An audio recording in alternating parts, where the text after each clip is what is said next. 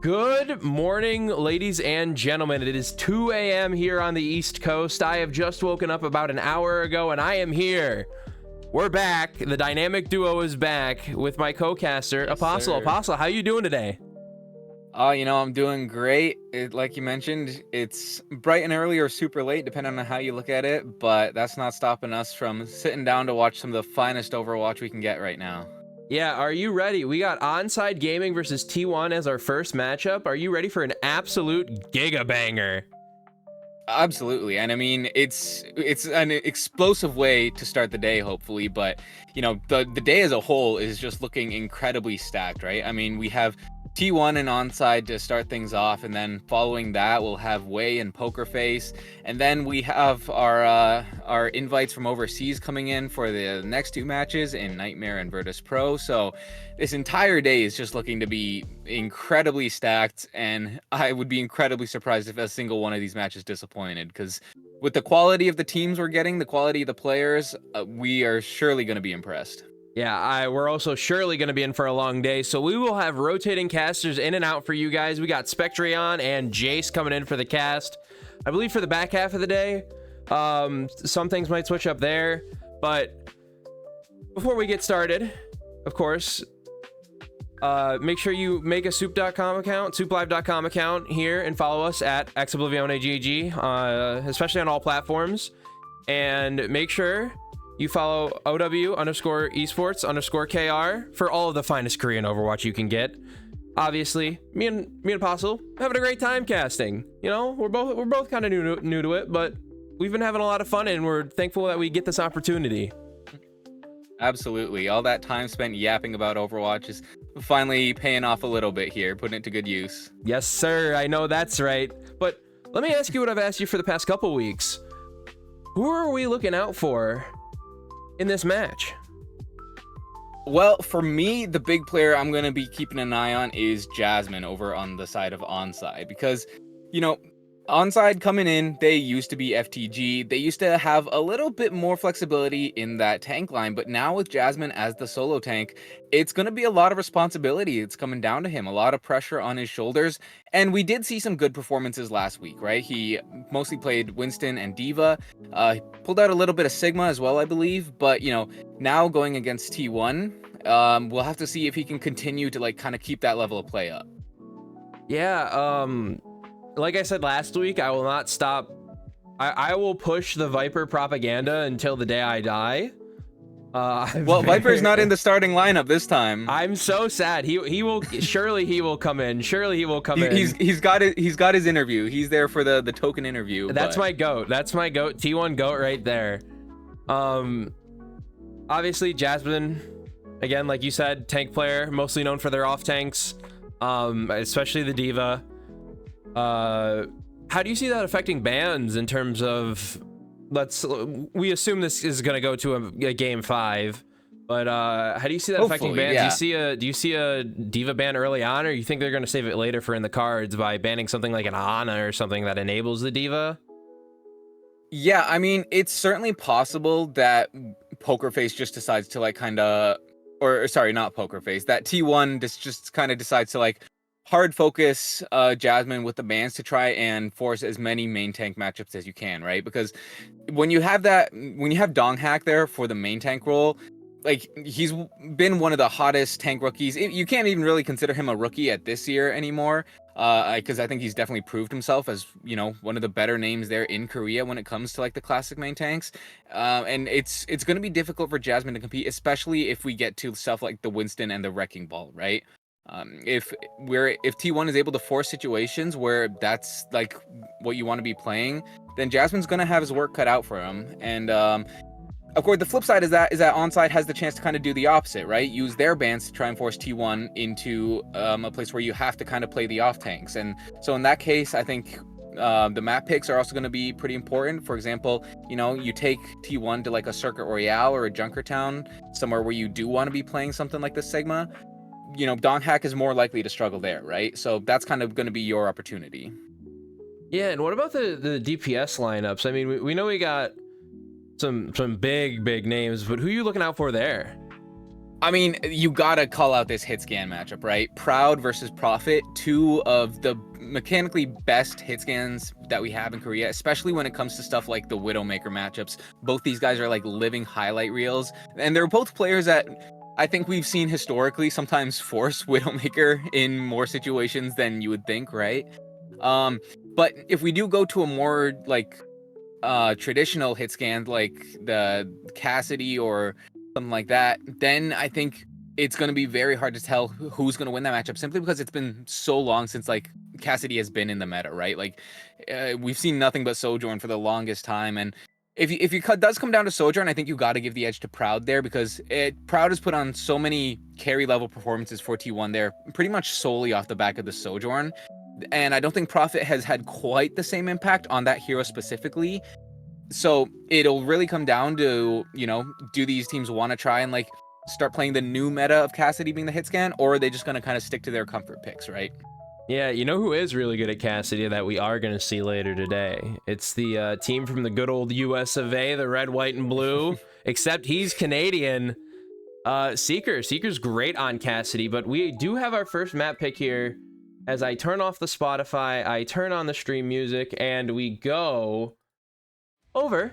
It's Ilios. Ladies and gentlemen, we're back on, or I'm sorry, it's Lijiang Tower. We're back on our comfort zone. Yeah, Lijiang Tower, the bread and butter for pretty much every team in the world, right? I do find it interesting how it seems like Lijiang Tower kind of transcends regions. Like in some games you'll see, like with varied map pools, you'll see that like certain regions will favor certain maps more than others, but in Overwatch, no matter where you go in the world, every team will always be starting with Ilios. It's just all reliable. Yeah, especially in a matchup like this, these two teams are just going to kind of be feeling each other out on this map, right? Seeing, okay, what do they want to play? What do we want to play? What do they want to play? How can we adjust around that? Yeah. And of course, if we go to a map like Control Center, we're going to be seeing a little bit more brawl, which will definitely be interesting for these two tanks. Absolutely.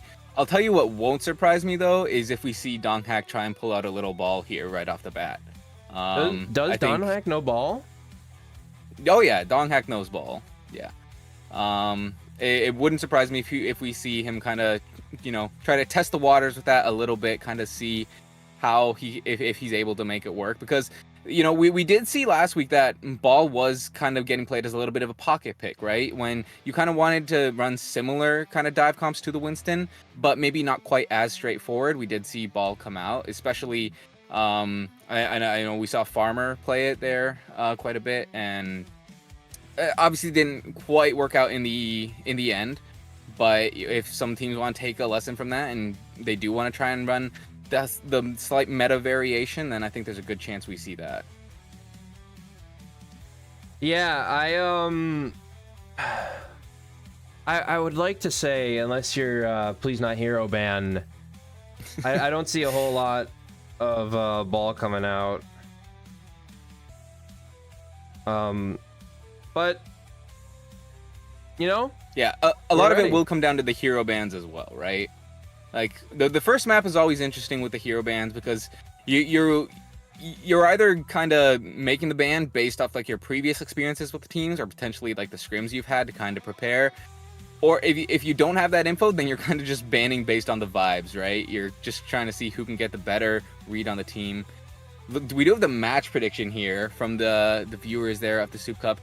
T1 currently favored 81%. That's quite a difference. If I'm not mistaken, I think that's the biggest percentage that we've seen. I do think so, yeah. And I don't remember seeing 1 over 80, yeah. I mean, come on. It does. Yeah, it's very surprising, right? Because Onside, like we mentioned, they are, the team formerly known as From the Gamer, FTG, who was very, very competitive with T1 there in Korea Stage 1 during the regular season especially, while T1 definitely picked it up at the end and was able to kind of take a clean win over them. That regular season, FTG finished ahead of them in the map record. So you'd expect them to kind of be judged to be on a similar level. But, I guess people are just really confident in T1, especially with Opener being gone. This is something I've talked about a little bit before. Opener was a big kind of pain point for several fans of this team, right? I'm not going to play the blame game. I'm not going to say he was the sole issue or anything, but he did kind of attract a lot of attention for his various plays and or misplays throughout the season. So now Opener has been replaced with Vigilante, and maybe that's just enough for people to kind of go all in on this team. Yeah, Vigilante, I mean, with a background of his own, you got so much talent in this matchup that it's just kind of insane. I don't think this should be as one-sided as the fans think it'll be. I mean, skewed as well on the DPS line of or support line of T1, but the Cassidy ban immediately comes out from T1. Yeah, so right away that kind of makes me think that this team does want to kind of keep playing Sojourn, right? And with Proud having such a lights out performance on it over the regular season, that doesn't surprise me at all. But it is maybe a little strange to kind of use one of your best bans here so early in the series, right? So we'll have to see if this ends up working out well for them. And then Onside Gaming opting to ban the Kiriko. And that's a little interesting because one thing that we've seen quite a lot, especially in the past weekend of the Soup Cup, was these double flex support comps, right? With the Ana and the Kiriko. Now, when Vigilante was first signed, we kind of questioned Vigilante and Skewed, they're both flex support players. How is this going to end up working out for them? Well, the meta seems to have shifted kind of perfectly because if we do get into a double flex support meta, T1 have 2 flex support players. They don't need to worry about who's going to be on the main support role. However, it looks like if I know never trust Spawn, but I mean, come on. I want to see the dog act come out on the hog. Brig Lucio, a little bit of Widow on this map especially, but I think Donghack knows ball. I think it's about to be time for Donghack knows ball. Listen, if you're not familiar with the Donghack ball, you will get familiar very quickly here. What is crazy to me is that Vigilante will not be playing the Brig. If you have a need to play Brig, you certainly want to be running Skewed on that hero, I would think, especially given the overlap you have between these two people. But we actually do have Proud on Tracer and Zest playing a Pharah here, whereas Onside will be playing a more traditional Pharah Sojourn. Yeah, Tracer Sojourn. Prophet going dangerously low there, Kivus as well. And it looks like Zest is just trying to poke from the top of this tower here. However, T1's health bars are looking low as Vigilante goes down. So does Proud. Skewed seems to be next, but maybe gets to get out with 2. But Donghack 2 picks in return on Jasmine and Kivus. It's an equal fight right now, but Skewed getting the kill onto Prophet with those Lucio Cheerios. Big slam onto the Tracer attempt, but Donghack, all he can really do right now is attempt to just kind of stall out and grab the point. Hope for his team to come back and regroup. Yeah, and this is a bit interesting. Now, we all do see Jasmine now is going to be swapping over to the D.Va, and that's probably a good choice. Just do what you can to help mitigate the damage from this Pharah, because while both teams are kind of looking to play dive, the Pharah can do damage a lot more instantly than the Sojourn, who has to charge up those railguns. And right away, we already see 2 picks coming in for Onside, but now T1 are going to try and trade. Yeah, it looks like Onside Gaming here is going to take the cap back after 23% going on the side of T1. And honestly, like you said, super smart strategy to kind of swap over to the Diva here for more peel, and especially to help chase down that ball. That ball is always a little bit troublesome, but we're looking pretty even on both sides of... Actually, I just looked at the Lucio ult charge. I totally lied. Vindime, big upside on the support ult, but going down first, that's going to give Skew time to catch up. That's a caster curse if I've ever seen one. The moment you try to call out how good he's doing, he just disappears from the map. Yeah, it looks like Kivis getting very low here. Seonjun getting skewed down. Proud finding Kivis. Let's see what else. This Tracer hunting. Not going to be able to get anything. Bara pressuring her out. Mine's coming out from Donghack. Maybe to buy a little space. Proud finding Profit, though, with the kill. And, of course, this ball falling dangerously low, but Sports trying not to pop anything, but it looks like we got a little Tracer duel. Ooh, big stick from Proud. And T1 gonna be able to take this or maintain this point capture as the Nano comes out onto the Diva, and it looks like they're just trying to survive here as long as they can. Beat coming out from Skew, trying to end this fight fast, and it looks like finally T1 are gonna be able to clean up the kills and cap the point. Yeah, that took quite a while there for T1, despite the fact that they were finding a lot of picks, Proud especially doing a great job of looking for those open angles where he was able to kind of enable Donghack's dives there. It actually ended up taking a couple more ults than T1 would have liked. Like, Proud, he did get the Eagle Pulse off, so, you know, he got his clip, but Skew definitely would have wanted to hold on to that sound barrier. And Vindame is actually going to use the sound barrier here as well, but Profit goes down already, so it's not going to be as impactful as he would have liked. Yes, we got Donghack sleeping here, attempt to boop off the map, but we know how Ball plays. He comes right back up, coming over the top and going for the Grand Slam, missing that. Going on to the Ana. Kivis, look, again, up. Didn't work the first time, gonna work the second time maybe? Absolutely not. Everyone's fighting inside of this small building like a bar brawl, baby. Jasmine taking down Zest, Skewed taking down Kivis. Skewed going for the jugular with some of these kills here. Vigilante taking down Profit, no stranger to the shots on the Ana, and as Donghack zones out this Tracer, pushing them all the way back to spawn, Jasmine gets booped off the map.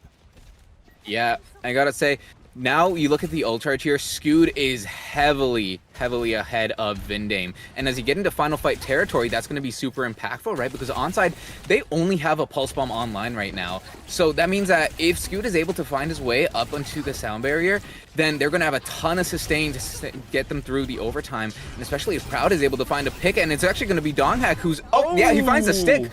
Onside are in dire straits now. Yeah, Skewed going down, and it looks like overtime going to be able to get triggered. Jasmine taking down Vigilante as we go on, but it seems like the forces of Onside Gaming here are slowly whittling away as Jasmine gets booped out. Donghack finding the kill. Proud cleaning up. An absolute janitor, and that's going to be the map. Yeah, a really nice early engage there from Donghack and Proud. Like, not even letting Onside get across the bridge, right? You just caught them off guard.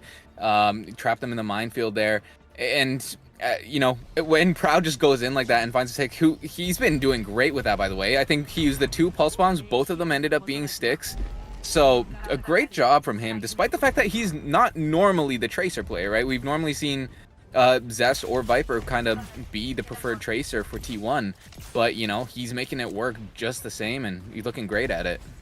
Yeah, Seonjun a little quiet that last map, but hey, I mean, it was oh, we're gonna see a hazard mirror coming out here. This is what I was curious to see, how Brawl is gonna play out for these two teams, because like we said, normally Donghack more of a dive tank kind of player, but Seonjun on the Genji immediately taking down Zest as the rest of the team goes down to Hunt, immediately applying the pressure, and Vindime going very, very, very low, but it looks like T1 are just gonna back off here. Yeah, and I gotta wonder, T1, it didn't look like they were ready for the hazard mirror. You saw Zest just really get deep in there, and, well, both teams deciding to just kind of give up picks for free now, as Proud is going to take off Profit's head. Does get traded out, though, so kind of still even standing here, as neither team has actually flipped the point yet. Yeah, we got, again, Vindime on the Lucio just hunting. But what I have noticed about Onside this map is that they're playing a lot more aggressive than last map. I mean, first map on the Gardens, you had T1 going a lot more aggressive and choosing to engage a lot more first. But now you have Onside kind of taking the initiative here, and I think it's working out beautifully for them. As now they're stuck in this choke and they got to push in. However, it looks like Onside's falling back to the point. Well, you look at the ult charge for the side of Onside, Sonjon in particular. Sonjon and Kivas, they're the two that you want to point out, right? He's incredibly gapping Zest when it comes to the ult charge. Oh. And it looks like it's just snowballing from there as Prophet starts things off with another pick. The Sound Barrier is actually going to get forced out from Scood. This might be a huge mistake. Yeah, however, the nano coming out onto Jasmine just for survivability. Seonjun picking up Zest again. Vindime on Donghack, and let's see if they can find the kill onto Vigilante. Seonjun popping off, taking what we said from last round about him being a little bit quiet and flipping it on its head. I mean, he's impressing me this map on the Genji. Holy man.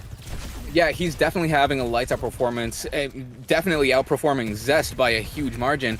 But T1, it does kind of look like there's, you know, a little bit missing in their communication, because that barrier came out after they were down one already. The silver lining is you forced out the nano from it, but a dry blade is going to be enough to take out Scood. And we might actually see Donghack go down here as well, or at least pressured out.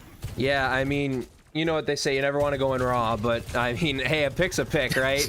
Now Zest coming in, are they going to be Nano Blade merchants? That is the question. Will Zest get the nano off of Vigilante? And Proud and Zest both half health, kind of going to take a minute, regroup here. Let's see how this goes on. But it looks like they're trying to make a push as the field comes out, overclock comes out, and we got the nano actually going on to Zest, but no blade pop just yet. Proud getting slept, slammed, and destroyed, absolutely annihilated. Prophet getting nothing with the overclock, skewed, hunting him down. Donghack blocking right in the face of the Ana. And it looks like T1's gonna take this and save the blade. Seonjun though not going down without a fight, oh my goodness. They get the point flip, but Onside, they haven't been cleaned up quite cleanly enough. Like we can see, they're starting to regroup here on the point, and Prophet has the overclock still there in his pocket, and he's gonna actually pop it now here. The blade used to counter, and yeah, Zest taking him down immediately. Prophet getting no value out of that overclock, hunting, finding the Ana, gets one swipe in, going dangerously low. Kivas gonna get out alive, it looks like. Oh, never mind. Oh, skewed no. A hunter killer drone. It's a kill. We're on the kill streaks from Black Ops 2 now, ladies and gentlemen. And it looks like Zest gonna get Jasmine as well. Zest finally waking up in this map. Yeah, it looked like Zest, from the very beginning, Zest was kind of caught off guard by the hazard. The wall isolated him and he just got shredded. And after that, it seemed like it took him a bit to regain his footing, but now he kind of has a better sense of things. The problem is now, though, the ult charge situation is kind of completely flipped. As T1, they're sitting here with Scoot's barrier. As long as he doesn't kind of fumble it again, he should be in a good spot. And an early one comes out now, and it looks like it's paying off. Yeah, big sleep there onto Jasmine, and it just looks like the rest of Onside are gonna back up and just kind of wait for their team to come back. And like you said, Vigilante coming up on this nano now on the side of T1, but you got nothing else for a good little bit. I mean, stuff's gonna charge up during this fight, but exactly, but that's the thing, right? They can use the nano to charge up whatever ult they need to. So it looks like it's going to be used onto Donghack, and that's really smart. He's going to be putting down a ton of damage, isolating the whole of Onside while he does it, and that's going to get him so close to that downpour as well. You can see he's 94. He's probably going to get it in this next fight here, so he's certainly going to have it for Onside's final push. They'll have the blade to counter it, but they're really going to be relying on being able to find other ults off the back of this blade, because the blade alone will likely not be enough for Onside to put down significant damage, especially with the downpour still there to counter. Yeah, we got someone touching on the side of Onside. However, Vindime going down is not good news. Donghack does have this downpour. Is he going to pop it? Pops it in the entranceway. Nano coming out onto Seonjun. Seonjun with 1, Seonjun with 2, Seonjun with 3. Oh my goodness, it's an absolute masterclass as he cleans up and secures the map for his team. We are going on to a round 3, ladies and gentlemen. Wow, and they were actually able to pull it off perfectly, right? Like we said, they need to find ults other than Blade, and it's actually Kivas who's able to be that hero that Onside needed, charging the Nano just in time to be able to pair it for a Nano Blade, and the Nano Blade made all the difference. If that Blade doesn't have the Nano to go with it, he's not cutting down a hazard, right? Yeah, absolutely not. And it looks like we're having some technical difficulties here, and we will swap back to the game. For now, you get to see our beautiful faces, of course. Yeah. But man, this is looking great. I am having a phenomenal time. I'm so happy we got the opportunity to cast this match this early in the morning, because the people over in EU needed a little sleep. We're screaming at 2 a.m., 2:30 in the morning, baby. This is what it's like to be. Yeah. Now, I do got to say, kind of looking at that match, what was interesting is there on the control center, we did see the Sojourn mirror, right? And that's kind of something that I was talking about. Will Prophet kind of be able to match Proud there on the Sojourn? But the Sojourns actually didn't feel super impactful. That game felt like it was really being controlled by the Genjis. It was Sanjan who started things off, like being real flashy, finding lots of picks, and then Zest was the one to kind of, flip things back in his favor. But we saw how it went there at the end. Sanjan found a way to turn things around with the help of that Nano, of course, and was able to, pull out the hero play to secure the point at the last minute. Yeah, absolutely. I don't think that was a Nano Blade Merchant moment by any means, but I mean, whew, man, like you said, without the Nano, would not have been able to take down that Hazard. And I totally agree with you. The Sojourn's not really very impactful on this map. It's been kind of not scrappy, but scrappy to where they kind of can't really get good height or good poke. Yeah. I do think a big part of that is the fact that we are kind of getting these Hazard Lucio comps, right? Yep. And with the Hazard, it kind of makes it a little bit hard for Sojourn to position the way that a Sojourn would typically want to, simply because Hazard is one of the few tanks that is really able to match Sojourn's mobility. Like, we do see Sojourn often in these metas where the tank is kind of just playing like a meat shield, right? Yep. That enables Sojourn to charge up the railgun, and once you charge up the railgun, it's just a matter of, finding your clicks on the people's heads and winning the game. But a lot of times that's going to be like a Malga or a Ramatra, probably even a Roadhog if Roadhog was a bit better. But in the case of a Hazard, we actually see that Hazard can dive onto the Sojourn, can put pressure there onto the Sojourn. If you're on high ground, if you're far away in the backline, the Leap will be able to get there and close the distance. And it makes a huge difference to the openings that the Sojourns are able to find. And that's not even taking into account the wall. While it did seem like the wall was used more to isolate the Genjis in this scenario, it's something that you kind of always need to be aware of, because one wrong move and, you're trapped between a rock and a hard place. Yeah, I want you to look me in the eyes, though, and tell me, besides that one time Crazy Raccoon played Hog, when was the last time we saw Hog? Like 2020, 2021, maybe? Well, no, because we did see there was a Hog player in OWCS Japan. Oh, I'm forgetting his name. Oh, my goodness. Yeah, when I went rock climbing at the gym and I was watching Japan at the time, I was like, yeah, I want him to... Oh, I cannot remember his name. For the life of me, I'm so sorry, Hog player. I was rooting for you. Was it Nozzle? Yes, it was Nozzle. It was Nozzle. Yeah. Okay, we might have to talk Nozzle's to Kev. A classic. we might have to talk to Kev, big boy Kev, about signing Nozzle to the next OWCS team we field. But yeah, when are we getting the Nightmare rotation version of Ex Oblivione? Dude, it's gonna be a Nightmare rotation if I'm fucking on that team playing Winston. I'll be inting into the backline 24/7, and then everyone's gonna be looking at me like, "What is he doing?" Yeah. But we got you as the coach. I think we need you as the coach. Oh yeah, I can totally coach Hog one tricks, no problem. Here's something interesting though. I wonder, has EU ever had any famous Hog one tricks? Oh, we are back in game. Okay, we'll save that conversation for another day. Enough vamping. We'll talk in a little bit. But looks like we're getting more of the same. More of the Genji. Zest swapping back over to the Pharah. Ooh. But never trust the spawn room. See, this is actually interesting because, like you said, never trust the spawn room. But T1, they're going right back to the comp that worked for them on the that first map there, right? The first point that we saw. And Onside, they're going to be trying the thing that kind of ended up not working. Like Jasmine back on the Winston, and on Gardens, we saw him swap right away back to the Diva. So I guess he's just trying to give it another go here, see if maybe second time's the charm. Yeah, this is going to be a battle of inches, I'd say. I mean, we're going to see who can get point first, but it looks like Onside's going to rotate into those buildings there, and T1's going to get point security first, but I mean, Doghack slept, actually. I was gonna say, applying pressure onto the Ana, still very, very low. 69 HP. Is he? Nope, not, absolutely not. But skewed, going down to Prophet in the process, making an even Prophet going down as well to Vigilante. So, I mean, T1 with the advantage here as the Tracer gets hunted down. And I think we're gonna see a nice T1 cap. However, Seonjun taking down Proud. but it's just Jasmine left on the point with Seonjun. Is he going to choose to back away? He is, but Tracer going to go down fighting, but off the map. Vindime taking down Vigilante, so it's not going to be as clean as a fight as T1 would hope, but they get the point cap and they have the ball, so good luck taking this point back. Yeah, and you can see, right, both teams just completely focused on trading each other's backlines. But that being said, T1 just able to do it a little bit more effectively, able to position a little bit too fast between the ball and the Pharah. And Onside, they're just going to swap right back to the Diva. Makes me wonder why they didn't start with this when the Winston kind of already proved to not be working. But, you know, Onside, hopefully they're cooking something. Either way, not off to a strong start as Vindame goes down, Sunjun goes down, and now Kivis is the target of Donghack's Fury. Yeah, it looks like they're gonna just kind of be forced to regroup here. Seonjun, or not Seonjun, Prophet way behind on the ult charge. Gonna choose to swap over to the Echo here to maybe get a little more traction onto that far. I mean, just kind of try and keep her in check a little more.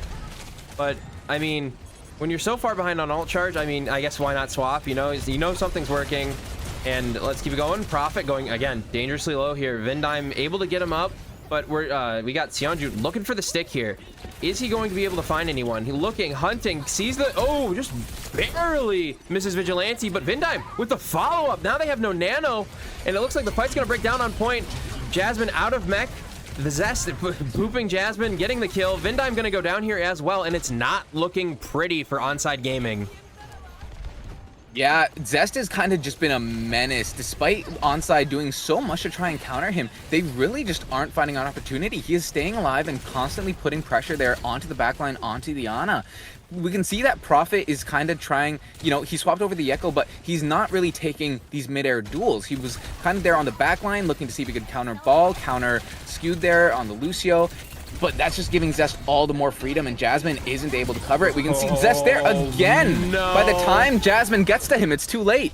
Yeah, it's Kivis barely staying alive, but it doesn't matter in the end. We got a Nano Demon coming to point, but getting booped Not off. even able to touch. Slept. The Overwatch 1 main tank experience is back, ladies and gentlemen, as T1 take that first map. And honestly, the first two maps were a banger. Maybe it was a kind of ice the kicker moment for American football fans out there. Icing the kicker, timeout, you know, a quick little timeout on the side of T1, maybe, you know, just lowering that confidence a little bit. Yeah, we can see Rush coming out there. Definitely cooking up some coaching strategies. I gotta say, though, Onside, a little bit disappointed with how they looked there on that final map, which really just felt like a repeat of, or sorry, not our final map, our final point. Night Market felt like a repeat of Gardens, but worse because T1 just had they had the game plan kind of figured out, right? Map 1 was them kind of warming up on the ball comp, but at this point they had their dives just completely figured out. Donghack goes in. Yeah, he's getting slept basically every time, but it doesn't matter because Zest then just comes in and finds a free kill onto an essentially defenseless Ana. And the rest of Onside, like, you gotta question, like, where were they, right? Like, Jasmine's not there, Prophet's not there, Sunjun's not marking the ball because he's too busy trying to do the Tracer duel against Proud. So really, like, that's what this point came down to. It was just Zest kind of just playing in creative mode this entire time. Yeah, Sunjun, again, kind of quiet on that map, but I do hope we see more. As we go for a quick little 2-minute break, I am gonna swap back to our wonderful, beautiful faces and remind everyone, OW_esports_KR. Only took me a week to remember it, baby, but the holes in my brain aren't there today. I am firing on all cylinders, and so is Apostle. Make sure you make an account here at SOOPlive.com and follow us, and, you know, follow us at Ex Oblivione GG on all platforms as well. We will be uploading the VODs to our YouTube channel. So if you missed out on the fun, I mean, I guess if you're hearing this, if you missed out, or you won't be hearing this if you missed out on the fun, but you missed out on the fun, just watch it on YouTube. You know, this day especially is probably going to be really long. And as much as I love to watch... Send this to your friends who are missing out on the fun. Exactly. You're here, you're getting the primo experience, but all your friends who are, you know, too weak to stay up into the night, you can send this to them. Yeah, their bloodline is weak and they won't survive the winter, but let's see if Onside Gaming can survive the onslaught of T1. I mean, now that we've seen kind of what the game plan is I mean, you want to get Sanjun on the Genji, I believe, most of the time there. He's been popping off. Definitely, right? Like, if that can... We got to look at control center because that's the one point that Onside won. Now, granted, it was really close. T1 could have just, closed things out right there. But Onside were able to clutch it up in the end. So you gotta be thinking Sonjun on Genji, maybe that's the win condition. Now, as we go into our next map, of course, Cassidy will be unbanned, so there is a chance we, see something a bit more normal, because especially having Proud on the Tracer, I think that was a little bit surprising. Granted, it didn't seem like it was enough to turn the tides in Onside's favor, but with the Cass coming back into play, things will be a little different, and, with if Cass does end up being played, I think the Genji is definitely a more effective counter. If you want to play into that, you can deflect the flashbang, you can quickly take them out with some right-click shurikens, right? So if Sunjun is able to identify opportunities to do that, hopefully that'll kind of allow Onside to close the gap that we saw for him on that last point. Yeah, I'm thinking if you are Onside here, you want to bring them to a brawl map. You want to bring them to a little bit more of a scrappy map. And as we are swapping over, we will see it's Esperanza. Does that surprise you a little bit? It does a little bit, because you kind of just got decimated by a Pharah ball comp. And Esperanza is not really a huge weakness to a Pharah ball comp, right? Now granted, Onside, like I kind of mentioned on the last point, maybe a little overconfident into how they play into that, because they tried to run the Winston again. They tried to just, trade it out better. But they're not really committing to it, because the minute that falls apart, they just go back to the Diva. They put Prophet on Echo for some reason. So, coming into Esperanza here, I'm really hoping that you have something better to work with, right? You need to have a solid game plan and at least stick to it, right? Show me that you're confident in it and you're not just going to fall apart after the first fight doesn't go your way. Yeah, that's a big issue with these push maps once we see that first checkpoint captured. But the teams, with the bans coming out Onside, banning the Pharah, okay, smart. That's what you want to see here. And let's see the follow-up ban. Yeah, the Pharah ban definitely will be, help limit some of that pain that they felt coming in from Zest. But that probably just means that we'll see Zest swap over to the Genji. T1, though, as they will be banning Ana. So hopefully they're trying to get rid of that Nano Blade that allowed Onside to, take the 1 point that they did. They don't want them to have that clutch potential. So I think there's a good chance that we do see Cassidy Genji comp being played here. Maybe a little bit of Tracer. But what will be interesting to see is if Donghak decides to stick with the ball, or if he'll just decide to favor a Winston, which is also very viable here. Yeah, and we got the cast back, so obviously the ball's going to get a little bit more trouble from that. But Skewed able to run the Brig without the Ana. I mean, I don't see a look coming out like that from T1, but the dubstep has started. We are going to go into our first match, and let's see what these teams hover over in spawn. Maybe we'll see something a little cooked, a little cooking in the kitchen. As the Korean crowd chanting.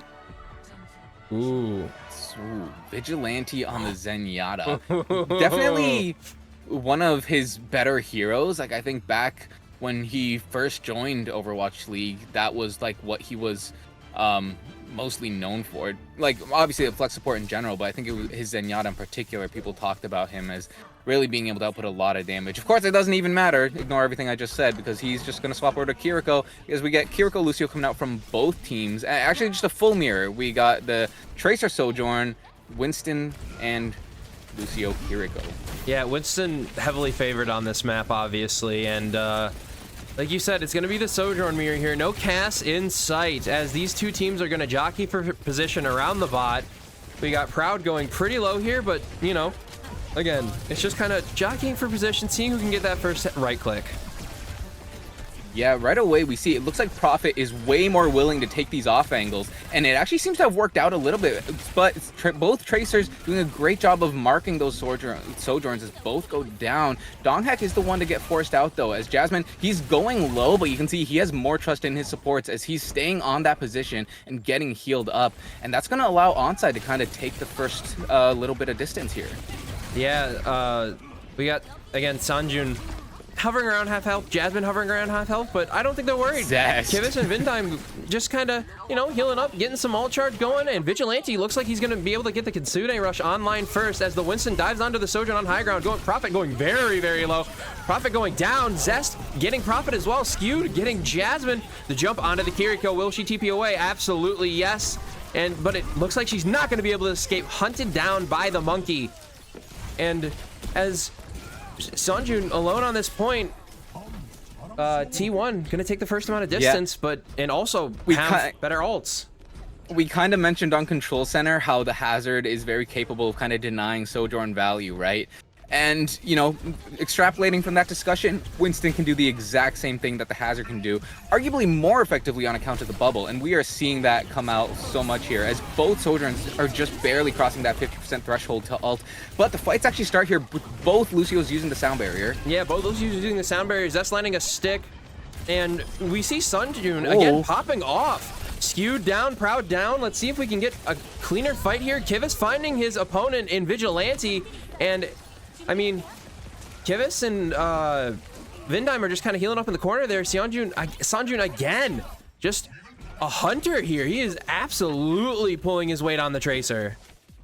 Yeah, and you know, a big difference there was the fact that Zest, he just stuck the tank while Sonjun was able to actually find a kill off the back of the Pulse Bomb, and then he followed it up with another, just kind of finishing off that damage. Now, granted, Onside did have the advantage on account of the double support ults here.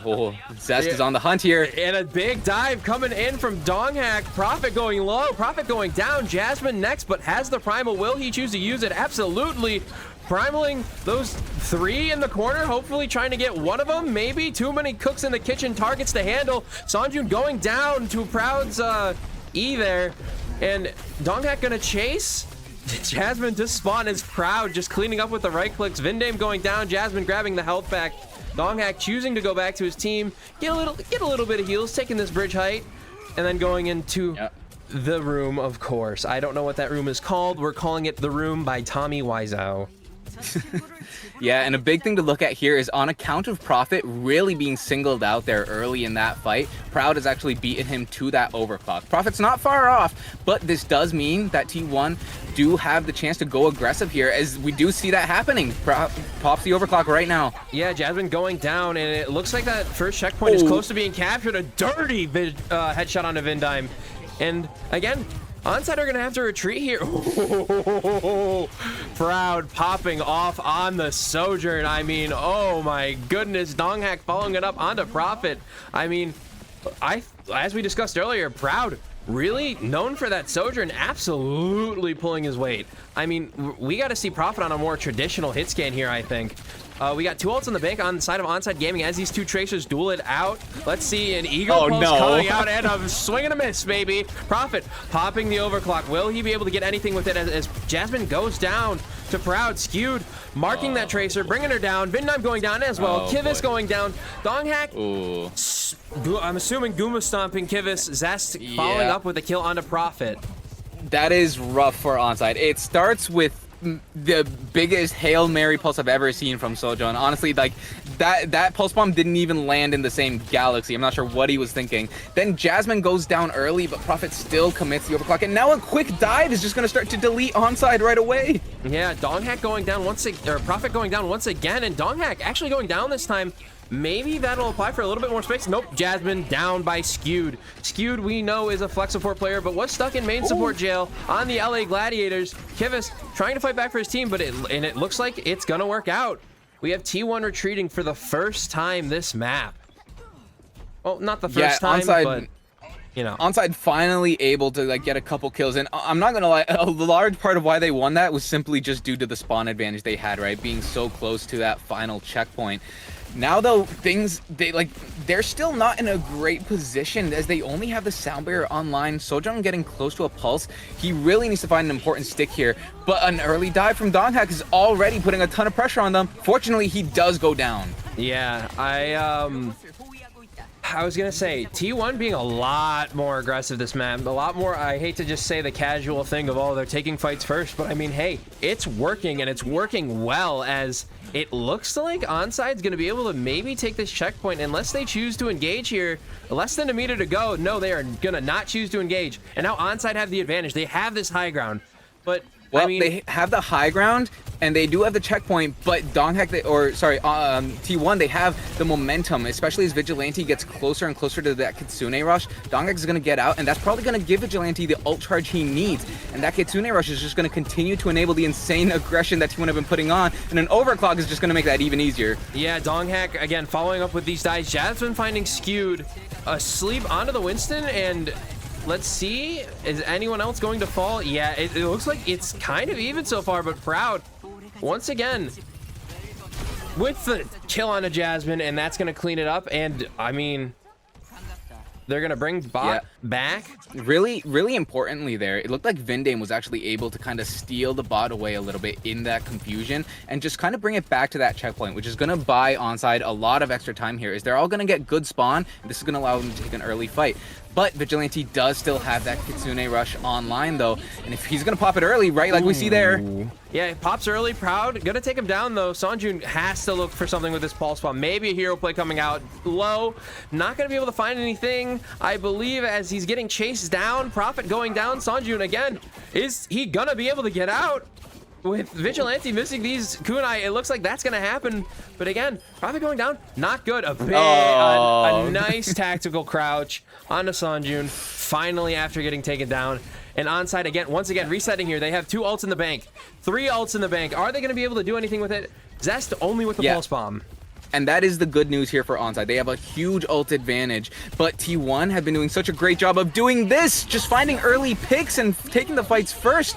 Onside are going to pop 2 ults here, but they are still down 1. Will they be able to make anything happen off this? Yeah, Kitsune Rush coming out, and it looks like Kivas, again, might just pop Kitsune Rush and die. That seems to have been the theme for this map. Kivas, pop Kitsune Rush, die. Don't ask questions. Don't worry about it. We got skewed, again, once again, hunting down Prophet. Zest missing the pulse bomb, and it looks like, again, they're just trying to focus down that Lucio. But Zest kind of going to back out here, as we got Jasmine diving onto Zest, and once again Onside taking the point, and we got a 73-meter gap here. I mean, not an impossible hill to climb, especially because this map is relatively flat except for those 2 bridges. But the thing is, your work is cut out for you here. Like, you see, Vindame has that barrier, but that barrier is going to be pretty hard to find value from when Proud has the overclock. Barrier's probably going to be propped early, and it is for both sides here, actually. Proud now just has to wait out this sound barrier, and now the overclock goes to work. Yep, utter domination onto Vindame. Sonjun finding this kill on skewed, but it's not going to matter. Vigilante once again taking down Jasmine. Proud finding the better of his opposition in Prophet, and again, T1, not the cleanest fight, but still, they're just going to take the bot and get as much meterage as they can, or maybe they're just going to push it to forward spawn and hold this bridge. Yeah, but what's disastrous for Onside is that T1 only needed to use the barrier and the overclock, as Donghak still has a primal, Vigilante has another Kitsune rush, and Onside, they only have a primal of their own to counter it. So far, Donghak has been finding the better of Jasmine every time it comes to these primal engagements. And if we see another fast kind of dive here coming in onto the backline, and there it is, coming in. Kitsune rush coming out, Jasmine going dangerously low, popping the primal, Prophet coming on out, half health. Jasmine retreating into the backline, going up, over, and big stomp. Oh, big boop, actually trying to find the juggle onto the Sojourn. Donghak getting Kivas, but Zest killing Jasmine once again. Jasmine going down early in these fights. Donghak killing Prophet, just jumping on top of him as Vindime hunts down Zest. Zest looking to run. Vigilante saving his teammate there, and they're not even going to touch the bot. They said, nope, not letting you get to it. Are they going to be able to get a touch? Are they going to be able to hop onto it? Maybe. It looks like Sonjun gets the touch as we go into overtime. Sonjun with the pulse bomb. Donghak popping that primal. Will he be able to get any value out of it, or is it just a big Goomba stop? Yes, he will. Onto Prophet. Prophet going down. Jumping right onto Vindime. Zest actually getting the credit for the kill, though. I mean, Kivas going down as well. Sonjun maybe soon to follow, not before he takes out Skewed. And then we got Jasmine going down by Proud. Seonjun, last man standing. Objective survive. Take the bot as far as you can and run with it. But it looks like the Hunter-Killer squad is coming down. Vigilante not missing any kunes this time as we go into map 3-2-0 T1. Yeah, I don't know how you say MTD in Korean, but I guarantee you that's what everyone on T1 is thinking right there. Donghak just showing utter domination when it came to that Winston matchup. Yeah, I mean, we can't forget his time on the Atlanta Reign. Rookie of the Year, of course, over players like Sugar Free. And I can't remember who else was elected, but hey, come on, Rookie of the Year means something, especially on a team or as in Overwatch League when a bunch of new rookies were coming in, as stacked as they were. Donghak kind of went crazy, and people were saying he was the weak spot of Atlanta Reign, but I mean, I don't think he's done anything but improved since then, and that's saying something, especially how scary that team was. Yeah. Listen, I'll take a little shot here. The weak spot of that, the only weak spot on that Atlanta Reign team was the coaching, but yeah, Donghak just looking incredible, but really just the overall dive for T1 just seemed to be on another level compared to what happened there for Onside. Like, Onside constantly kind of playing defensive, right? Like, you can see here, Prophet is spending more time running away and just trying to live than he is spending lining up his shots. And meanwhile, Proud, he's here on the off angle, you know, playing on the enemy side of the map and just finding shot after shot. And it really just felt like Prophet couldn't match up to him. Yeah, I mean, as you're seeing from these highlights here, like you said, a super aggressive play style.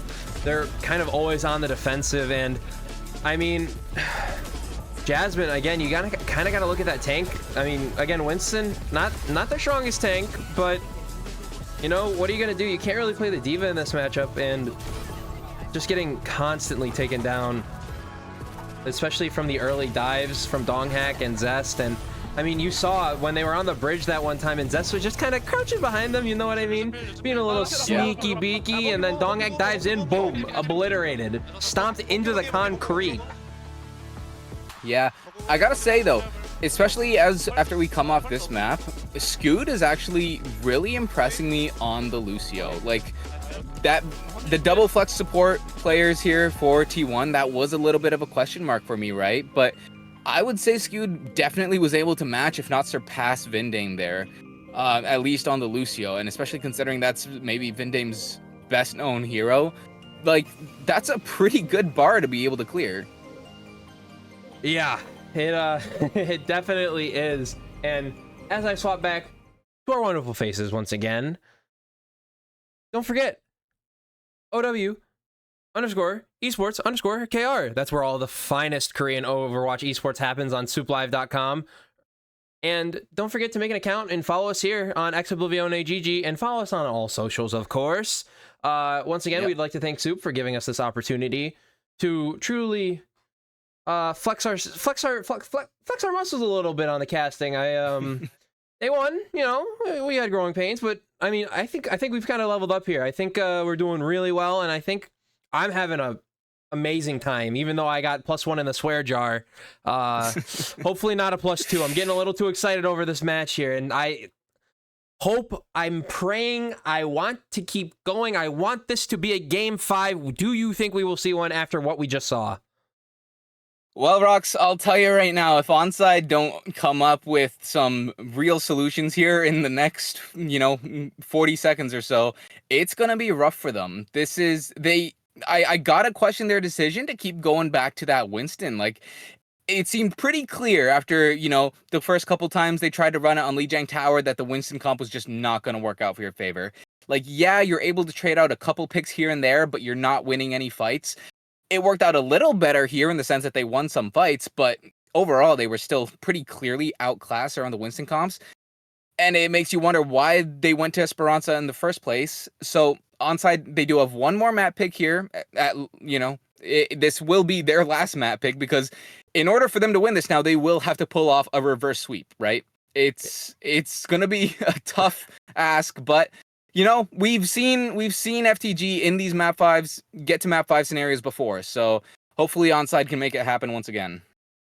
Yeah, I mean, I'm expecting a flashpoint here. I think you got to go flashpoint, or maybe even a Circuit Royale, so you can put Prophet on the Widow. We're about to find out what it is, and it's going to be Circuit Royale.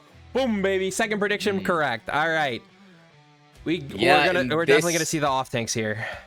This is going to be super fun. I think this is a good choice because there's a good chance you play the Sigma here, right? If there's anything Jasmine can clear Donghack on, it's going to be a Sigma, it's going to be a Diva. That is somewhere where I would absolutely trust him to be able to have a bit of an edge in that matchup.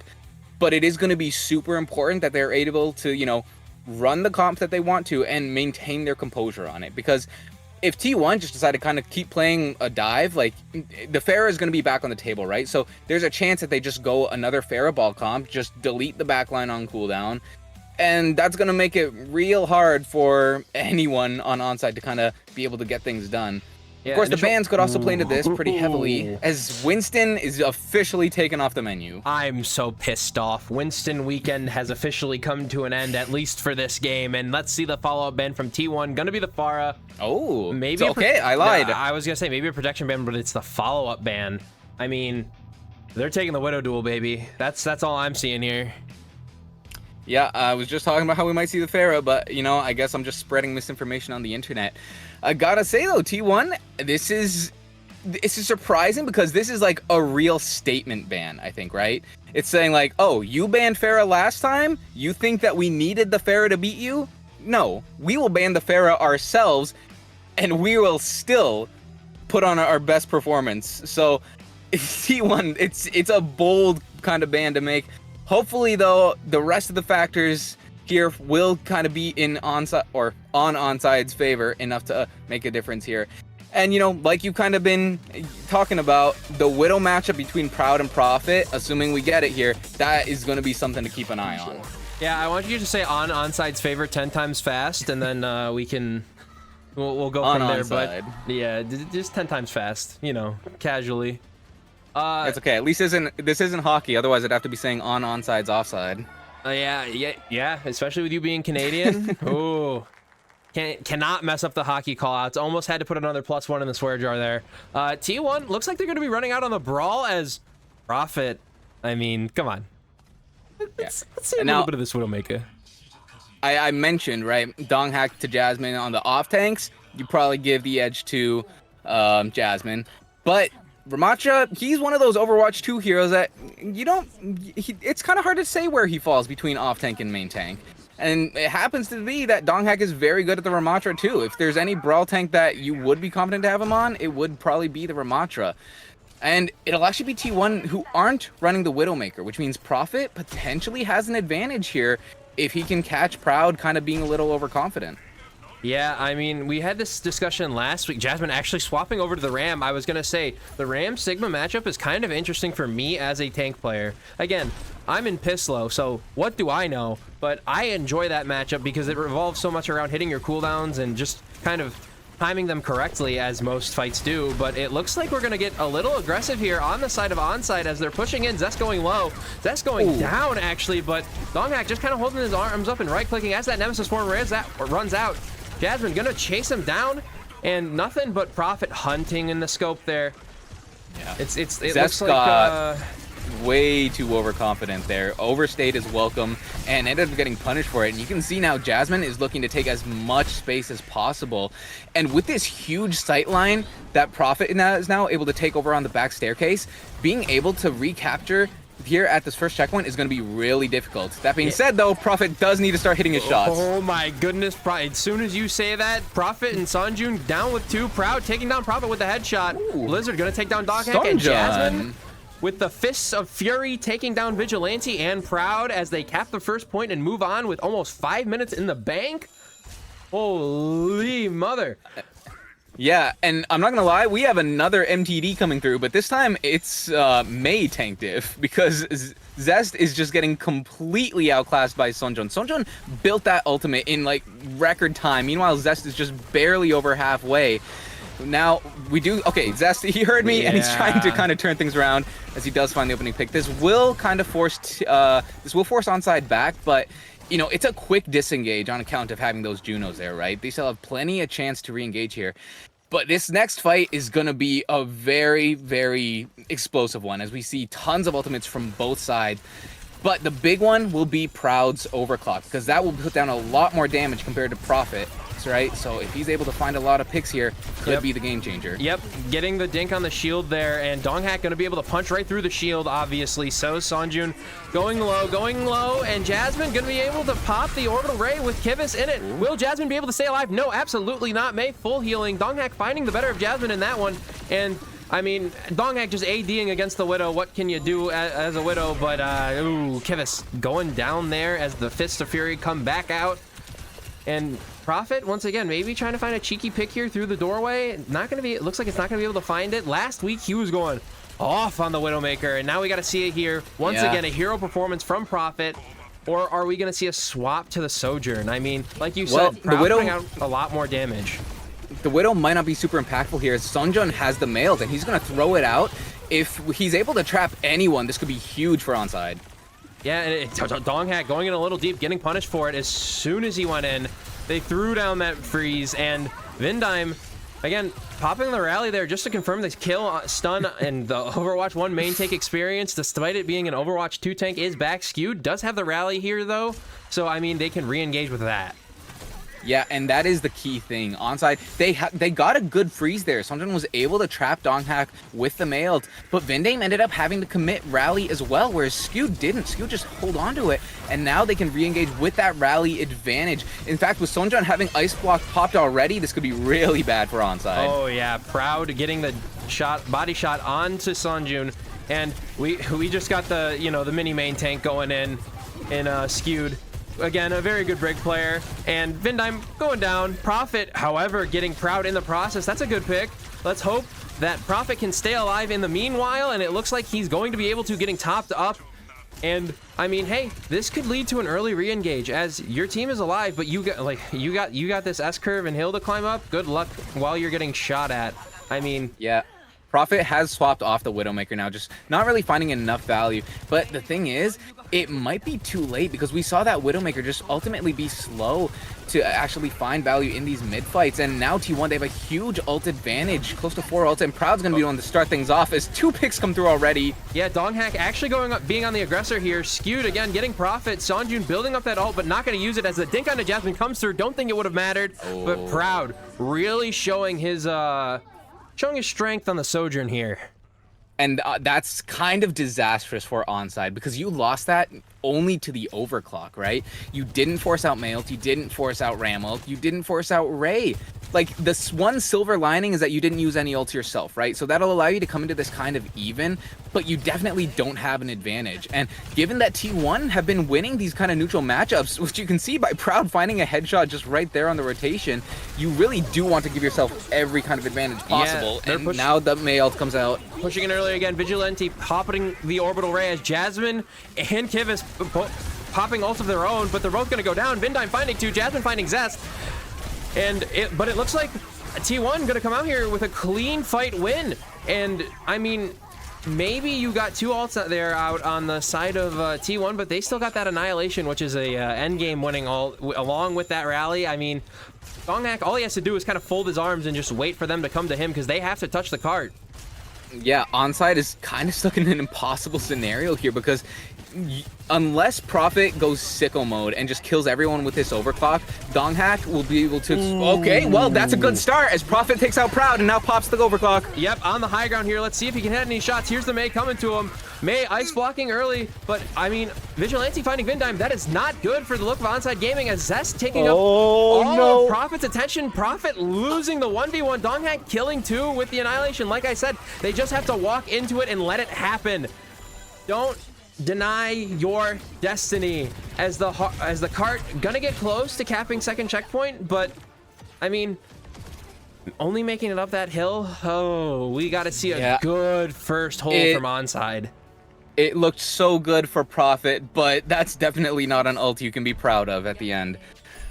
You know, he finds an early pick, but then just whiffs shot after shot against the Mei, ultimately losing that matchup. And in the meantime, while he's over there just shooting shots into the bricks, Donghack is decimating his team thanks to that Annihilation rally.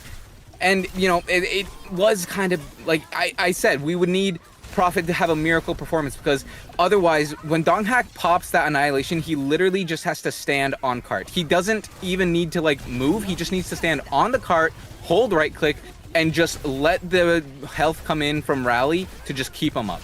There's no way you're going to be able to kill him through the rally and his block, so you needed to just kill the team around him. And the key player for that was Prophet, who wasn't able to do so.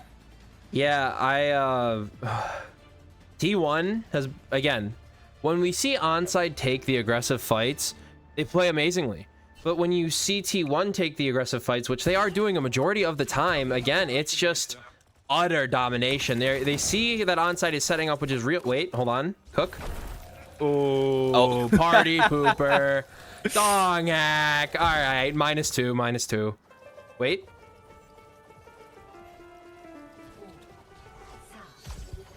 Are we gonna see? Yeah, I was gonna say the Juno's gonna come back. Kivus on the Zenyatta here. Dong hack flashed and stunned half health immediately coming out of spawn. Yeah, because Jasmine is back on the Sigma now. Okay, I like this look and a little Kivus bit more. on the Zenyatta, so we do have the double flex support. Dong hack going Doomfist? Okay. Okay. Somebody make us a bingo card real quick. Did we expect to see any Doomfist played besides for when Final Point was coming out? Proud now on the Widow, and that means they're gonna have to back up and hold this corner. Yeah, Dong hack, this is 100% just a pure trying to counterpick Jasmine, right? Like, he knows he's not gonna win the Sigma matchup, and I guess he's not feeling too confident in how the Ram would stack up either, so he's just going for something else entirely, seeing if he can maybe get some dives going there with Zest. But right now, with the amount of space that Proud is generating, everyone just backing up in fear, Dong hack doesn't even need to go in yet. Yeah, not yet, and it looks like, again, Proud trying to find these jump shots, but is unlucky in his attempts so far. And now that you're backed up to this corner, again, if you're Jasmine, you can just kind of hold this corner and, yeah, rock the Doomfist. I was going to say, it's very tough for a Doomfist to initiate around this corner because your supports can't really see you. You got the Ana there and Vigilante on the Juno, so... I mean, who's going to be healing you in the end? Zest swapping over to the Genji for maybe a bit more of a dive, but I mean, yeah, they can just kind of wrap on you with NTMR with the ult. Dong hack has the potential to kind of get a one-shot here, right? If Proud hits a body shot, then a quick slam and a Genji dash, that should be enough to take anyone out. But it's going to require some perfect coordination coming in from Onside, which has been a bit of a struggle point for them so far. Yeah, Dong hack antied, however, the Nano coming out, going to get a big rock onto Dong hack. Jasmine with the flux, will he use it? Probably not. Oh, the sleep comes out. Gets skewed in the process. Not a kill coming down. Is he going a little bit too deep for this one as they all collapse onto him? Absolutely, and it looks like that's going to be first point. I don't think anyone is going to be able to touch. Yeah, it took them a couple attempts, but you know, they don't really need to get the car all that far, right? So a couple attempts, it doesn't matter if they fail, because as soon as you get the one that goes well, that's all you need, and it's actually gonna... Oh, Proud. No, don't get another one. Please don't turn this into another highlight reel. Jasmine on the Diva already just completely failing to kind of negate Proud here. He just walks right up to the front line and is gonna keep T1's momentum going. I hate to say it, but this is Prophet's not I'd win moment. If you know, you know, and it's not looking too pretty on that one. Again, Prophet sticking to the Sojourn, but I mean, like you said earlier, Proud just generating so much space as the Doomfist dives in on top of the Diva. The Diva able to escape. We got a blade coming out from Zest. Gonna demech Jasmine. Get the... Keep him alive as long as possible. Get the kill. Orbital Ray coming out from Vigilante. And, I mean... they're trying to keep the Doom alive. Is it going to work? No, absolutely not. Orbital Ray kind of getting no value there, but I mean, hey, we got Vigilante killing Kivus, though. It's such a scrappy fight. Again, Vigilante hunting in the air. Prophet popping the overclock. Will he get one? Not one, but two double headshots. Whoa. Not going to miss the third. Said, hey, that May 1v1 was a fluke last time. Absolutely not. I'm running it back and going to get help finding skewed in the process.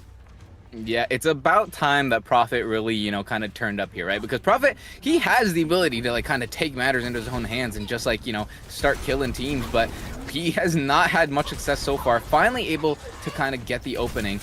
It's not going to be enough to deter T1, though. You can see they have no ults online, but they're not swapping at all. They're just still going to be relying on, you know, looking for a good dive, on being able to have Proud find a single pick, because really that is all T1 need. One good explosive moment will open up this fight for them. And the opportunities will be there because Onside, they're not really zoning them out. Ooh. An icebox has been forced already. Yeah, it looks like they're going to try and get aggressive here. However, Jasmine going in with the Diva Bomb, Orb of Discord on the Juno. Will he be able to follow up? But no, Proud is the new target. Hunting him down. Meteor Strike coming out, getting slapped. Jasmine finding Proud in the process. The Orb of Discord onto the Doom means, hey, he's not long for this world. Going down once again. Jasmine finding Donghack.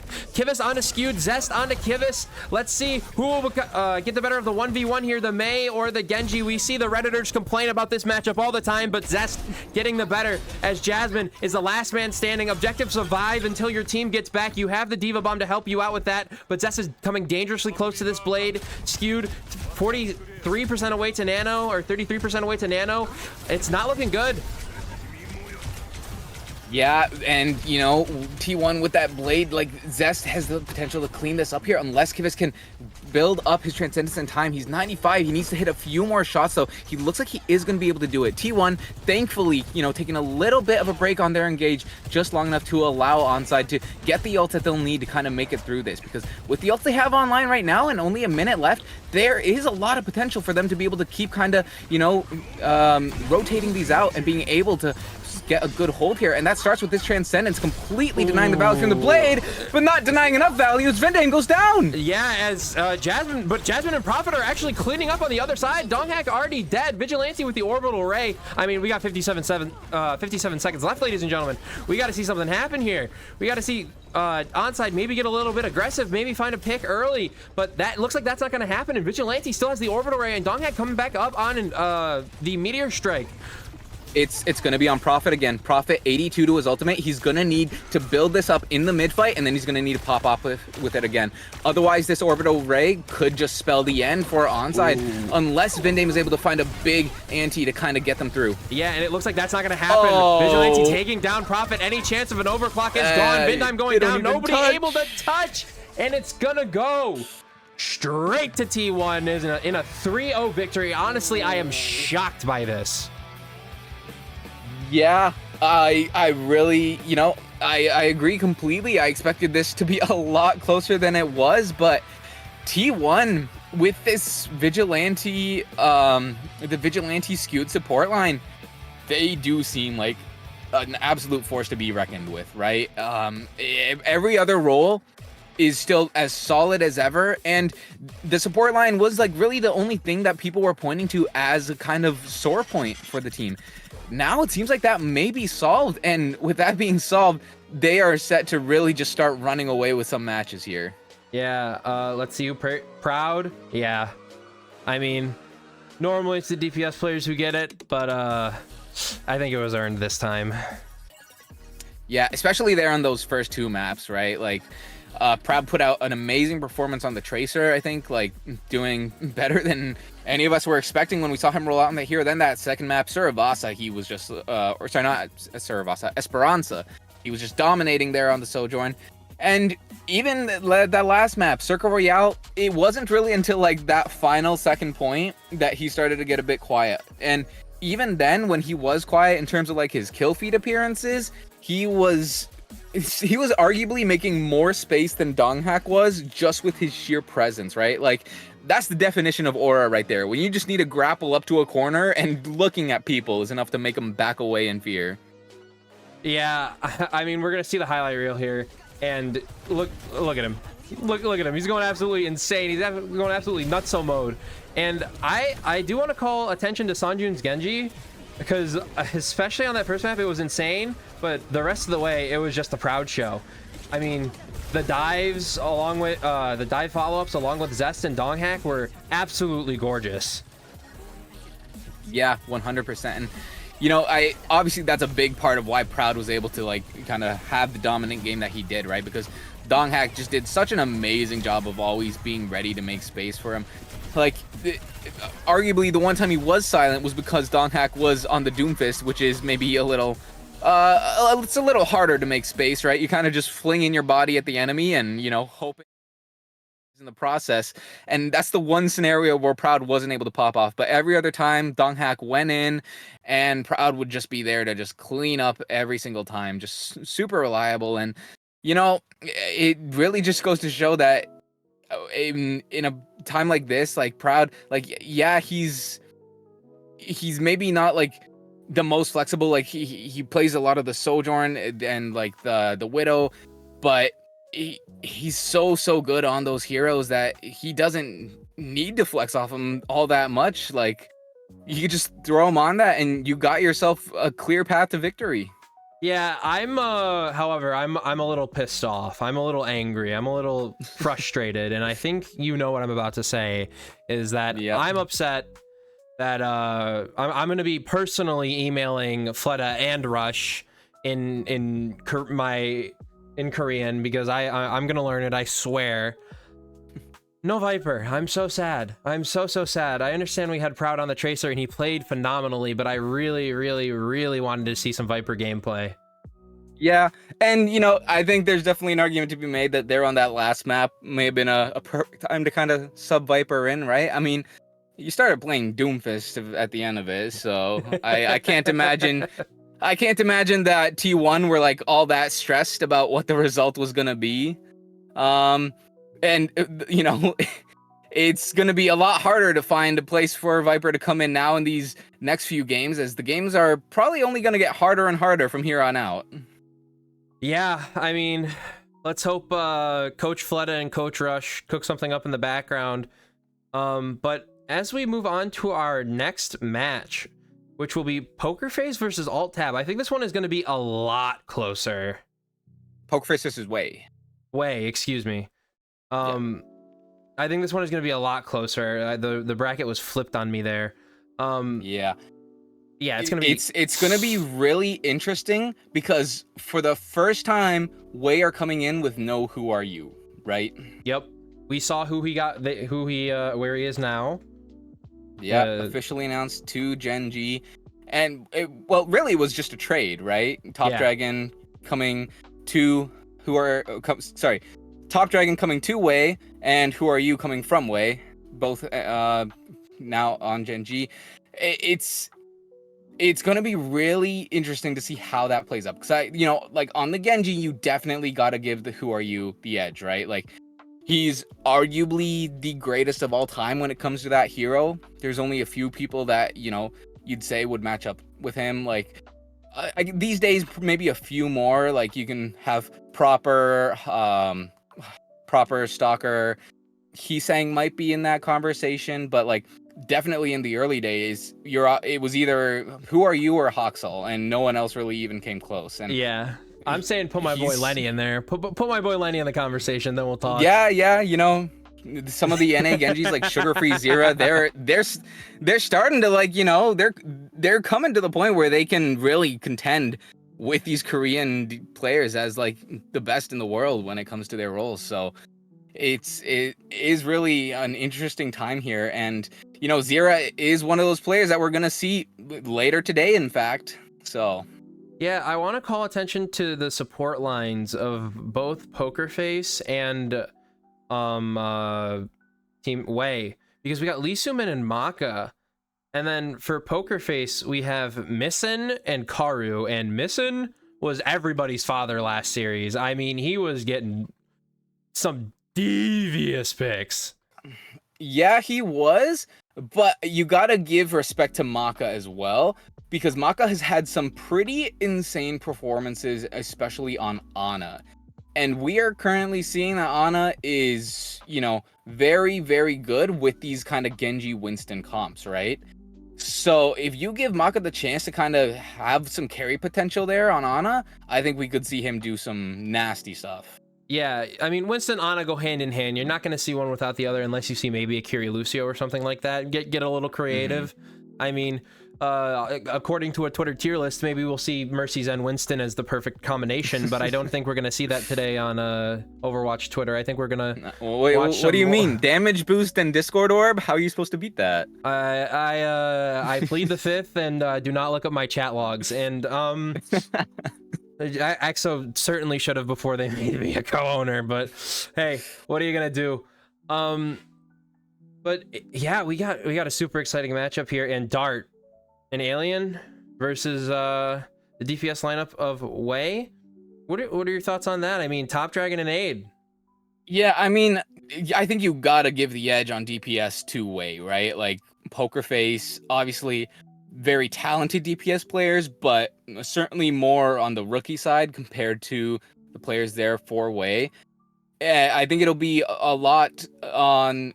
There'll be a lot of pressure on the rest of Poker Face to kind of maybe make up for any potential inadequacies that we might be seeing there on the DPS side. Yeah, I think this is going to be a lot closer than what we kind of expected. I mean, T1 and Onside we thought was going to be map 5, map 7, map 12, map a million maybe, but yeah, it did not look too good there. Hopefully again this one's closer, because we all want a long day of Overwatch, right? And you know the best way to watch Overwatch, SOOPlive.com on OW esports _ Korea or KR. Best way to watch it is, especially if you're Korean, or if you're an English speaker like me and Apostle are on the East Coast at 3:30 in the morning shouting into our microphones. Follow us here, Ex Oblivione GG, on all socials, on all platforms, and we do restream later on another site, the purple one, and the VODs go up on the YouTube at Ex Oblivione GG as well. But I think, as far as I'm aware, Apostle, I think we're saying goodbye to you for today. If you'd like to, the stage is yours. If you'd like it to plug anything, now's your time. Yeah, so, I've been Apostle. Thanks for having me here, Rox, Exo, and Soup. It's been a great time. I upload videos on YouTube about Overwatch esports. I run everyone's favorite recap show, Watching Overwatch, also known as WoW. So if for any reason you aren't able to, stick around for full streams to catch all the games of a tournament, you can tune in there and get a recap on all the games from around the world and, figure out what's worth knowing that you might have missed. So make sure you check that out. But, otherwise, it's been a great time, and I'm sure everyone will be glad to know that coming in to replace me, we'll have some far more talented casters to kind of carry the show. Hey, put some respect on our names. We kind of, we're kind of doing it today. I mean, come on. We didn't do bad. We didn't do bad. We can hold our heads high, I think. Yeah, we're gonna go over to a quick break as I switch around layouts, and hopefully nothing horrible happens in the meantime while I try and set up Discord in 7 minutes. But yeah, we'll be right back. Yeah. Take care, everyone. I gotta hit the button. Hold on. This one.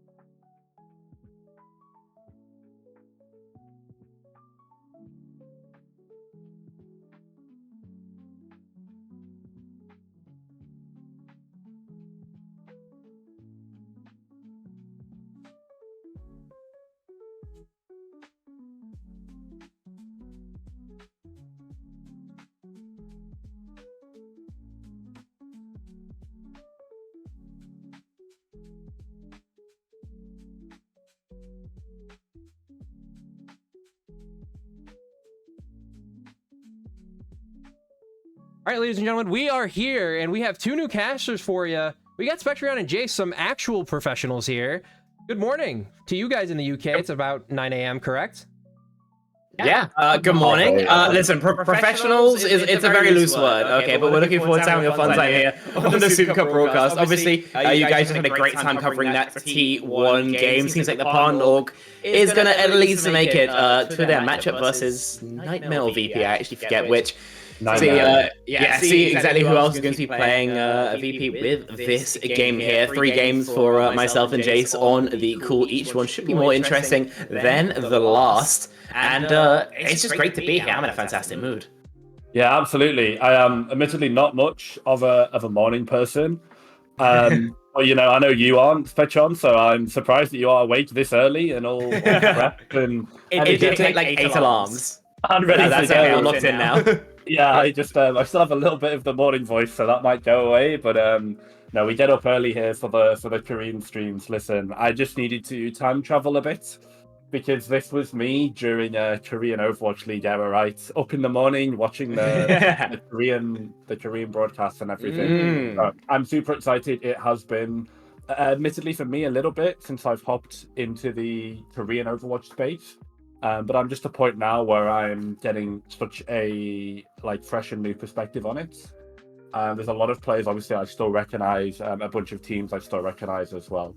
But it's going to be a cool look at the SOOP Overwatch Cup. As I said, we're in a downtime between Overwatch CS and Face It, etc. Korean Overwatch to me has always been interesting. They've always been innovators. They've always been perfectionists, and they've always been steps ahead of the West in comparison. So very much looking forward to watching this game that we've got, which I believe is Wei and Pokerface. Yes it is. This is the newly revamped Pokerface, maybe after they've already revamped it.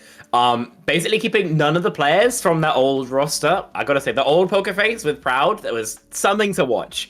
Now, you know, no disrespect to any of these players, but I think we can kind of agree it's a downgrade. I would probably say the standout players are Donghun and Alien.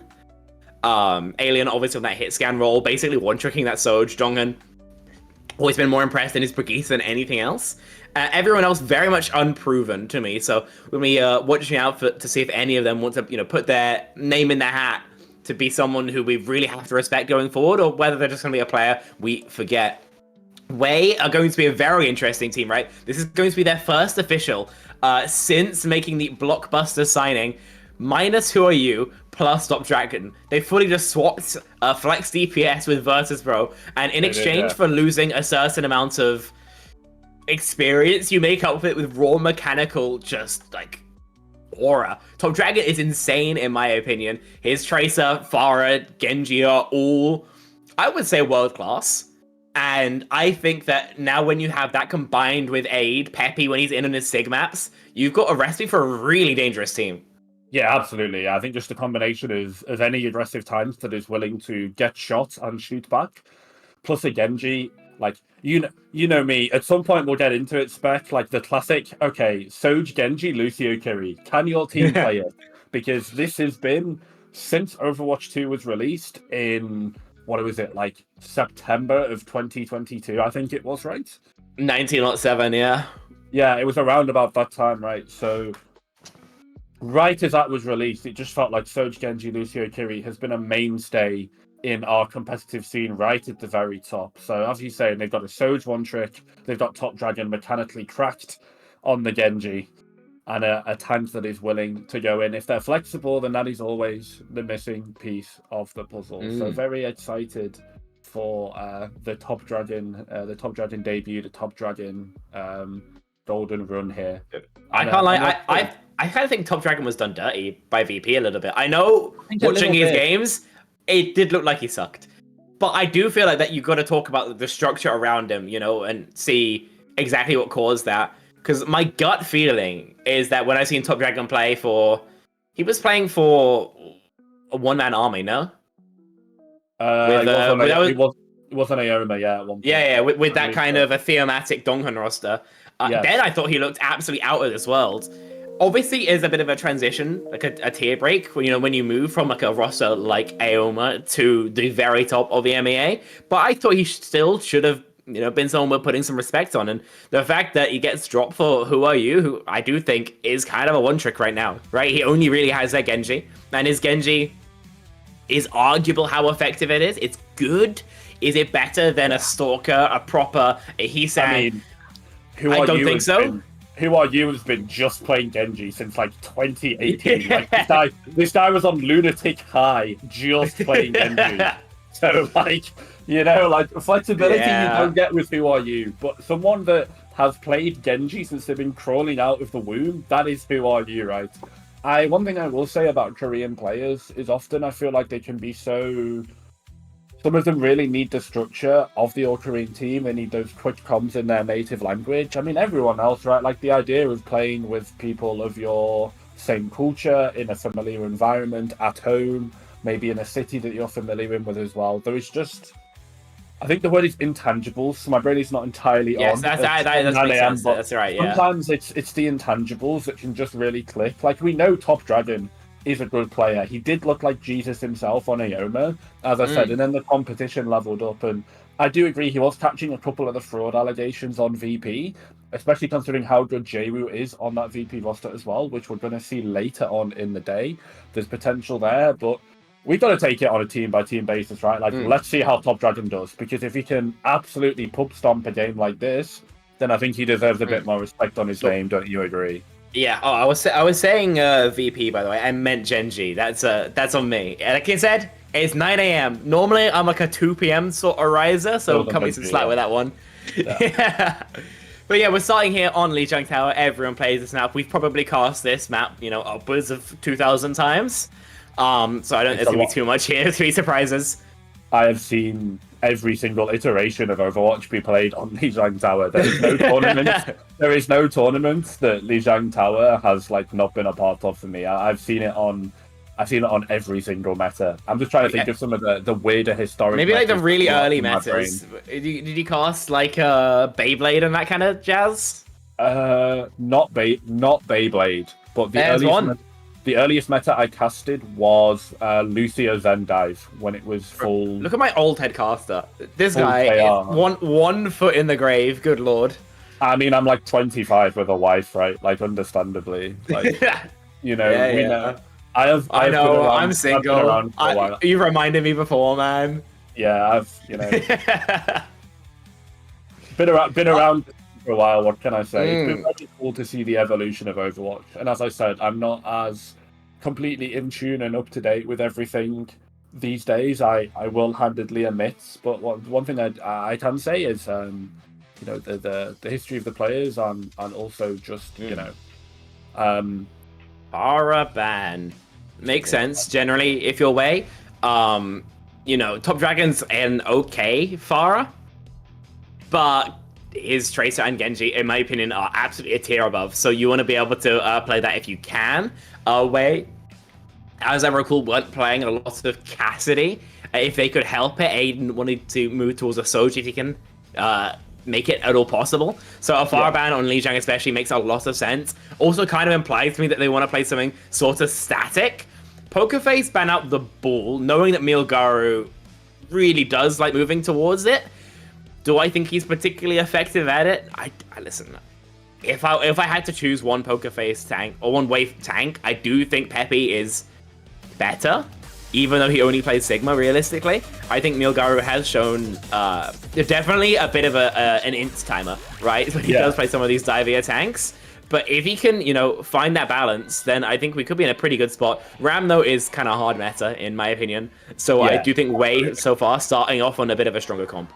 I think ball ban is one that I'm gonna have a initially negative view on this map, because I'll always say in Control historically, right? I know angles, kill pressure, and everything is completely evolved since and before Goats. But honestly, any tank that doesn't have what I say permanent point presence, like a Ramatra would, with that massive damage, kind of does, in my opinion.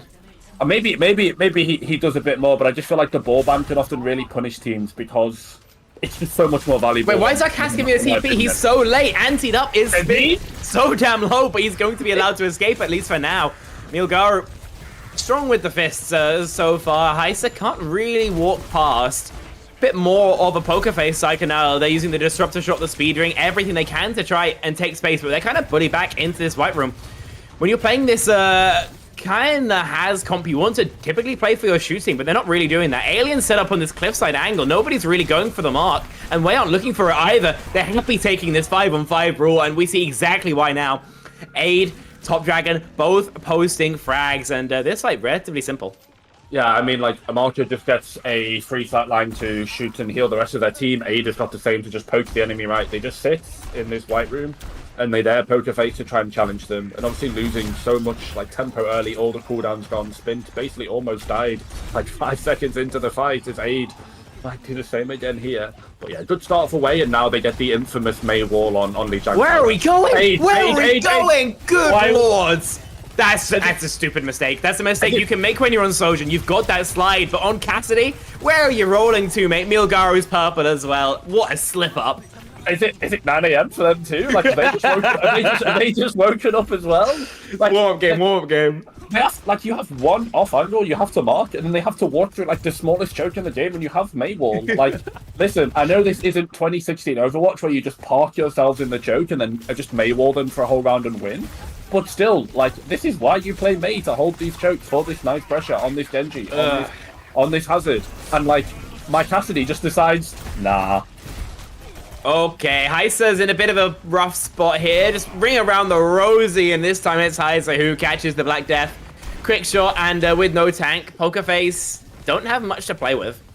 Okay, but, like, why are they inting Spectron? Like, I'll be so real. Like, what is going on?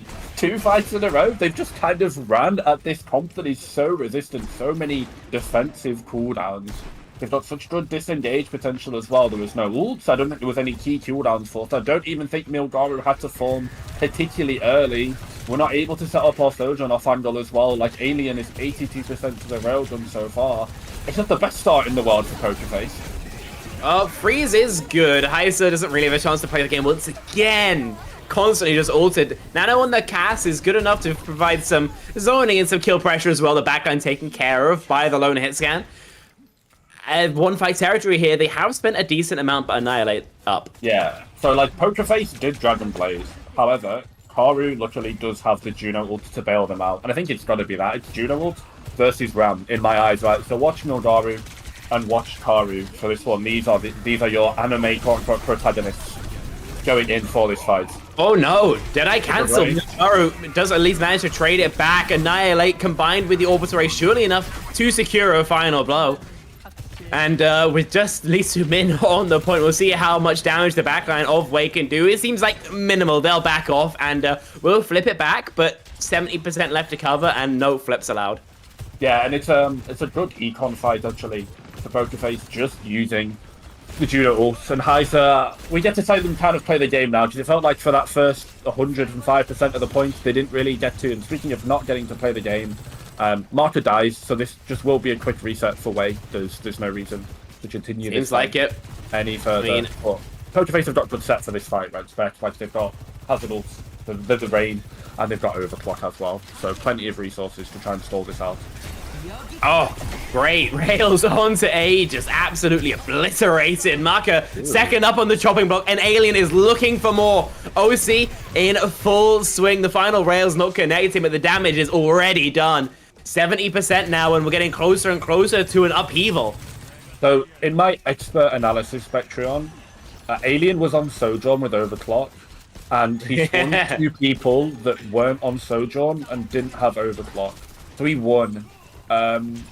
That's kind of how that character goes, right? 2 great railguns and the fight is over. And now... Wait, Alien's in a weird spot. Almost going down already. Milgaru, though, the Ana cooldowns are just tearing him to shreds. Aiden Top Dragon, though, have been able to flex some of their own skill at Overwatch, and Maka wins the 1v1! An Overwatch League player, if only in name, but it seems to have been enough for Poker Face. Wait, they sweat more than a little bit, but 197% they are able to take control center. That is pure aura there from Maka, and definitely not the Genji losing most of their cooldowns and their HP. I would have been surprised if Maka didn't win that. You had to hit like 1 shot, fluffed the sleep dart a little bit, but as we said, it's early here, so you know, we'll give them a pass. Game 1 warm-up, and I think we're just seeing the benefits of tempo in these first fight wins on control, right? Like, Wei got it to 99% pretty comfortably. Yes, they were completely bone dry ultimates, but from then it was only one fight. Particularly this Nano Blade going down in the fight that they did win was massive, because Pokerface didn't get the free win with that Nano Blade. They had to rely on this OC, on this Juno Autumn. As I said, ultimates just, I mean, they're not as frequent in Overwatch. Okay, 8 isn't giving TP. Thank Lord for that whole comp change up here for Wei, as they're basically all on fresh characters. They're on a Winston dive, and it seems to be Aid who's getting dived. Will be able to survive, though. The stickies are rolled off. Looking for shots right now. When you're playing this Cass Tracer setup, it's normally because you are, on the lookout for these flyers. Spin caught unawares and taken down. The double flash, tearing him to shreds. Right clicks, trying to do what damage they can to Heiser, and it seems like he's just dead. Right click here, removing the tank of Pokerface, and the first cap again for Wei. That was a lot of damage onto the Winston. Like, I know he's Fan the Hammer. I don't know if A touched the Fan the Hammer major perk. I don't believe they did. They took the Deadeye and the Flashbang ones. So we are I think here. We oh, goodbye my Winston. He's dead. Yeah, Heis is just dead. Slept and whip shot off the map. Of course, if you're like whip shot off, there's a small frame basically where you can abuse the fact that they don't hit the floor to confirm this. Like, that's a pretty low hitbox, right, as well, in terms of the boop off the side. Like, that's an incredibly short hitbox. Like, you can accurately slide off there on Lucio. Aid is just like, this is like a Plat Cassidy in my ranked games. Like, he's just frontlining, he doesn't care. Like, sir, you do realize, like, yes, you have 275 HP, but like, you don't have defense matrix. Like, you have a bubble, and that's it. Oh my god. Heavily checked. Yeah, I mean, Aid is a fantastic, mechanical aimer, more of a, as traditional hit scan than a raw Soj player, at least, than his counterpart of Alien. Top Dragon right now just shooting on point. Heis's bubble finds very little value. We go for the nano onto the Echo. It's a lot of frontline pressure. With the Deadeye active, it gets absolutely jack.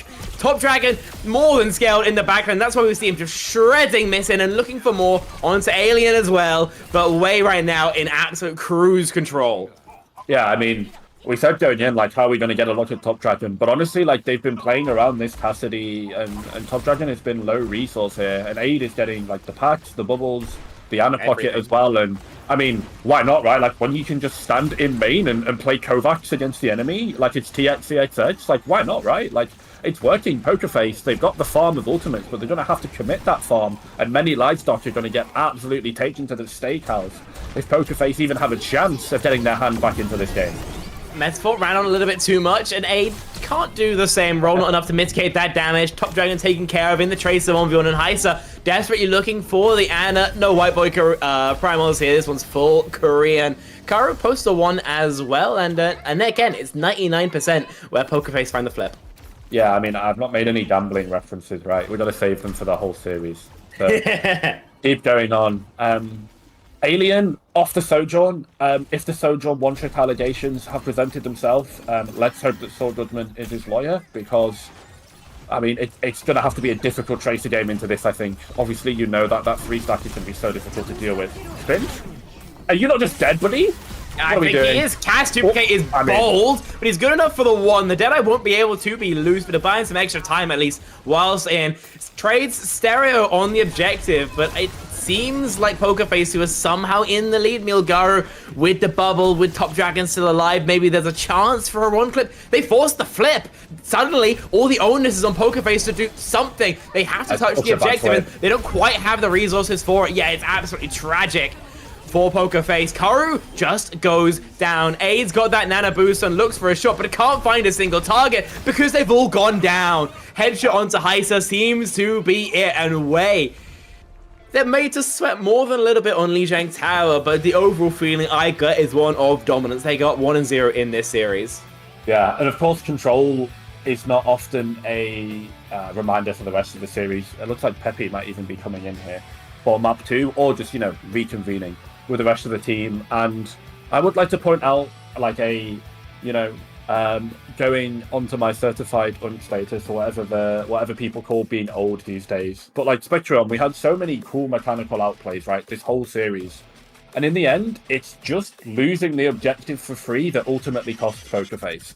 It is just the simple Overwatch is an objective game reminder. They don't have the anchor onto the point. Spint goes for an absolutely crazy outplay, copies the Cassidy, dinks Marker twice, and then gets out.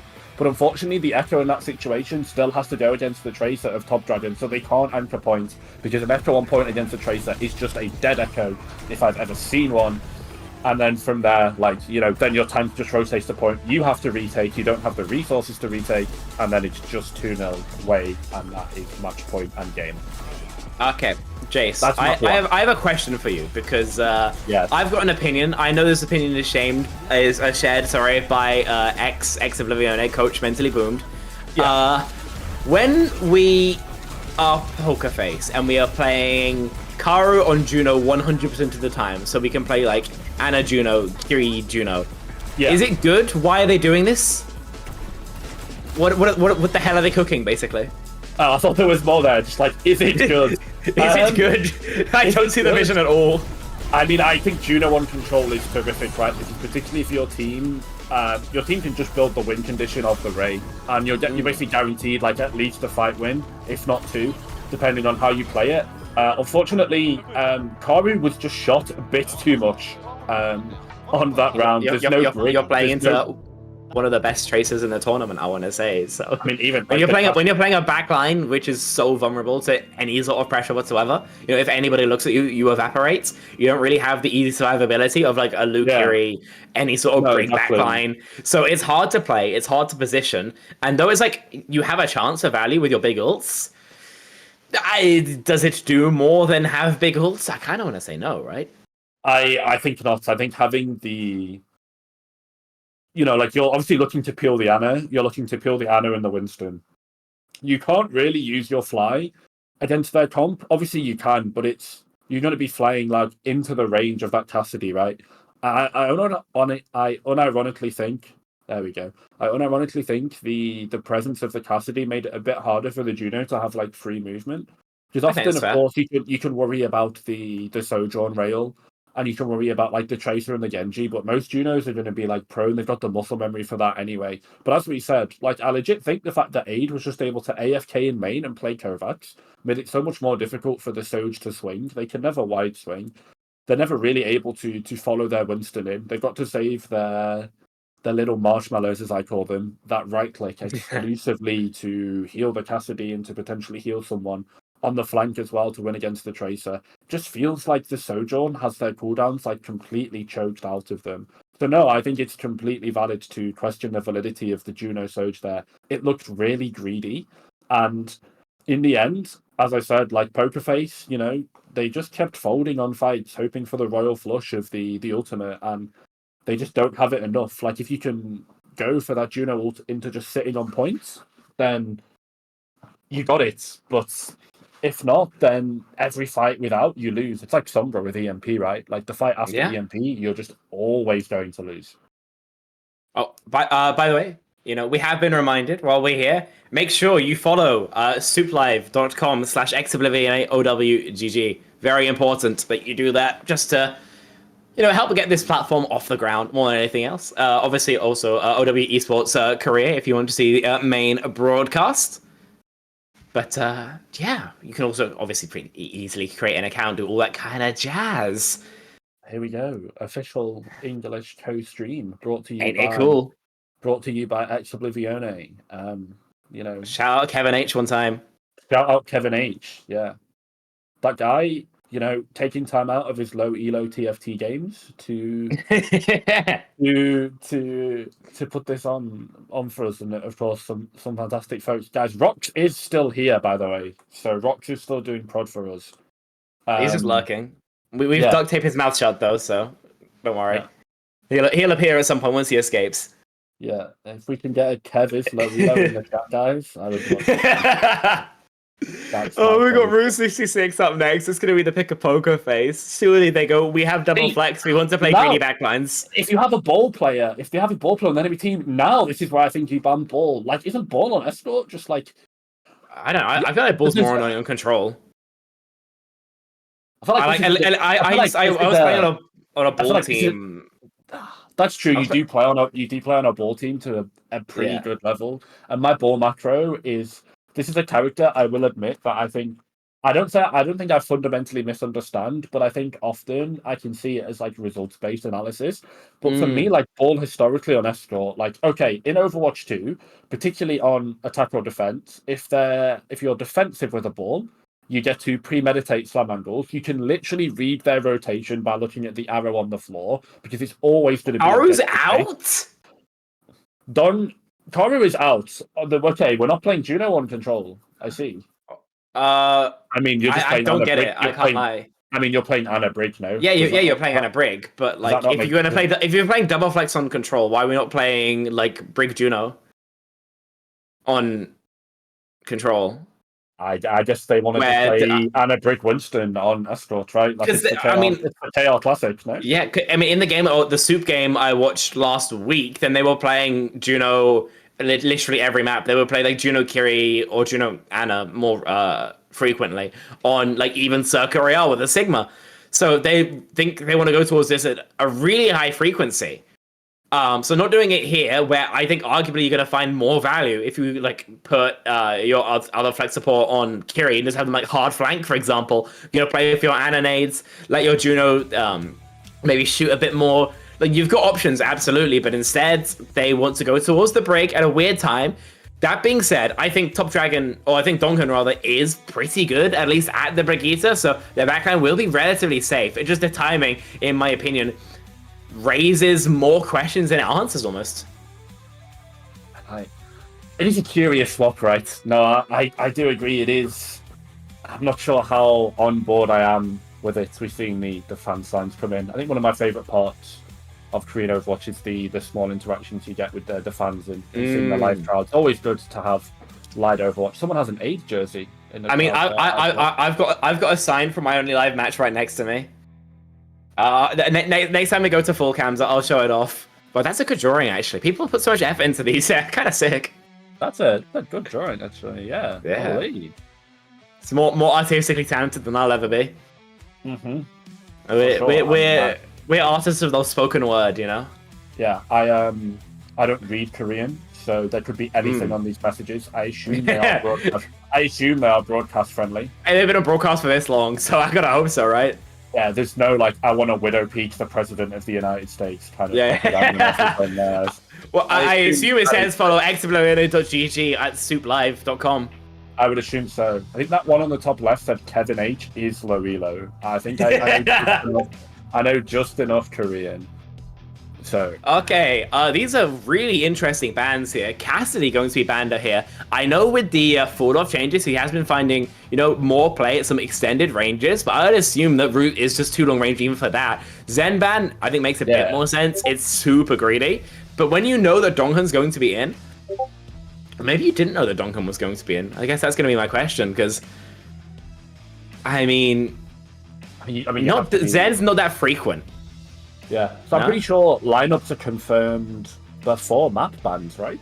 So there was potential for Wei to potentially, well, there was potential for Wei to take away like a Brigitte almost, knowing that your Juno player is out and your Bridge player is in. So I believe that is the process. Normally it's the other way around, right? But of course, with the whole having to physically swap seats and etc. Again, the cast ban gets to me a little bit, Spec. I'll ask for your thoughts on that as also a fellow color caster filling in on the play-by-play. But I'm doing a terrific job, no blade, it's always like psychologically, have like Pokerface just said, okay, we got a bit too clapped by Aid on the Cassidy map 1, let's just get rid of it for map 2.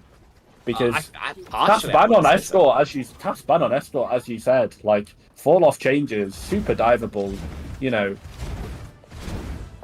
that London Spitfire Reinhardt skin.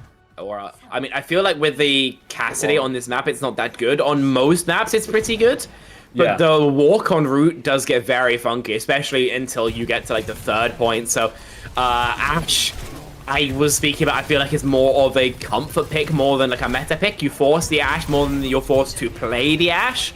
Yeah. I think Soldier's generally better, but we're seeing both roll out here. Yeah, I mean, as you said, Alien potentially looking like a little bit of a Soldier one trick. Definitely not so far has played a variety of heroes. Dynamite's a great dive trigger for them, to be fair, especially defensively. Having to just get to sit on big earls and lob Dynamite, as I said, like, that's been in the game since, like, 2021. So I think we all know how that works. To be fair, I don't really need to explain that. Maka just gets double dings. Fair enough from Alien.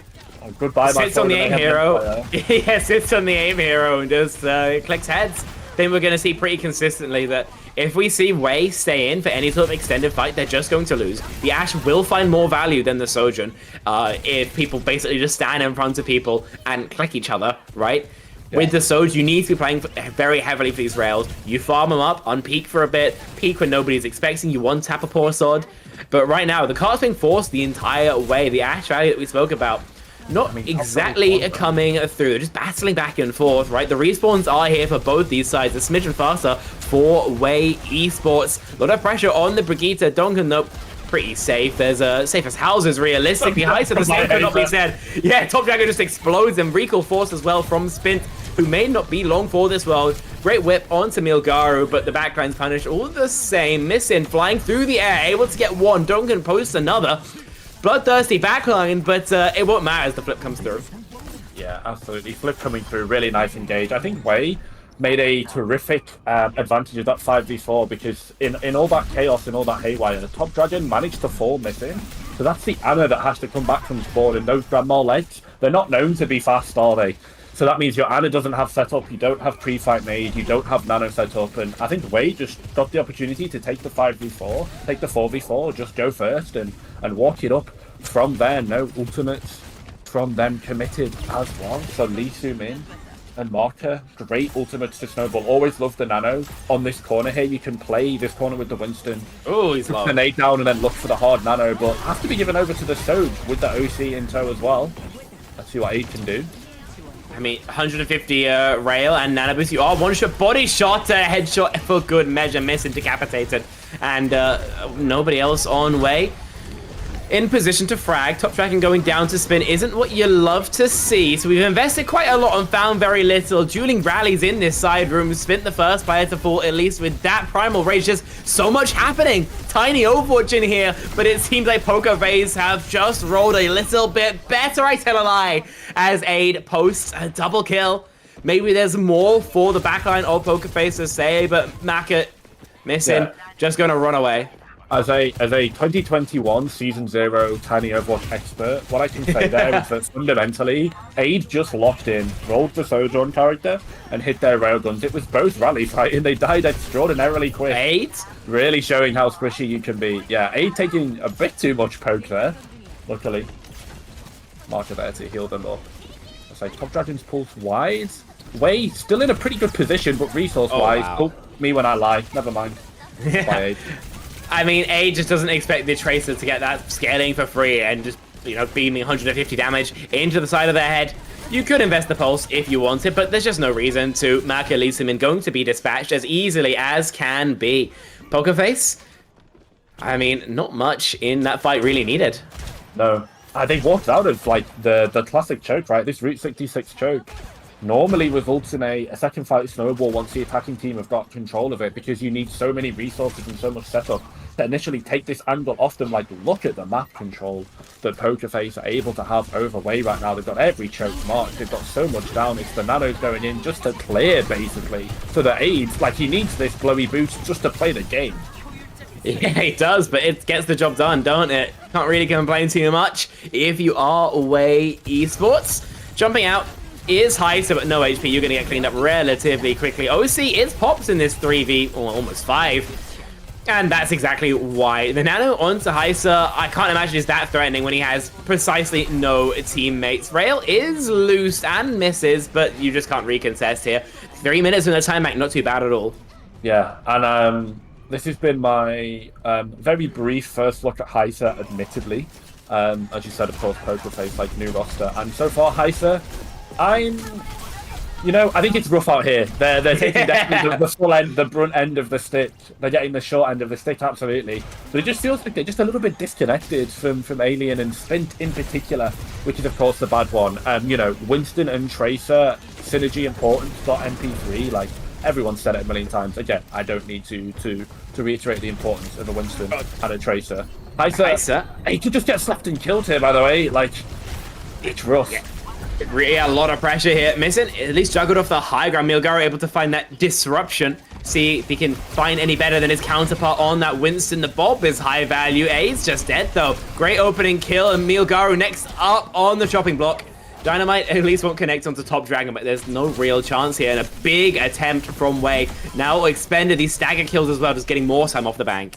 Yeah, okay. And what I can say, like, conducively after that fight is Heisa having 1500 HP, definitely enough HP in the bank to be able to play the neutral on the Winston. And did a really nice job. Did a really nice job of unironically being a bullet sponge there. So full credit to the KO Winston. The primal mechanics pretty decent before the sleep dart as well.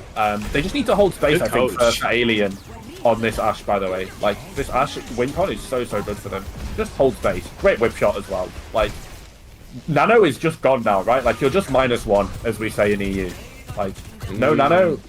How, like, Wei is still playing the pre-fight phase of poker. Oh, They want Lee Soo-min dead. He's under siege right now. The rally is going to be enough to keep him alive, at least temporarily. Milgaro, though, going down. Not what you'd love to see. Maybe there's more here. Heisa, 50 HP. Maybe a trade could be found, but no, jumps away in time. Great fight there from Pokerface. Yeah, absolutely. It was just as Wei were like getting ready to reset into the poke phase of a neutral fight. They wanted to go for that hard engage. The cooldowns have been traded. Milgaro is just basically left pressing S and AFKing, waiting for their jump and bubble again, and that is when Pokerface goes. So fantastic dive from them. Really good opportune moment. Nice recognition of triggers. Rip Heisa. Stick onto the Winston. Doesn't kill him. It's not 2017. It does force him very low. A just dies. Kobe nade from Missing. Dongun as well just dispatches his opposite number. I gotta say, this defense of this third point has been absolutely clinical. They have got Route 66 right now under lock, and T and Milgaro, yeah, no escape attempt is going to be succeeding here.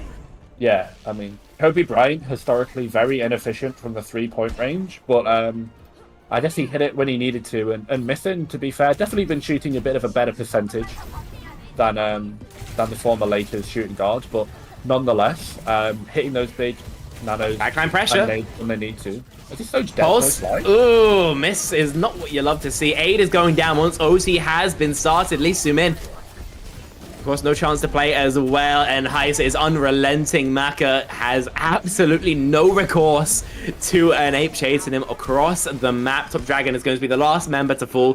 47 meters. Not too bad whatsoever, but I gotta say, coming in with that 3-minute time back, it feels like maybe you can get a little bit more. Yeah, definitely so. We're just looking for a couple of combination ultimates, and I think their tempo got killed after that nano onto Milgaro completely went awry, right? Like, again, Pokerface managed to expertly maneuver themselves into, like, defensive setups and just play that long poke range and play that long poke phase of that fight. It felt like Alien got so much value with those dynamites, and when Heisa and Spin did manage to pull off a coordinated dive, I've got to say it went pretty well. And particularly, I think the fight that's almost illegal is Wei invested, I think, 3 ultimates to cap second. To be able to get them off that defensive hold on second. And then Pokerface just walked out and said, actually, no, we're just going to jump onto gas station and saloon for free, and you're going to have to retake it off us again. And Wei went, all right, sure. So I'm not sure what the negotiation was there from Wei, but it just felt like that fight, after they'd done so much to force them off that really good defensive hold and take that map space off them, they just gave up for free immediately in that next fight. And it's difficult, it's rough, and it's always going to kill your time bank and your momentum. And it definitely did going into third. We saw that. Alien got the the modern day fidget spinner here with this grapple. Let's see if they go for a quick shot and a swap. They're still going for the shot, but they already burned their grapple, so it seems like they want to stick on this at least for a hot second. Up there on Ashe, my mistake. This is a very aggro line here from A, knowing that if nobody's going to peek it, well, nothing can really stop him from sitting up there indefinitely. Alien checks somewhat with a rail, but they're going to back up all the same. It seems like Wei just wanted the extra ult charge where they can kind of garner it. Garner. They need to. It's just the race for Nano, right? Okay, I mean, you're going to win that race if Spin just gets killed by Marker of all people. I wonder if that was a quick 2-tap as we said, was sitting on the bench in the wings waiting for that Overwatch League Season 7. Sadly, it never happened, so taking out his energy and anger on Pokerface right now. Top Dragon. Ew, some good Genji. Not Genji. He's a Tracer. Still asleep. My bad. Asleep. Listen, I think the old man might be forgetting some stuff. We'll have to help him through. I'm not that old, but Top Dragon very much awake. Yeah, someone said that, like, Lottie called me pushing 30 once in an argument. Like, just plain disrespectful. Oh, well, Aid is hard pushing the spawn room. It's still working out for him so well, though. Great rail onto him, and Alien looking for more now, mirroring out that Sojourn on the final. Bubble is going to keep way safe, at least temporarily, while they try and stay with their Winston. They've got that nano now for the repressure. If they want, Top Dragon survives with an absolute hair's breadth as a rail whizzes past his face. Nanoboost now invested onto Milgaru, who does a lot of damage and forces a lot of space, but the kill pressure relatively low unless he wants to chase Alien, who will survive on like 20 points of health. Top Dragon at least has a pulse and a triple blink. I mean, it would be risky, it would be flashy, and it's not something they're going to look towards. Heisa tries to do the same, but more than Milgaru, and the same result shall be found. Milgaru's in the backline with a Primal Rage, but instantly has 800 HP just evaporated. It goes back in, considers another engage, but simply won't find it. Pulse, surely he connects it, but no, the throwing arms, a little bit too flimsy. Great rail, going to keep Alien at least from peeking for a second, but it's so back and forth and still no blood has been found. Both teams so desperately looking for some sort of opening, some sort of engagement. Heisa thinks he's found something with a Primal Rage, and the Goomba Stomp onto the sleeping Top Dragon is going to be exactly that. Yeah, and we just saw the front versus the backline. Like, it was frontline versus backline trading out. Donghun pops the rally. I think that's the difference ultimately. Milgaru, I'm surprised, as we said, we saw that Sojourn antied with no slide. Milgaru did have Primal Rage. I was thinking, okay, really nice patient play from him, elected not to go for it and got punished for it nonetheless. Now this is the time to go with rally, but I think it's just too late. Martyr dead, Lee Somin down, and yeah, that is going to be the cap for Pokerface. And I think from there, the snowball is going to be difficult, but Pokerface have shown excellent map control on Route 66 so far, so I think they're in, after this fight, dare I say it, they're in a pretty good position to be able to snowball this into a map win. Like, it's looking good right now. Way burned a lot of time off the clock, to be fair, Spec, but as I said, like, Pokerface are going to have so much push. Way only have the nano for the next fight. Obviously, they've got this central point hold, but I don't know, I'm just kind of feeling with how Pokerface have been playing. I feel like Heisa and Spint are really, really coordinated on these dives now. They look more awake than they do on the Zhang Tower. What can I say? Like, they look good. Great nade onto Heisa, going to mean that he can't receive healing, at least temporarily. Nano invested onto him to keep him up. Milgaru, the same could be said. Both Winstons trying to find what they can, but neither really doing too much so far, just staying active more than anything else. The Primal close to this cliff area could be fantastic, and the nade as well is brutal. So just traded out. Still keeps it into a 4v4 until Heisa gets involved with Lee Min going down. Milgaru tries to juggle off the map, but he's just fumbling with his food just a little bit too much. Spin at least goes down to keep it competitive. Top Dragon is, of course, the saving grace of way more than enough times, and going to do exactly the same thing here. Surely he's able to force the kill onto Missing, and with that, yeah, surely it's going to be a stop. Yeah, like a British guy trying to use chopsticks for the first time, just completely fumbling with their food, absolutely. I think that was just another fight-winning nade from Missing, by the way. He's still in. Wait, we're and still he's able to take care of, yeah, he's still taking care of the soldier. Okay, sure. I mean, he got his one. Like, great snowball, actually, from Pokerface. As I was saying, Missing just, like, hit another fight-winning nade. Beautiful empty onto the map line.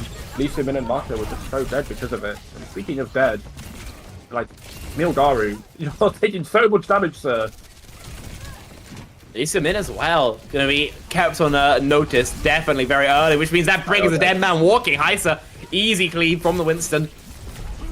And no way really even left with a recontest. This map has been surgical from Pokerface at points. I gotta say, this attacking round has been, I mean, leagues different to what their opponents were able to put together. Heisa at least battle back for a second. Maybe get that chase, you can find a stop, but there's still this Tracer to deal with. And I gotta say, Spin has been pretty strong on their Tracer so far, all things considered. Yeah. Okay, a stay of execution here, 4-way, but still plenty of work for them to do.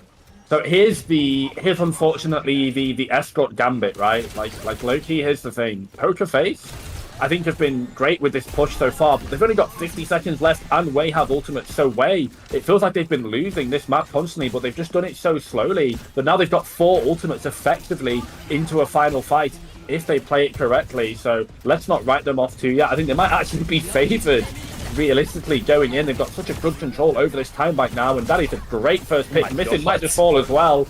Are they going to hold this on second? Surely not. Like, they were it seems like it. Oh, map. Yeah, it seems like it, but the day just 8 Ricks and OC kills 3, fair enough. Now 15 seconds left to go. Spint surely should be able to force a touch. If not, Milgar or Heisa, sorry, will have to be the one doing it. Yeah, you've got double supports, you've got a pulse bomb, you're close to both other check marks. What a nade play! What a rally play! The backline of Wei trying to put their team on their back, but they suddenly zoom in! Spins on the cart the entire time! Top Dragon at least will be back for the mark, but there's 3 members descending on them like a pack of hellions, and there's only so much that one man can do. Heisa out of that fight with an oversight realistically from Poker Face, but this still could go either way as Milgaru's back as well. OC a possibility from Alien, but he wants to hold it through, and with the cap. Oh, Poker Face coming it down to just under a sub 2 minute time bank and only a fight and a half if that needed. Yeah, I gotta be honest, that might have been a ginormous choke from Wei. Like, the both are pushing spawn. I respect it. If it worked, it's like, oh my god, Cinema, you're a genius. But the Sode was there as well. The disruptor shot did so much damage, and that Brigitte of Lee Min was not able to build up the overhealth with the rally, and it was ultimately a 3v2. And I think now it's given Poker Face a great. Oh, it's chase Lee Min. You gotta stay alive, man, and it just doesn't happen.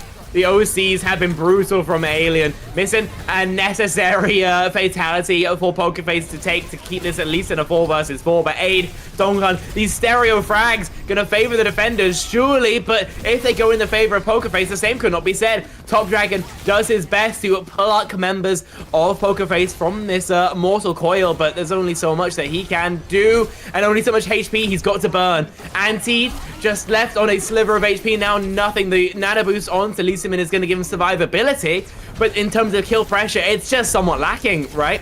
The Winston gonna boop in the Anna, but Heisa Anti backs off. Is that going to be a release of their pressure? I want to say no, right? Milgaru dies 90% of that way to a Primal Rage, a huge kill and a huge pulse from some spins. Top Dragon as well going down. That means the Poker Face have been able to take that Route 66, but good god, that was close. That was felt like very slow paced, some long extended neutral fights, and then we decided to just ramp it all the way up. And we started our engines and we went to 9th gear on that last couple of 2 minutes. Holy, that was some crazy tempo. Almost lost the map on a clutch play from the backline of Wei, and then locked in, won the split fight. Those combs must have been chaos, I'm absolutely sure of it. And then in the end there, Milgaru doesn't manage to get it. Heisa goes to 1 HP, and then it's Milgaru that gets stuck, has to jump up in the air to avoid hitting the collateral damage with that pulse bomb onto anyone else. And it's unfortunately them just trapped down in the air. Like, if you're jumping straight up in the air, you're so easy to shoot on the way down. And then once that Winston goes, your point anchor is dead. There is no nano boost. Missing, who I think had a terrific map. They definitely weren't missing. They were definitely present, because we saw them all the time hitting those nanos, hitting those nades as well. And terrific map from your Ana, and that's what you want when you pick Escort there, your flex support, saying, hey guys, just get in my backpack for a couple of fights, let me sort it out. And that's exactly what they did. Missing, I mean, terrific performance, I think, from Missing, Donton and Alien in particular on that map, and that's where I think Escort is particularly difficult for those roles in particular. The Winston and the Tracer, they did their job, they did it fine, but the rest of those roles can really struggle to get value sometimes, and definitely did not. Really fantastic play from the Hitman and backline of Poker Face on that map. Deserves 66 win. It feels like as soon as we started, putting some scrutiny onto Heisa as well, he just started popping off. I don't know how he did it, but that was some sort of like he heard us, just decided to prove us wrong, because that was a much different map from him towards the end of that Route 66 compared to before it. I gotta say though, shout out Top Dragon one time, because he was still just kind of farming. The insane value Yeah, of the Tracer. Yeah, he does so much. There were so many fights that they were able to win or to win after because like Top Dragon is just like getting his one right. I think I will say that Milgaru struggled particularly on the Winston on this one. It's potentially more Ramatra build, dare we say. I would say that, yeah. Or just not as good a Winston as Kaiser. I mean, he normally avoids playing Winston if he can help it. He often plays like Bull in similar scenarios, so, you know.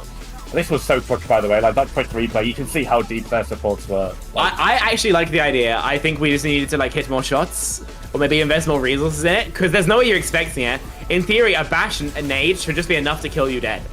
Yeah, like, bash melee, bash nade, melee whip, right? And you're just dead. Like, the bash does a lot of damage to phase.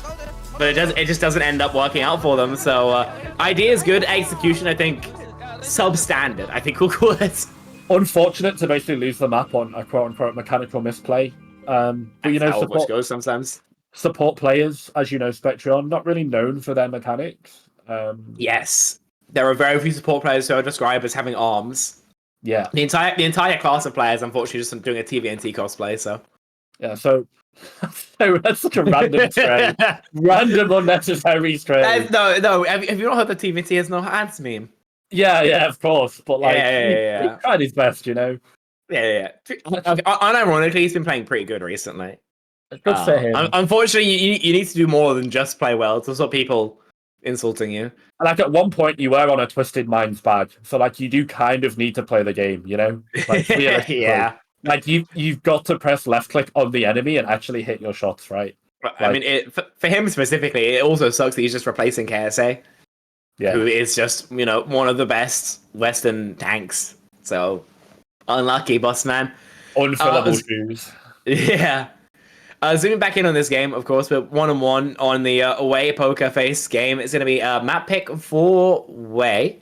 And I assume they're just going to go Circuit Royale, Lock Sigma, have Peppy play his map. As a reminder, once again, as well, Ex Oblivione GG. Follow it if you can. Plug the stream on socials if you want. Make sure you follow us across all the socials. If you want as well, you can follow myself at Spectre and Cast and Jace at Jace RKV. Yeah, it's RKV these days. Got it right. Yeah, I've been changing stuff. Okay, like who changed my broadcast name to Pushing 30, guys? Like it's just Keds though, isn't it? Like that's just I mean, honestly, people know the truth. I'll be real. Like I've already been paid for this event, so like, who's the real? Like you guys hired me, so who's the loser, right? Like, no, it's not on stream. Kev just sat down and edited it. He's just a real hater. Oh, it's not. Honestly, you can put that on stream. That would have been funny. It would be funny. It would be funny. Well, I'm always hoping to find the mix between entertainment and there we go. Peak analysis here. Yeah, just for reference as well, by the way, guys. Of course, sometimes I've been getting a little bit too silly, goofy for sure in terms of casting, but we are here for 3 games today, and of course, it is an official co-stream. But sometimes these games do get a little bit zesty, shall we say? And we are here for 3, so definitely trying to lighten the mood and make sure that we've got a nice vibe going for the rest of this series. Don't worry, we will be super intense if it gets to a map 5, that's for sure. And honestly, that map, I was still thinking Way could have potentially taken it, but Pokerface did so much right that map, and I'm interested to see what happens. I mean, to be fair, Spec, you did say showing your not quite awakeness. You did say, oh, just put Pep in and go to Circle Royale after they just won on Escort. So, like, you're getting a little bit like nerd emoji there. No, of course. I said Pepe's on Way. And they just lost. Yeah, so you're saying put him in and go Circle Royale, and they can't go Circle Royale because they just played Route 66. Escort. Oh, that is true. That is true. Mm-hmm. Unfortunately, they've lost their Escort pick, so it's kind of they've lost now. their free Sigma map. Yeah. Well, the other Sigma map is like Havana, which is also Escort. So GG. It's absolutely cooked. Yeah. It is. Let's see. I'm actually really interested. Two heavens in chat ask if this is live. No, we recorded this 2 days prior, unfortunately. Yes. Yeah. Right now, I'm chilling in a bar in Edinburgh, and Jace is still sleeping, unfortunately. I might be on a train visiting my wife or just asleep. I don't know. Like whatever. I assume asleep. Winston on Suravasa as the initial ban. Again, like it's a good ban into Fair enough. poker face. This is one where I'm gonna have to. I feel like I really could just go into like a fucking cryostasis. Oh, almost 4 on stream. A cryostasis time chamber. And to these bans, because again, this is a ban that I agree with in terms of what you're playing into, but I'm not sure how good it is on this mode on this point. To be fair, Winston in Korea is always playable, so this is the one that probably makes the most sense that I've seen so far. Like the ball on control, I agree, it's good enough, right? Like obviously the Pharah ban, you would have think that Tracer and Genji would have been playing some Top Dragon instead. Like Pharah, if you could take Pharah away on this map, that would have been terrific.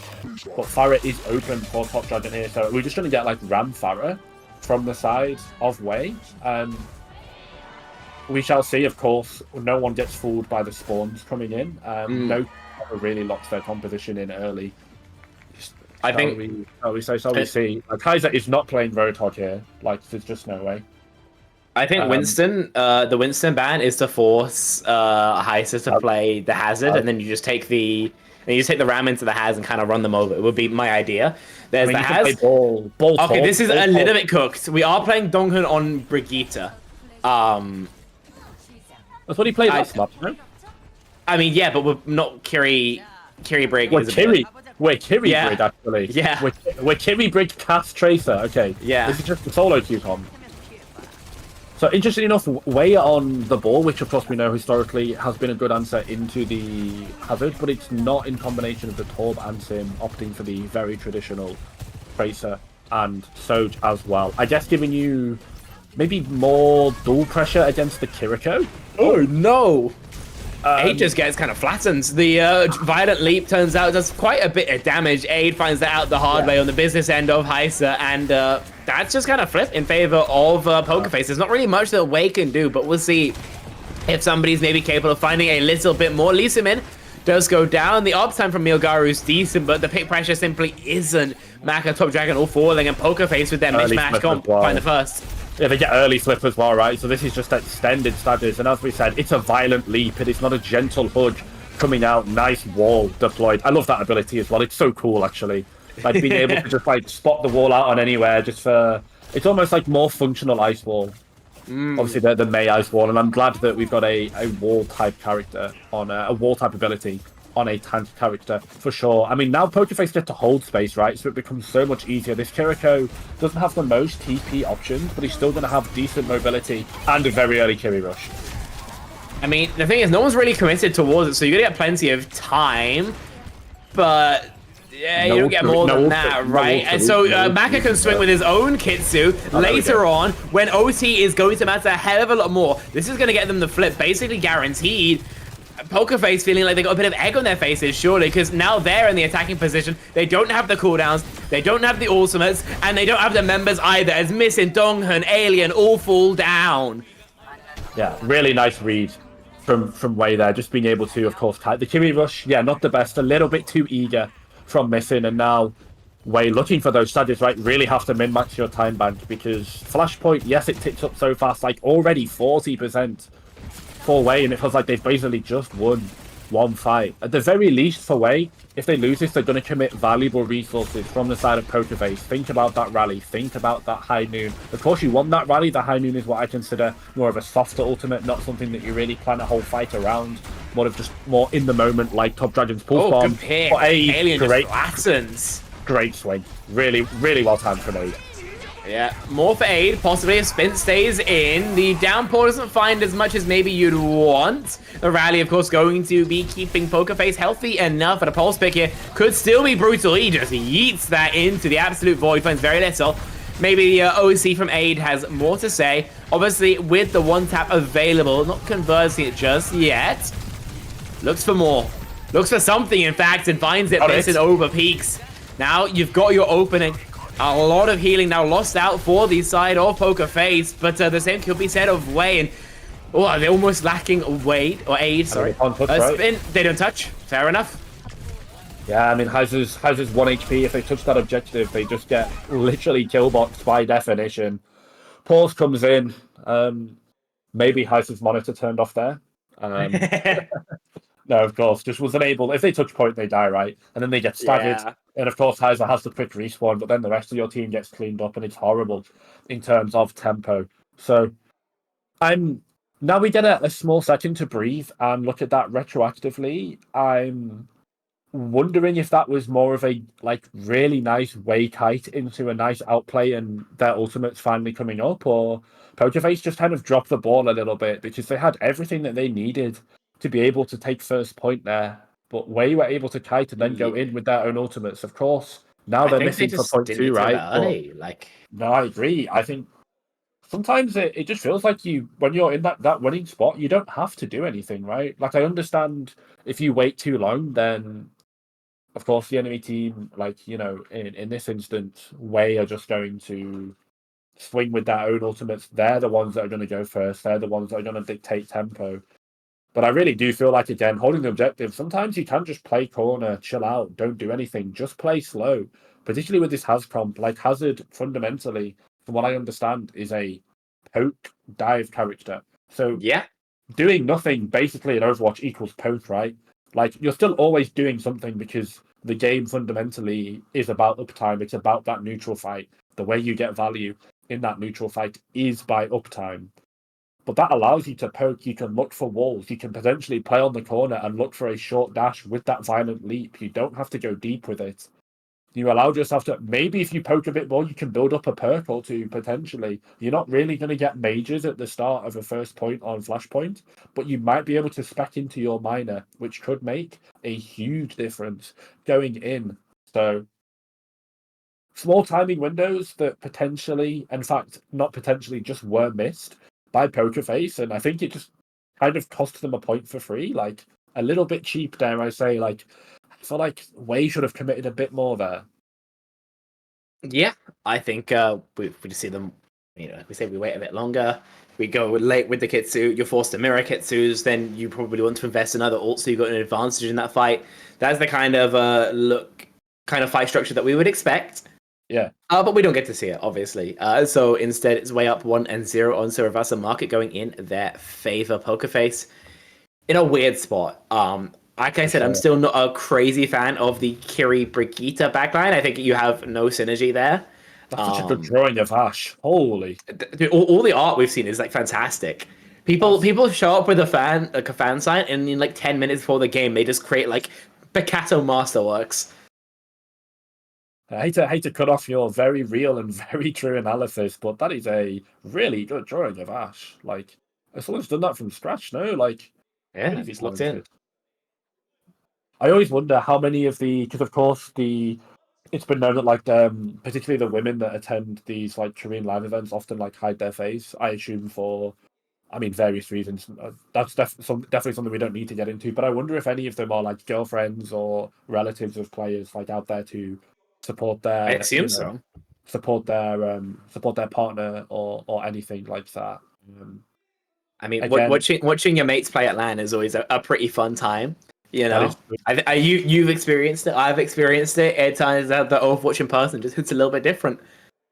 It is. It was actually so cool just to flip back while we've had a little bit of a pause going on. It was actually so cool because I was downstairs for the cast of the most recent E41 that we did, or E43.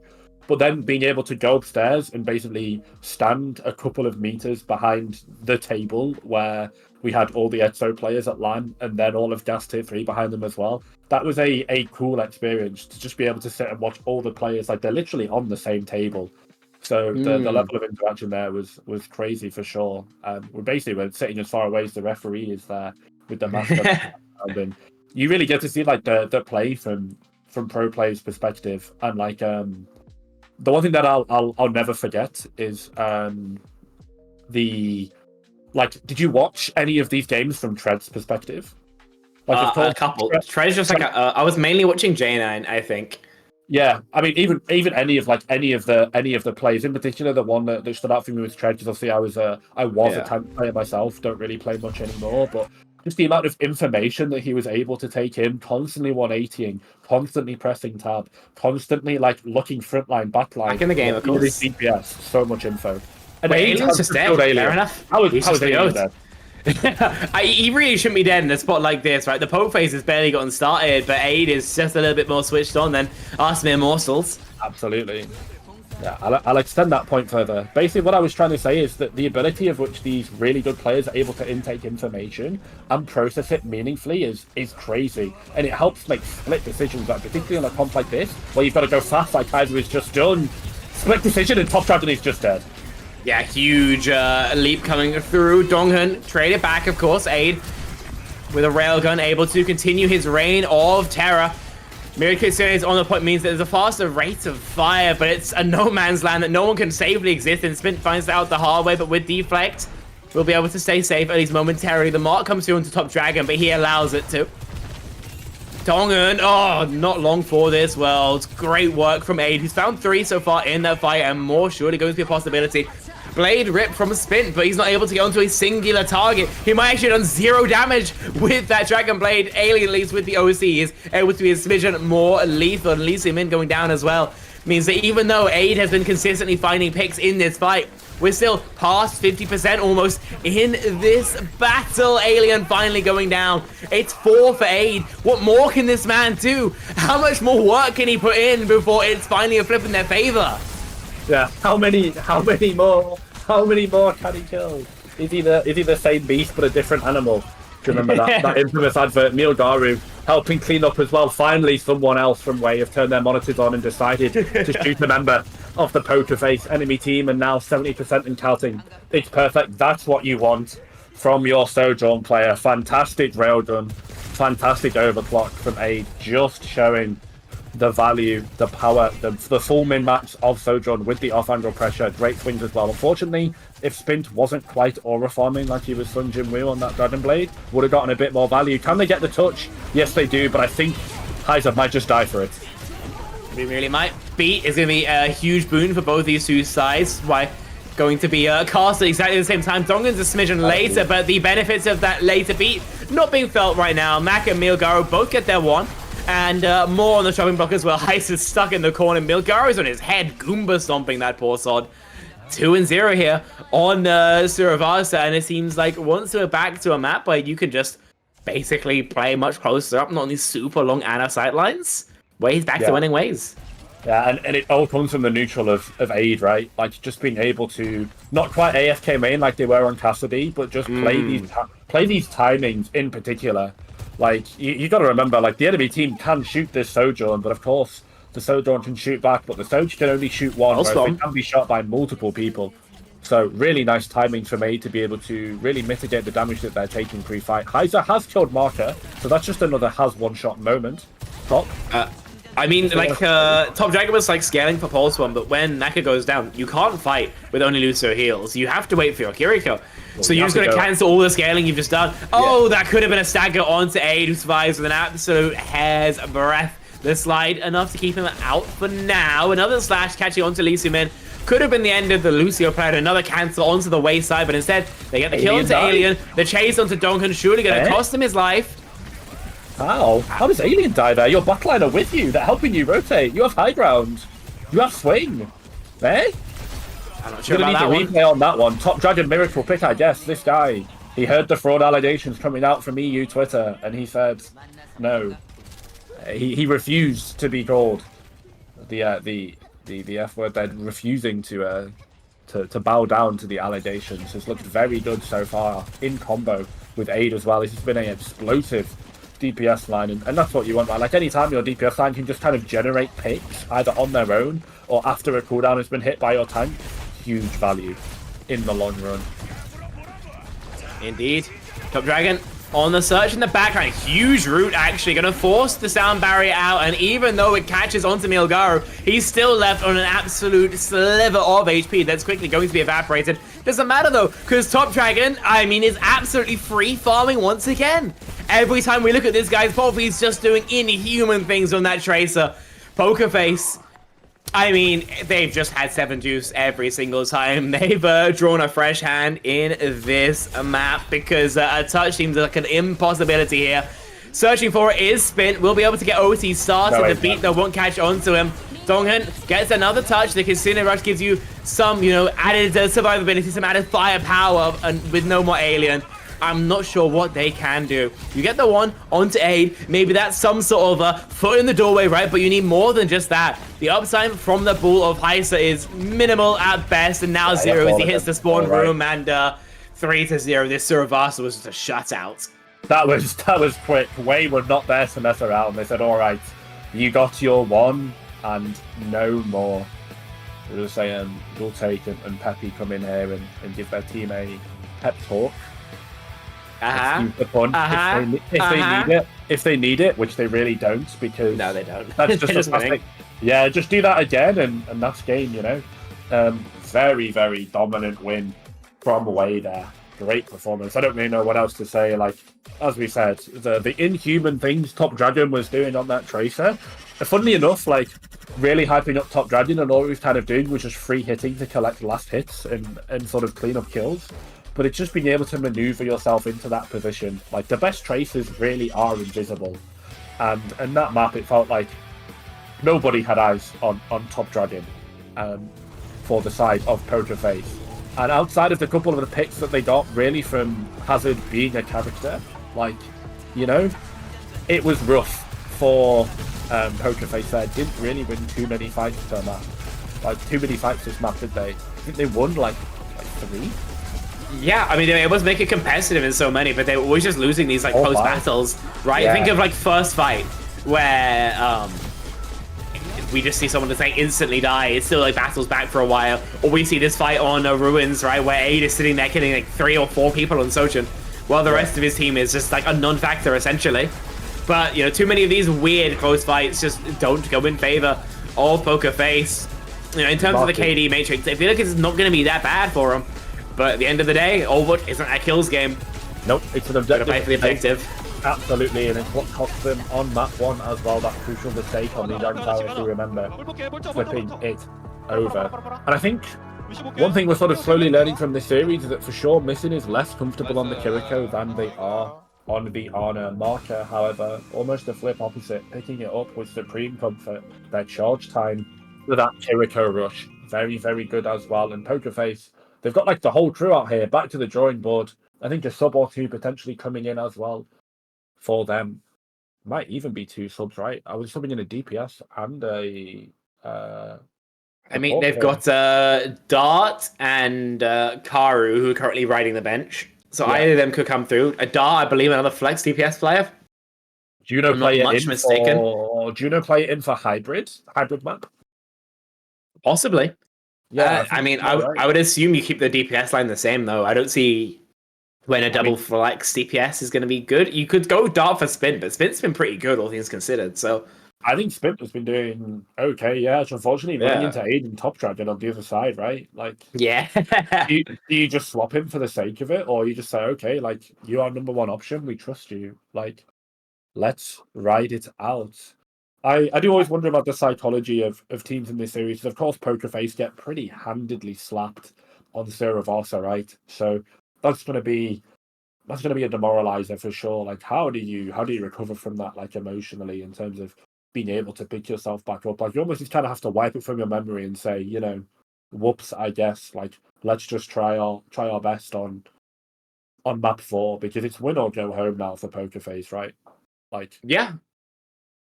I mean, single elim bracket all throughout this SOOP Cup playoffs, of course.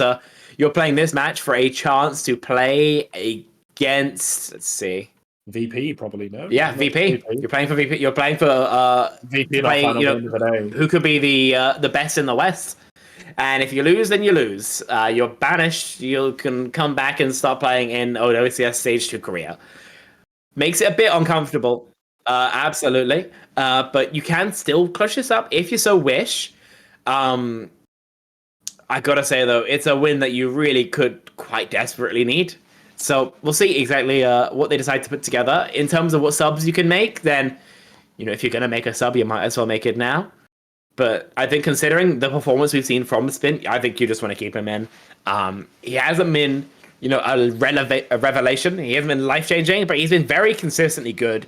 And after you just got kind of, schmicks like that on Suravasa, then consistently good is more than you can ask for. No, 100%. Map reveal going in. And Esperanza. There we go. One of my favourite maps. Fair enough. It's a pretty good one, all things considered. It'll be pretty comfortable for most of the...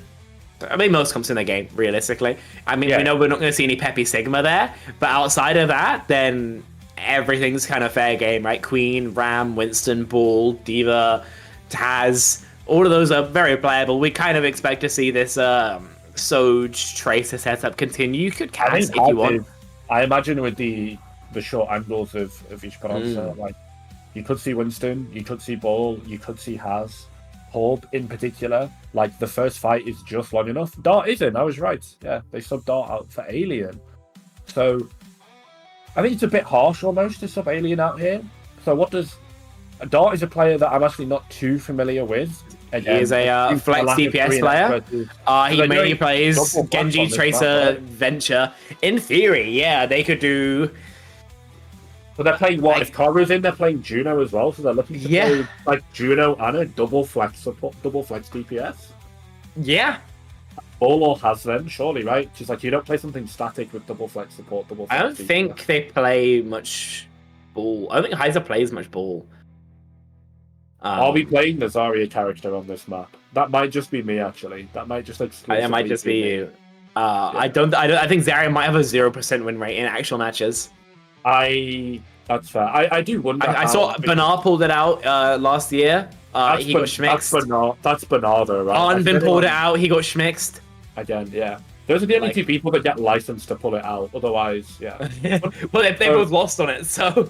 As someone with over probably 1,000 hours on Zarya, in terms of Overwatch, to be fair, it's been 8 years, but holy.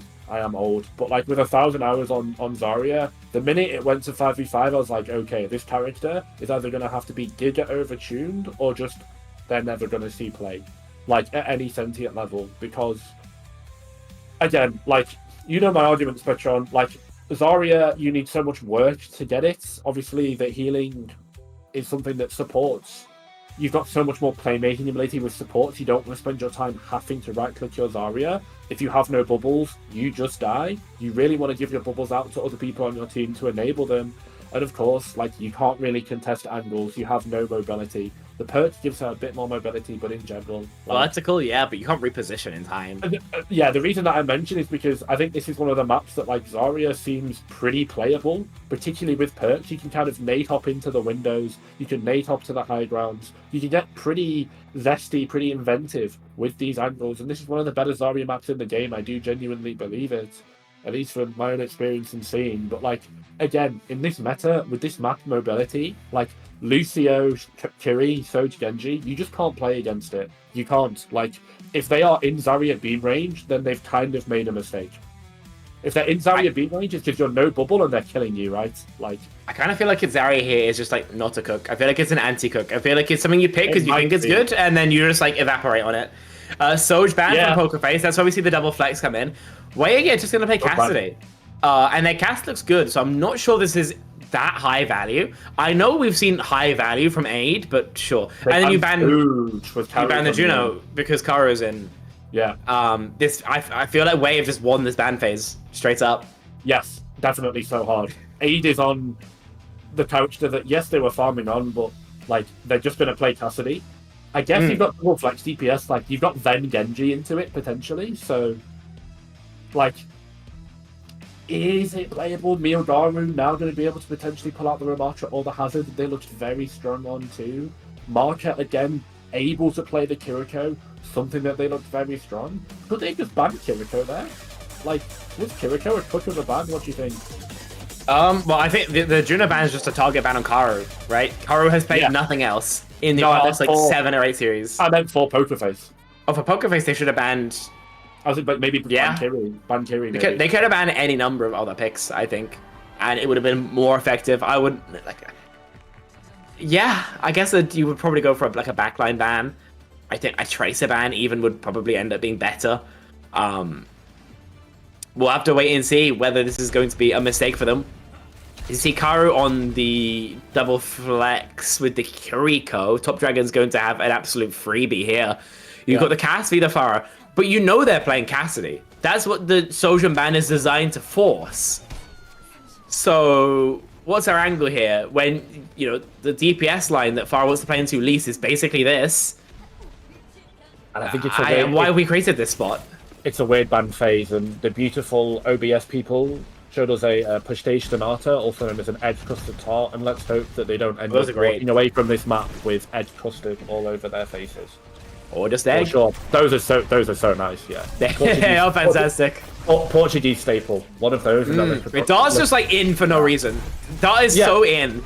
I wasn't even ready to throw. Yeah, I wasn't even ready to... printed. Okay, like I wasn't literally. Okay, sprinted it there. Like both your DPS are just dead. Dart comes in and immediately dies. That is not what you want. Aid is on Cassidy and frying. Like the reason that again I was like a little bit chill and mentioning the push days and the food is A, I'm hungry, but B, the fight should never happen that quick. Wei should just not get to 3-2-1 on your team and kill both your DPS for free.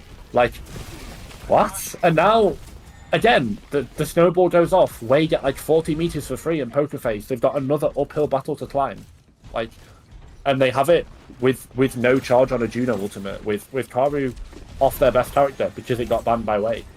And Farah, you know, kind of sucks at taking space. You know, you can't just swing with as a hit scan. You need to establish. No. Top Dragon though does go down. Necessary kunai found from Poker Face to allow them some sort of leeway to play around.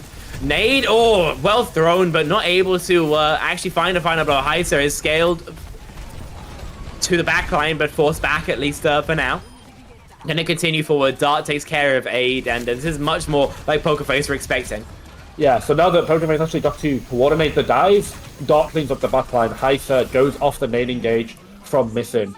And as we saw, like Missing way more comfortable on this Ana than they were on the Kiriko, right? So again, another great map for this Ana. So I think backline advantage definitely going over to Poker Face, even though the Juno was banned out because, you know, Kiriko is Kiriko, right? But again, just a really nice neutral fight. Now they've got ultimates to take the lead and then get the snowball. Could even potentially be flirting with a first early checkpoint cap here. So remember, guys, push does start at 3 minutes. So for the next 4.5 minutes, it's a little bit fake. We're going to get some ping-ponging back and forth. Just kind of how the round and the map works. Oh, Dart just peeks for no reason. He's on his mouthful moment. Easy kill for Aid there. Milgaro gets his one as well. Nana Boost is somewhat threatening, but he's somewhat overshot. Heiser is just going to be an ult bank in the backline. See if they can chase it. Doesn't seem like they can so far, but what a fight to give over. Yeah, one unbelievably untalented player Malfoy was, by the way. On his small business arc now. Best of luck to him. Flashbang, not as good as it used to be. That is going to be no problem for Heiser. Really interested to see when this Winston decides to go in. It's after supports die. Yeah, Spin just kind of walked into the backline, and there's nothing that Wei can really do about it. Aid not in position to punish at the very least. He does take care of Karu, but Spin is kind of free farming, so I'm not quite sure what's happening. Nobody is on the robot, by the way. Nobody is even trying to touch it. We don't play objective. We don't play objective in I mean, they're both so scared of pushing into the Farah and the Cassidy, respectively, right? I mean, just have your Winston do it now. Like, you can at least push out into an open space, and then I guess you get poked out really hard, right? So you got to remember, actually, if neither team pushes the cart, this is good for Poker Face. So it's on Wei. It's their onus to capture the cart, right? Because otherwise, Poker Face can just drain down the time bank, go in with an ultimate Rush! Oh, not perfect, but it gets the job done. Aid goes down to it, but in the meanwhile, Milgaro has been able to isolate the backline somewhat. Maka goes down, though. We have traded things out and missing with the nade.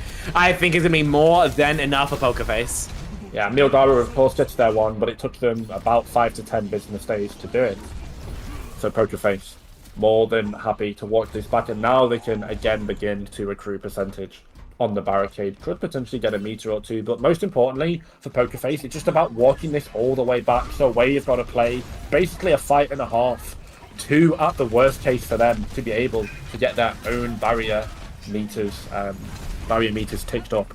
Really nice, important move for them. I think people really underestimate the ability to try and move this robot in the lost fights, because it basically equates to like almost a one fight. You lose and push it all the way back to your own barricade. It's pretty much a fight win, especially if you don't commit ultimates. Again, guys, Overwatch is an objective game. .mp3. Like we are in pretty deep with our Winston. Milgaro is getting involved here. No Primal to bail him out, but a Nana boost could come as a repressure. Top Dragon dead again. Actually had a bit of a quieter map at least here so far, but considering you get the trade for Spint, you're not too mad about it. Lisamin does his best to run. The Nana boost is going to keep the backline survivable enough. You've got that rally as well, should you so wish. But it seems like instead you're just going to right-click the Winston down. Karu, of course, has had a pretty poor matchup against Milgaro 95% of the time. But as you mentioned, moving the bot in these lost fights is going to make it so much of a less of a wound for Pokerface. And again, Pokerface only have the Nano now to be able to watch it all back and then get some percentage. Way the rally's going to do a good job at just being able to go against that.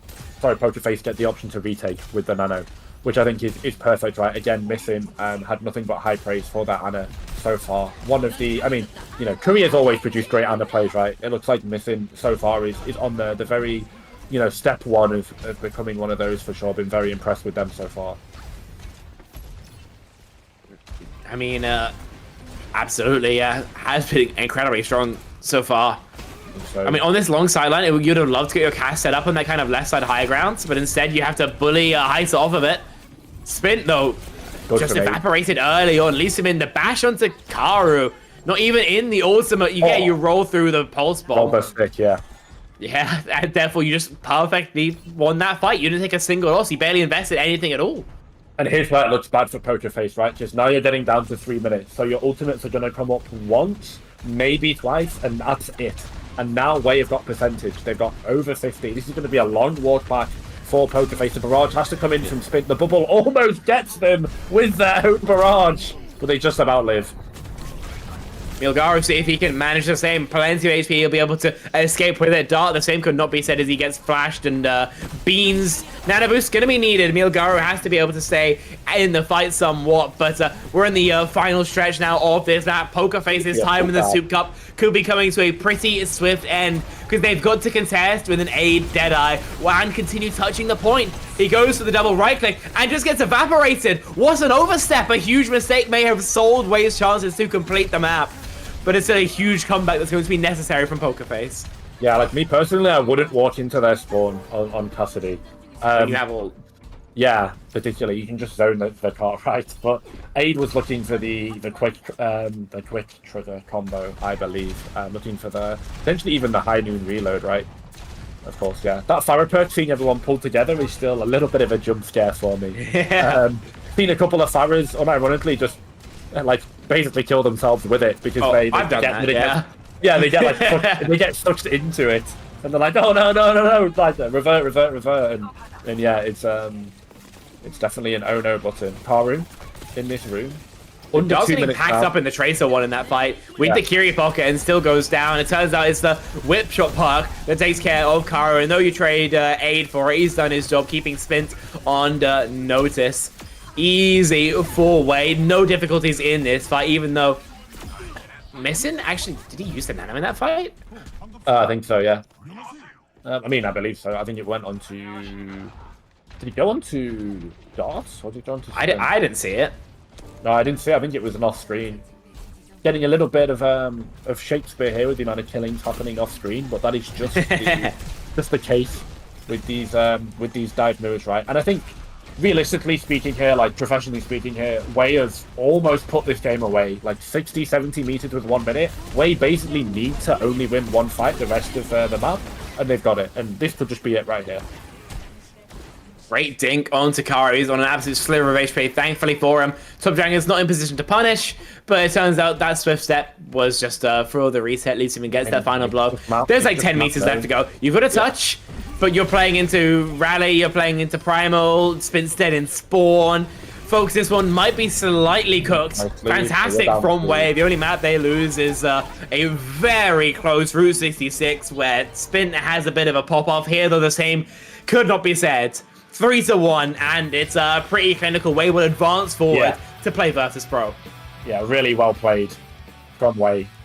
Looking at that matchup against the best that EU have got for now, and really strong team from Virtus.Pro from Europe. So exciting matchup for them for sure. And as you said, like it was a very close Route 66 Poker Face, I think, fight tooth and nail, and that might have just been all they had left in the tank after map 2, which is really harsh to say, but unfortunately those last 2 maps kind of not close. Like the first 4 minutes, Yeah. they get out to that early lead after winning that fight, but like after that, I mean, Kuravasa was dominant. This one pretty strong as well, and Top Dragon, very well deserved player of the match. We said going in, expecting them to fry in a very much more comfortable environment, able to play those dive characters with a dive tank, someone that knows dive, as we said, you know, the whole thing of Koreans coming out the womb playing dive.mp3, as I said, like etc. etc.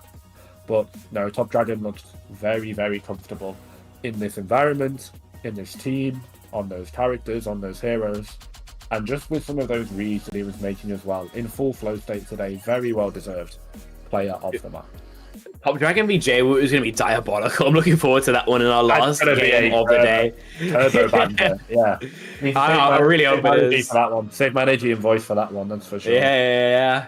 Okay, then, considering this is the last for a hot second, you know, remember one more time, make an account here on SoopLive.gg. Make sure you follow Ex Oblivione GG as well, so we can continue doing this co-stream. You know, I don't know about Jace, but I'm having a blast doing this, and you know, if it's successful, hopefully we can do it again, maybe next year, maybe for even an OWCS broadcast. I don't know how it works. I don't know any of the business. They just tell me to start talking. Yeah, I don't think they'll hire me again, but I would recommend rehiring Spectrum, that's for sure. A fantastic run so far. And then we've got some banger games coming up now. I believe this next one is what, T1 versus Nightmare, right? Yeah, that's going to be a really interesting one. Nightmare just having overperformed massively in EMEA, or in NA rather, after a pretty poor start. And T1, who I think pretty much everyone would agree, underperforming, not being nearly as, you know, competitive as you'd expect a partner org to be. Yeah. If NA wins this, are we going to hear the end of it?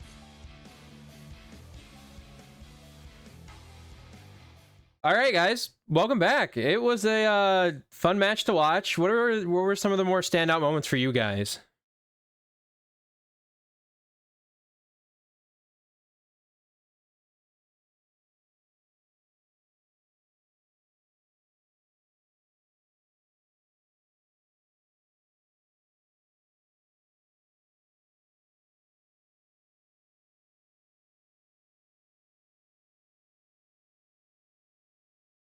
Yeah,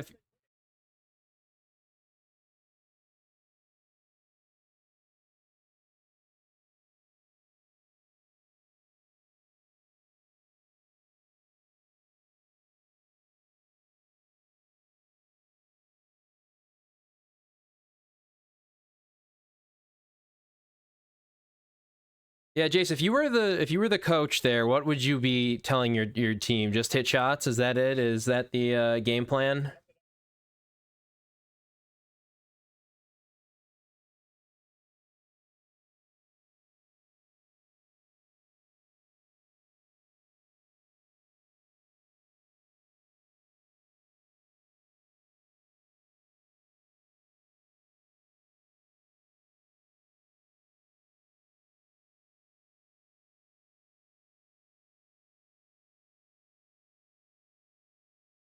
Behind the play is good. You should always register the comms and the intent. If it's a mechanical misplay, even at this level, it happens like 5 out of 100 times, right? Like these guys aren't robots, they are human. So I think the intent behind the play was good. Maybe a little bit off in terms of target focus, potentially a missed read, because I don't think they tracked it. The Sojourn would be there as well. They stood in the disruptor shot for a bit too long. But like, if a couple of variables go their way, again, like the play is fine, and it is just map winning, right, Rocks? So again, the intent is good, so I don't think you should ever really be too harsh. But you know how harsh the Korean coaches are, right? So they can be pretty hard on players historically. Yeah, and you know, like you said, you don't want to be too hard on the players, but we're gonna throw to a quick break here, because for the first half of that we did not have any audio, so you know, a little funny hiccup there in production, but hey, it happens, you know. Maybe my coach will yell at me in the end. So we're gonna throw to a Maybe. quick break so you guys can go get some breakfast.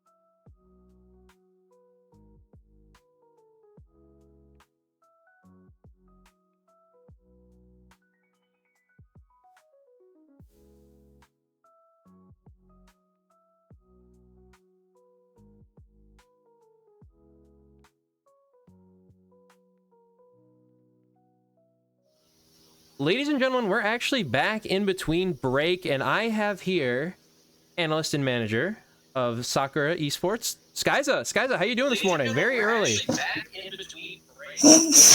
Hi, how are you guys? How are you guys doing today? I'm doing well though. Yeah, very early in the morning, but as some people may know, we conjoined effort here to bring Exo Soccer together, and we won Calling All Heroes. So you were a little bit more involved with the team as that was going on. What was that like for you? I think mostly for me it was about I was just mostly checking in with players and staff on day-to-day basis as I was working on a lot of my stuff and yeah. But a lot of it was, I think, mostly like the team staff. I usually just checked in with the team staff to make sure the team staff were doing okay. The team staff checked with the players, you know. It just went all back and forth like that for the most part. Yeah, I understand. It must be difficult working with someone like KP. So, you know, the Marvel I mean, Rivals player. KP's fine to work with. All my experiences with KP have been great. That he's asking me for $20 more every single day. I mean, we got he wants the Marvel Rivals paycheck. He wants the OnlyFans stipend. I mean, The OnlyFans yeah, he wants everything under the sun. The KFC dinner, bucket meal combo family pack. But you know, let's focus on a little bit more about you. You've been in the scene since roughly 2024, right? At least from what I could find. And you were an analyst, and I've been in the pro scene for about the same amount of time as you. Actually, I joined Ex Oblivione maybe like a month before, but again, I wasn't really a part of the org or doing anything like that. I was just making funny YouTube videos. You were an analyst. Can you tell me a little bit about that and what that was like? So, honestly, my very first job as an analyst, I was doing spreadsheet work for Sheer Cold, where I would sit down at my computer and I would look at script and stuff and I would put numbers on a spreadsheet. I will say it was the most boring thing I have ever probably done in my life. But I think it was worth it because I started there, so I proved myself some way. And I never had to do that again, thank God. But yeah, that was my first thing ever as an analyst, was doing pure numbers and not doing actually any gameplay watching. Yeah. You obviously again have a wide pool of talent you kind of work with, or kind of, you know, talk to managers too and scout and everything like that. Who are some of your favorite players to work with? Ooh, players. I won't say I have any I don't have any favorite players. I've worked with a lot of players. That maybe I have I have favorite teams I've worked with. But I wouldn't say I wouldn't say I got favorite players. My favorite team right now though is actually Dildux. Dildux is my favorite team. Dildux on I'm top. currently working with them right now. Yeah. What? What was that? Dildux on top, right? Yeah, Dildux on top. So what? Tell me more about Dildux. What are you doing with them? What's going on over there?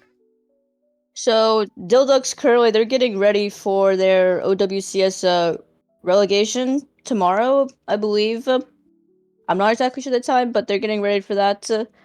And I'm still working on their my scouting plan for them yet. And that's what usually I do. I'll do like a write up or a roast session of the enemy team mostly, and I'll just give that to them, and they could do what they want with it and all. Yeah, it sounds like a very player-oriented kind of roster, like Exo Soccer. I mean, Yeah. we had kind of the players, running on Lijiang Zen. So, I mean, It's a very player led roster, and I personally really like that. yeah, less they can kind of figure it out for themselves. You know what I mean? Yeah. Um, Yeah. Obviously, we plan to compete on Calling All Heroes in the future. How do you feel about Exo Sakura going forward? What do you think that's going to look like? What do you think? How do you feel about that? I feel very, very positive towards it. I think that working with EXO was a huge opportunity for Sakura, and I'm really glad that we took it because it allows us to work with an organization that has a lot of history in Overwatch, and it also allows us to have a good jumping off point as Sakura has been they came off of a hiatus after about 3 to 4 years, starting around May 2024. It's been really slow for that entire year of 2024, and then 2025 we picked up an OWCS team and we kind of skyrocketed. But now we're kind of coming down from the high, and we also need we just need a little bit support going into Calling All Heroes. So Yeah, I was gonna say you've worked with players like Proda and Zoro and everything like that. And that must have been very exciting, especially when you guys were doing so well in OWCS. It was nice to see, and like I said, soccer has competed across all kinds of regions, and you guys have really kind of taken off. It was an impressive rise to watch as a viewer, because I really haven't been more involved on the business side of things of EXO up until I said, hey Kevin, I have $10 billion just sitting in my bank account and I would like to light it on fire. And then me and Kev played a lot of TFT, and some of those mornings were a little stressful, I'll say. May or may not have broken a monitor or two, but it happens to all of us. Come on, it'll happen. I mean, It'll happen. But is there anyone specific you want to shout out or thank or tell us about that has really influenced you or impacted your career here in Overwatch esports? I think the one person actually I got a few people really. I guess I think it's just mostly anybody who's given me a chance to ever work with them in any type of capacity, whether they've looked at my work, I've worked on a team with them or whatever. You guys have really helped encourage me to just be the best I can, and I really wouldn't be here without you guys. I wouldn't be here, especially without my family and without my best friends that I play Overwatch with every night. I love them so much. So yeah, I would not be here. I wouldn't be here without them, and I wouldn't trade the world I wouldn't trade the world for it. We got to get an Exo Sakura staff team going. What role are you? What role do you play? I'm the primary contact for Sakura because right now our Sakura's owner is an Apex Legends player. Yep. So he doesn't really do much in Overwatch. So I'm currently just running everything that's on Overwatch right now, and the only thing that we're doing right now is Overwatch. No, I mean, like, what role do you play in terms of like Overwatch? Like, what Oh, character do you play? If we were to oh, get an Exo Sakura staff team going, with me, you, Big Boy Kevin H, and a couple others, we could get Finn and Nat involved as well. Where are we sticking you on the roster? you're either gonna stick me on tank as a ball OTP, or you're gonna Yeah. stick me on support as whatever. Let's go. So you know ball then, obviously. Yeah, I know ball. I You love know ball. ball. So once again, what is your or not once again, but what is your most or what are you most looking forward to here for Soup? Because we got Nightmare versus T1 and Virtus.Pro versus Way coming up. I mean, come on, that's got to be those are gonna be some Map 5 gigabangers. Which match are you most I looking think forward to? I'm looking forward, I guess, mostly to have like you have the number one NA and number one EU versus Korean teams, and we all know that Korea is on a different level than NA and EBA. So I'm really excited to see those matches going into can Nightmare and Virtus.Pro compete with the Falcons and Crazy Raccoons? And I feel like these matches are going to determine that out, or I guess determine like a perception of can these Western teams battle it out with these Eastern teams? So Yeah, will NA be plumbers as his history may have unfolded a couple times that way. But Virtus.Pro is looking pretty unstoppable, and honestly, I'm a big Vestola fan. I'm a huge Vestola fan. I'm very excited to watch him play. His breakout performance in the World Cup, and even then on SR Peak Check was, oh my goodness. I loved watching it. It was good. It was amazing. But yeah, I would definitely say that that Nightmare winning NA, it's not that I wasn't surprised, but I also kind of was surprised because they went up against two partner teams, Team Liquid and Space Station. They were definitely on my top four, but but not as my number one winner though. yeah, So I'm really surprised of how far. I'm really surprised and really excited to see how far they've come along. Especially they're competing with basically owl level teams. yeah, I mean, you got Nightmare, like you said, owl level teams. We got Sugar Free. For my money, and I will say this till the cows come home, probably the best player in NA, hands down, period. Just Yeah, in he terms is of best raw player in A. skill. Best player in A. Also former Vancouver Titan, so obviously I might be a little biased, but you know, I'm spitting facts here as well. But it was definitely a surprise for me when Nightmare pulled out the win, because you know, you got Sugar Free on that roster, and Yeah. like you said, partner teams falling in the wayside with RuPaul and Vega, the former backline of the Toronto Defiant in OWCS season 1. Obviously, they split off a little bit. Sugar Free wanted to play with Seeker, and Seeker, now that Cass is dominant, I'm expecting big things out of Seeker. It'll definitely be an interesting watch, we'll say, as we go into China. Yeah, I'm excited. I'm excited to watch it. I'm excited to see what the West can do. Yeah, and we're ready here to go into our next game, so I want to thank you for coming on. Always appreciated.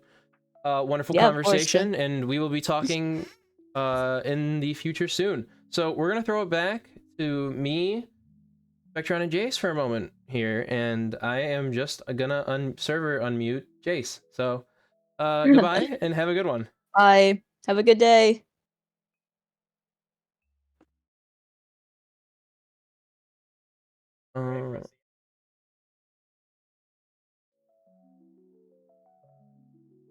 All right, Jace, you have talking privileges again, and I'm saying that live on stream. So All good. what are you guys expecting from this match? I mean, they're doing the walkouts now. It's Nightmare versus T1, obviously. Who do you think has the advantage here? Who do you think has the edge? Not to Yeah, be go on, the go on. Koreans a better guy, but guys, Koreans are kind of better.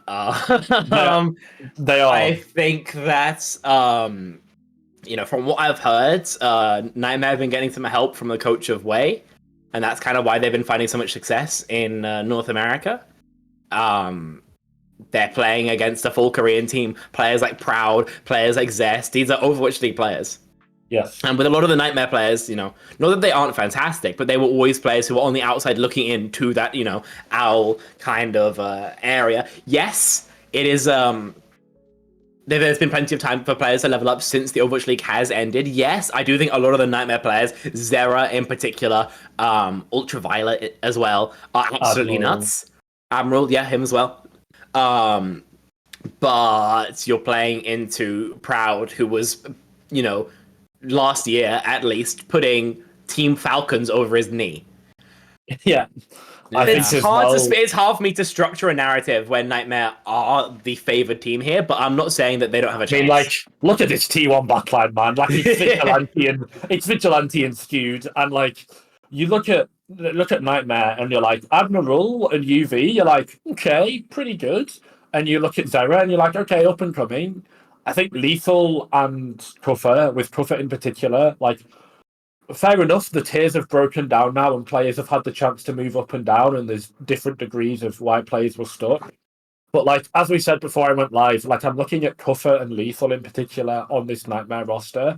Unfortunately, I just don't think that those two are on the same level as the other players on the roster, and I think potentially they just are able to be exploited in terms of hero pool, comfortability, experience, skill level, etc., etc. The one thing I will say is that historically, the best ways to beat Koreans is just do weird stuff. Play stuff that they've never do stuff that they've never scrimmed into, Play Sim Torb, Do that kind of wacky stuff and try and catch them off guard, because you'll at least be able to take a map or two for sure. Then you might be able to really alter their psychology. You might be able to get free bans out and then play on normal game after. In particular, Spec, you were very high on Zera coming in.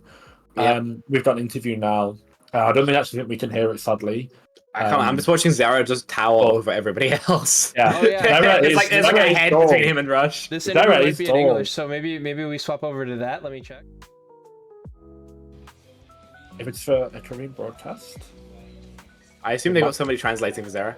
Yeah, I assume it's probably translated for Zera. Team with a lot of passion and competitive drive. So when we were presented, I mean, looking at Coach Rush, looking at Skewed, looking at Vigilante, looking at Don Hack, Zest Proud, I know you said this T1 roster is struggling a bit, Spectreon, but it's a struggling over this team. Come and compete more. Are they not just Soul Infernal with Rest in Peace Philadelphia Fusion? Basically, are they not just Soul Infernal with an upgrade? With Vigi, with Prouds. So they're a mid Overwatch League team in a very competitive region with an upgrade, going up against Kuffer and Lethal.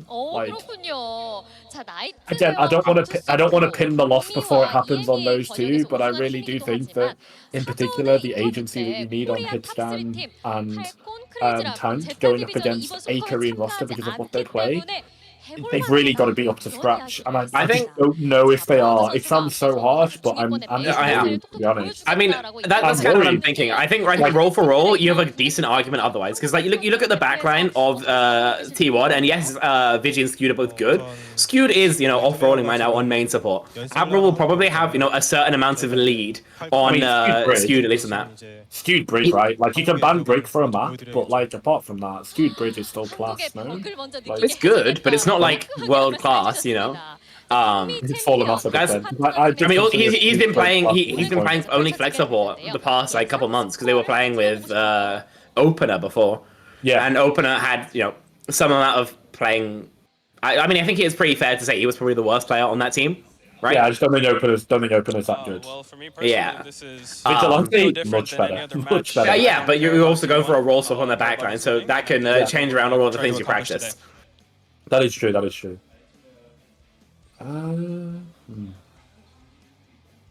But I don't know. I do think the other thing is that I think Zera is going to be about matching Zest and Viper. Oh yeah. On the flex support, I think he's about that level of good. I think Proud has a lead over Lethal. I think Donghak generally has a lead over Kuffer. I think that Donghack does have a tendency to have. Donghack's int timer is pretty bad. Let's keep it a buck, right? Yeah, true. He likes just to like walk out and just evaporate people. And sometimes he gets evaporated when he does that. Yeah, And I think that Kuffer won't do that, but I think that Donghack's neutral, if he's not inting, is generally better than Kuffer's. So let's see if Nightmare, because I think both teams will be playing somewhat to punish the enemy tank. So we'll see if Nightmare are capable of doing that better than T1 will. I also think as well that the ways in which the Nightmare are going to be able to punish an inting tank, I think it's going to be way... Like, Donghack's going to be able to get away with more, is what I would say going in. Of course, I think I'm a little bit potentially overscarred, dare I say, after the... do you remember the interview that I forget where it was on, so I'm not going to distinctly mention any brands or podcast names that aren't related or sponsored. But I believe it was from Coach Hunter talking about his experience with Korean tanks on the Gladiators, that he just thinks they've got a ridiculous, like, no sense of tempo on, like, Ramatra in particular. Do you remember? Like, it was Hunter talking about how Marvel just wanted to walk. Yeah. And I feel like from what you're saying and from what I've seen, the Donghack vibes are a little bit similar. And that is very, very exploitable. But... like, as you said coming in, you said gaps. I'd refer to them as canyons, because I think there is a canyon between Proud and Lethal, and a canyon between Donghack and Kuffer. Kuffer's Winston is good, but unfortunately, like, it's a Western Winston. So you always have to put a grain of salt on it, right? I would rather... they're just missing Infected, right? Like, they're just missing Infected. You would have loved to hold on to Infected if you're a Nightmare. Unfortunately, he's on a strong team of his own. I think he's hands down the best tank in NA. I think I think North America as a region, unfortunately, struggles with having good tank players. When you look at the other strong NA teams, and you've got, was it Kellen, who's on... Liquid? No, was that there is no more Toronto. No, Liquid 2025. True, my bad. Infected is on Liquid.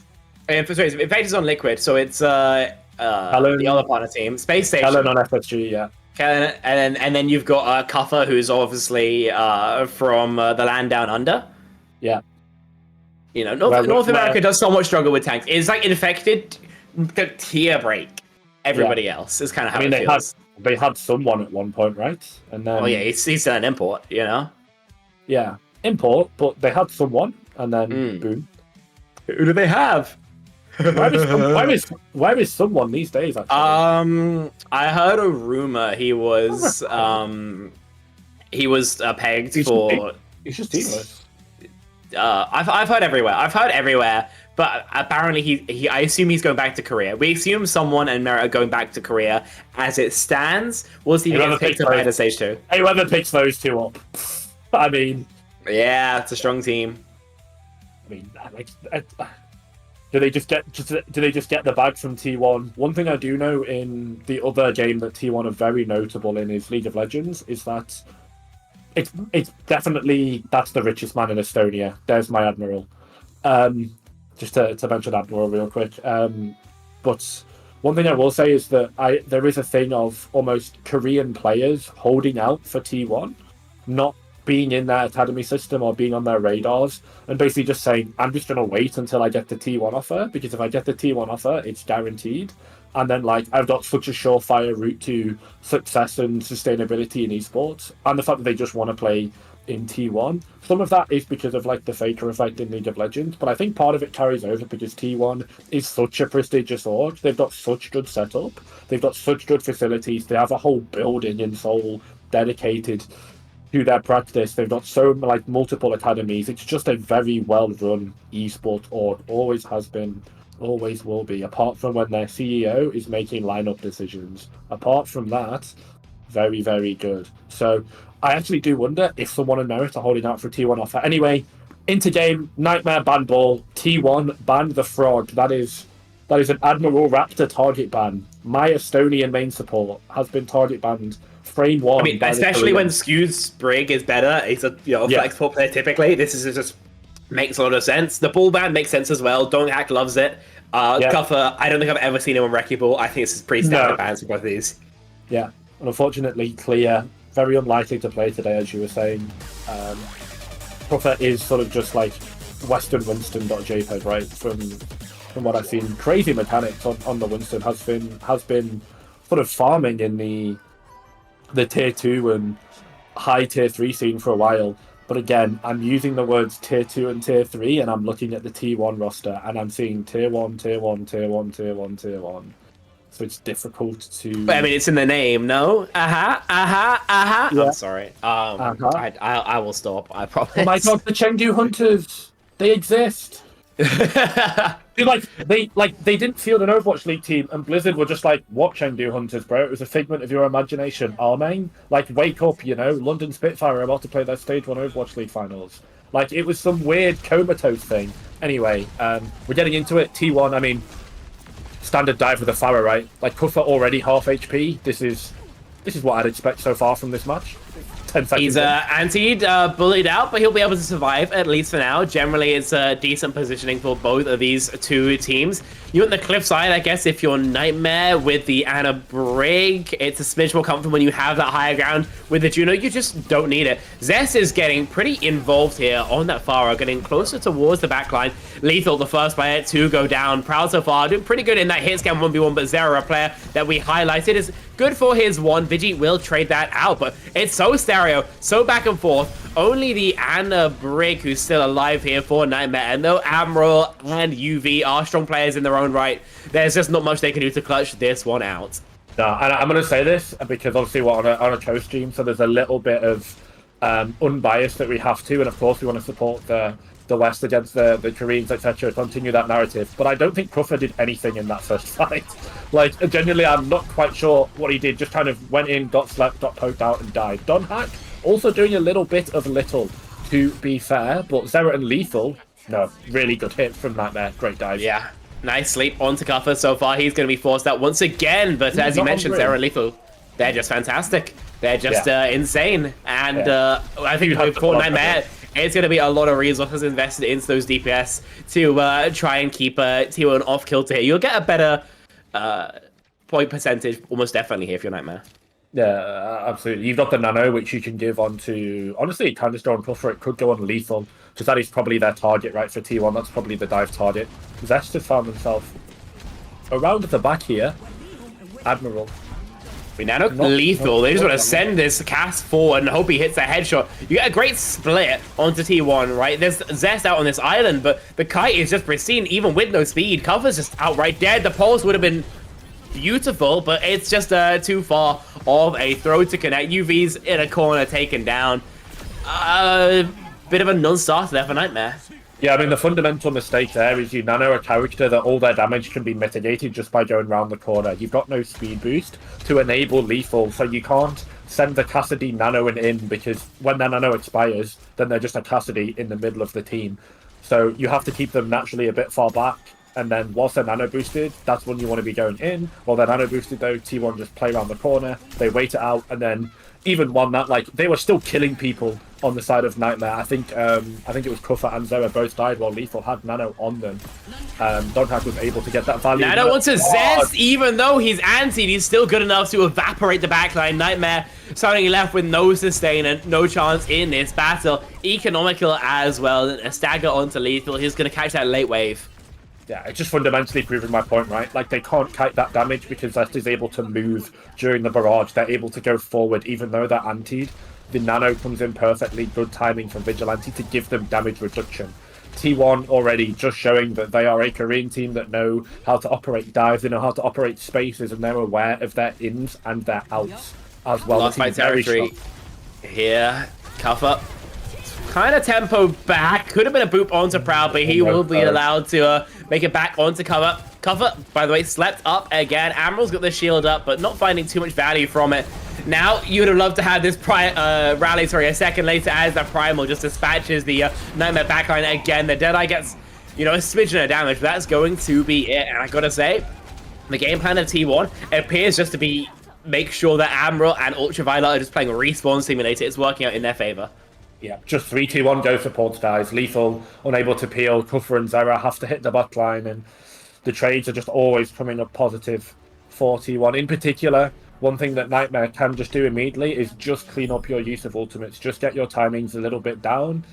Potentially a bit of nerves, maybe a bit of jet lag petering in, etc., etc. But we can give them that warm-up map. But the one thing you can't do against these mechanically superior teams like T1R for sure is make mistakes when you have your ultimates, because those are the ones that help you outweigh the advantage, right? As we see, actually, great little clip from Zera there onto Skewed, forcing the swap over to the Brigitte.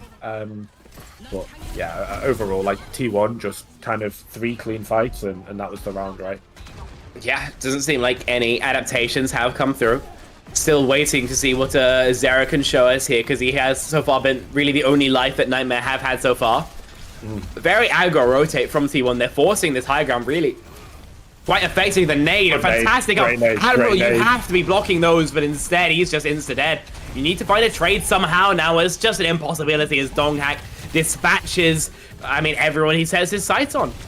I mean, like, Vigilante played like he's in Plumber Low, man. Like, just on the high ground, just chucks it so deep. And it's like, yeah, I don't need nade here. Okay, cool, guys. You know, I antied Admiral. You know, Donghack go kill. And as I said, the nade is such a main trigger for that dive. Anyone is antied, they are just dead. Can't sustain through that, of course. Such a potent cooldown in this dive composition, really, why you play the Ana. That and the nano boost. And Vigilante, now they've got high ground. It's just such easy value for them. Confidence gets evaporated every time he goes in. The nade as well. This time not good for it, but I mean, Nightmare, just another non-starter. Now, this is single elimination game here. I mean, Nightmare have been thrown all the way to Korea, across the world once over, and they're getting absolutely stomped. But, like, I just don't know how Kufra stays there for that long. It feels like, were they like booped back onto the platform? Like, I know you're going for a soft dive, but there's like no nade. It's like the Winston is going in to start the dive. There's no nade. There's no tracer in position. There's no dynamite or anything. Like, Kufra's just looking for something when T1 have got all their cooldowns, and when you get to play reactive Overwatch in 5v5, I think it's just so easy because your cooldowns aren't forced. Gonna go for a Nanofara almost guaranteed here. You can see Vigi kind of looking for it. The jump, oh, the sleep this time not connecting. It's a huge cooldown base now, but the nano on to Zest as prophesized. And of course he's good for it. UV just gets obliterated. Nightmare have basically not been able to find a thing. And I gotta say, you know, that was a great kill from Zera to open up proceedings so long ago. Since then, it's been dead silence from Nightmare. I mean, fundamentally, I think whilst Kufra definitely does prefer this Winston, I think they're just playing against a dive mirror and a superior dive team. So I want to see. I want to see another angle, because this map was not even close. To be honest, Nightmare might even just get 200 to 0 here. It's been rough for the NA org. 4% before. Oh, true. Not technically 200 to 0. UV's been booped into the cars. I mean, he's about to get one over. Yeah, Donghack's having a little bit of fun with it. He tries one more time. See, third time's the charm. It will be, of course.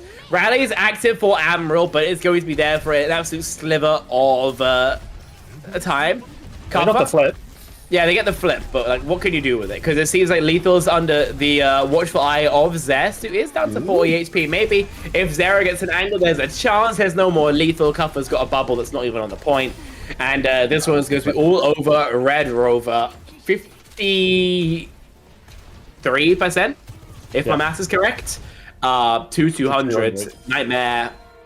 Not the start they were looking for in Soup Cup. Again, their neutrals are poor, so they get pinned down, so they are at an ultimate disadvantage, which means they're not able to use ultimates to mitigate the gap in neutral that they've got, so they get further snowballed.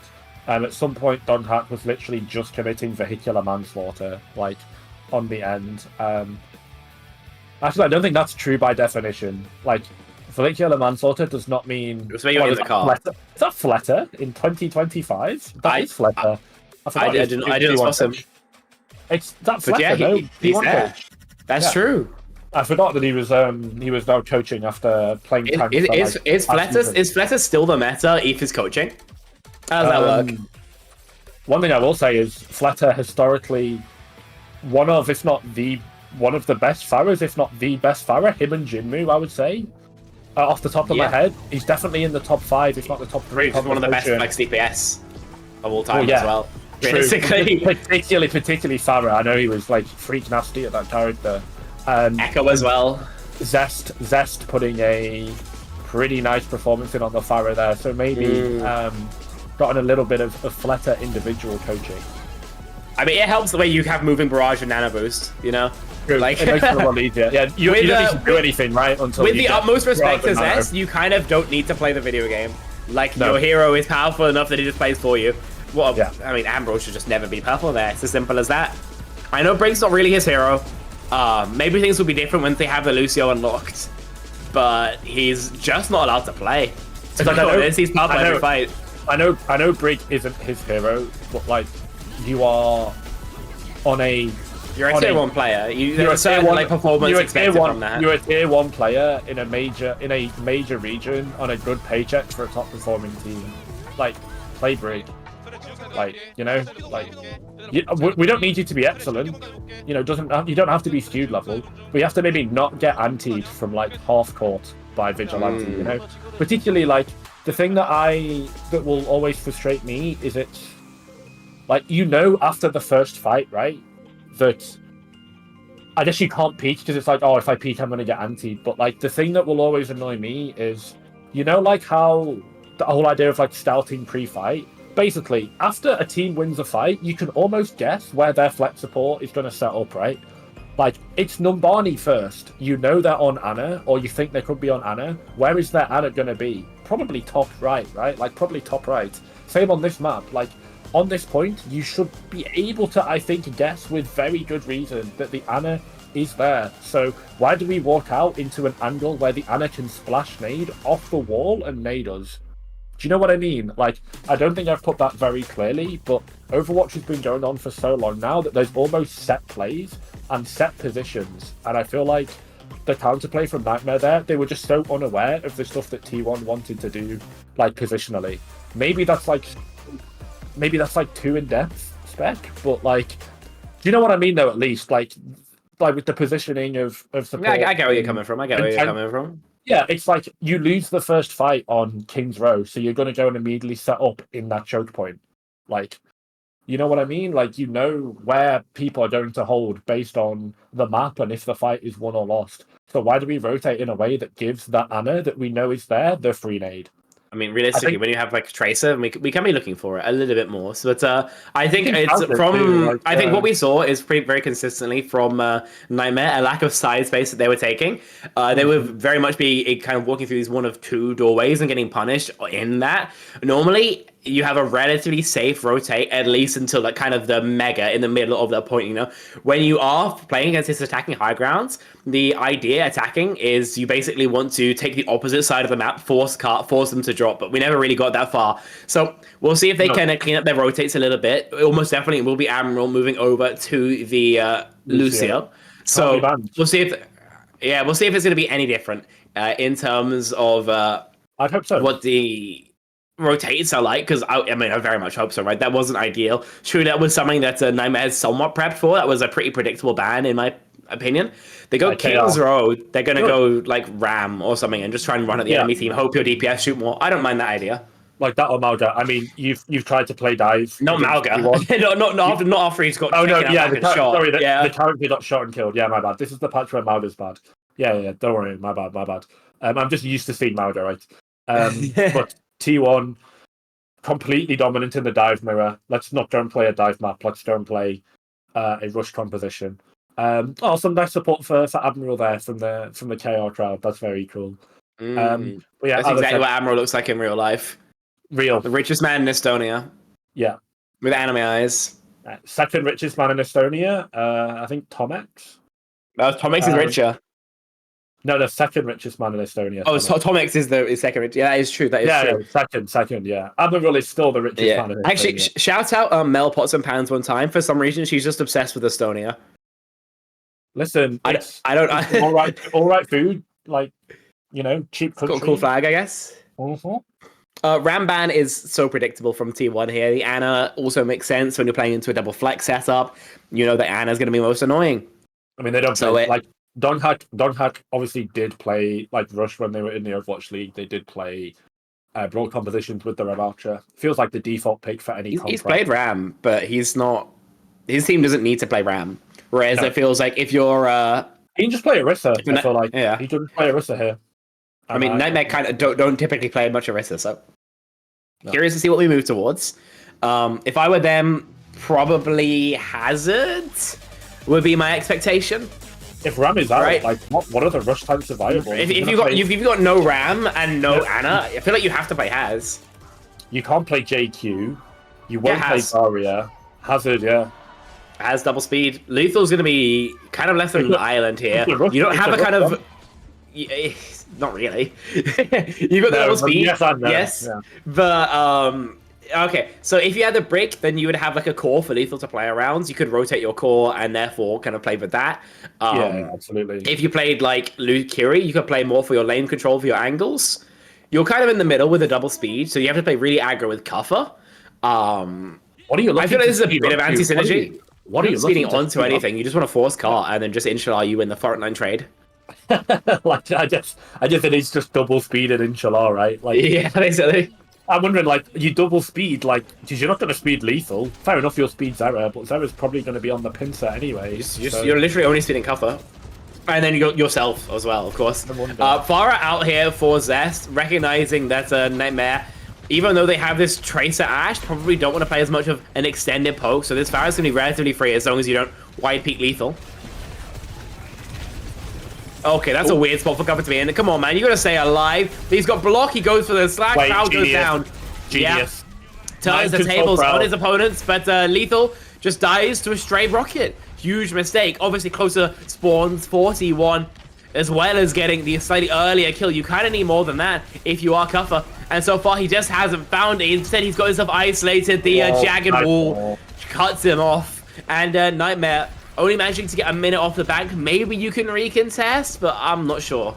It just feels like, you know, like, as I said, I've been watching, since the dawn of the Overwatch League, I've been watching Western versus Korean teams, and that first fight just almost, like, gave me PTSD. Because Nightmare get the opening pick, and then someone on their team is just traded. Almost for no reason.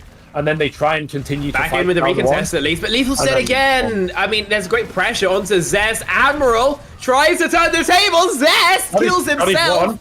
Got his It one. doesn't matter at all, but Admiral did get his one. Admiral got his one.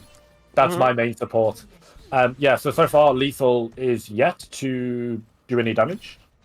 Probably has like 100, 200 damage, so massively behind in terms of economy. Again, this is going to be a massive advantage for T1 to be able to snowball.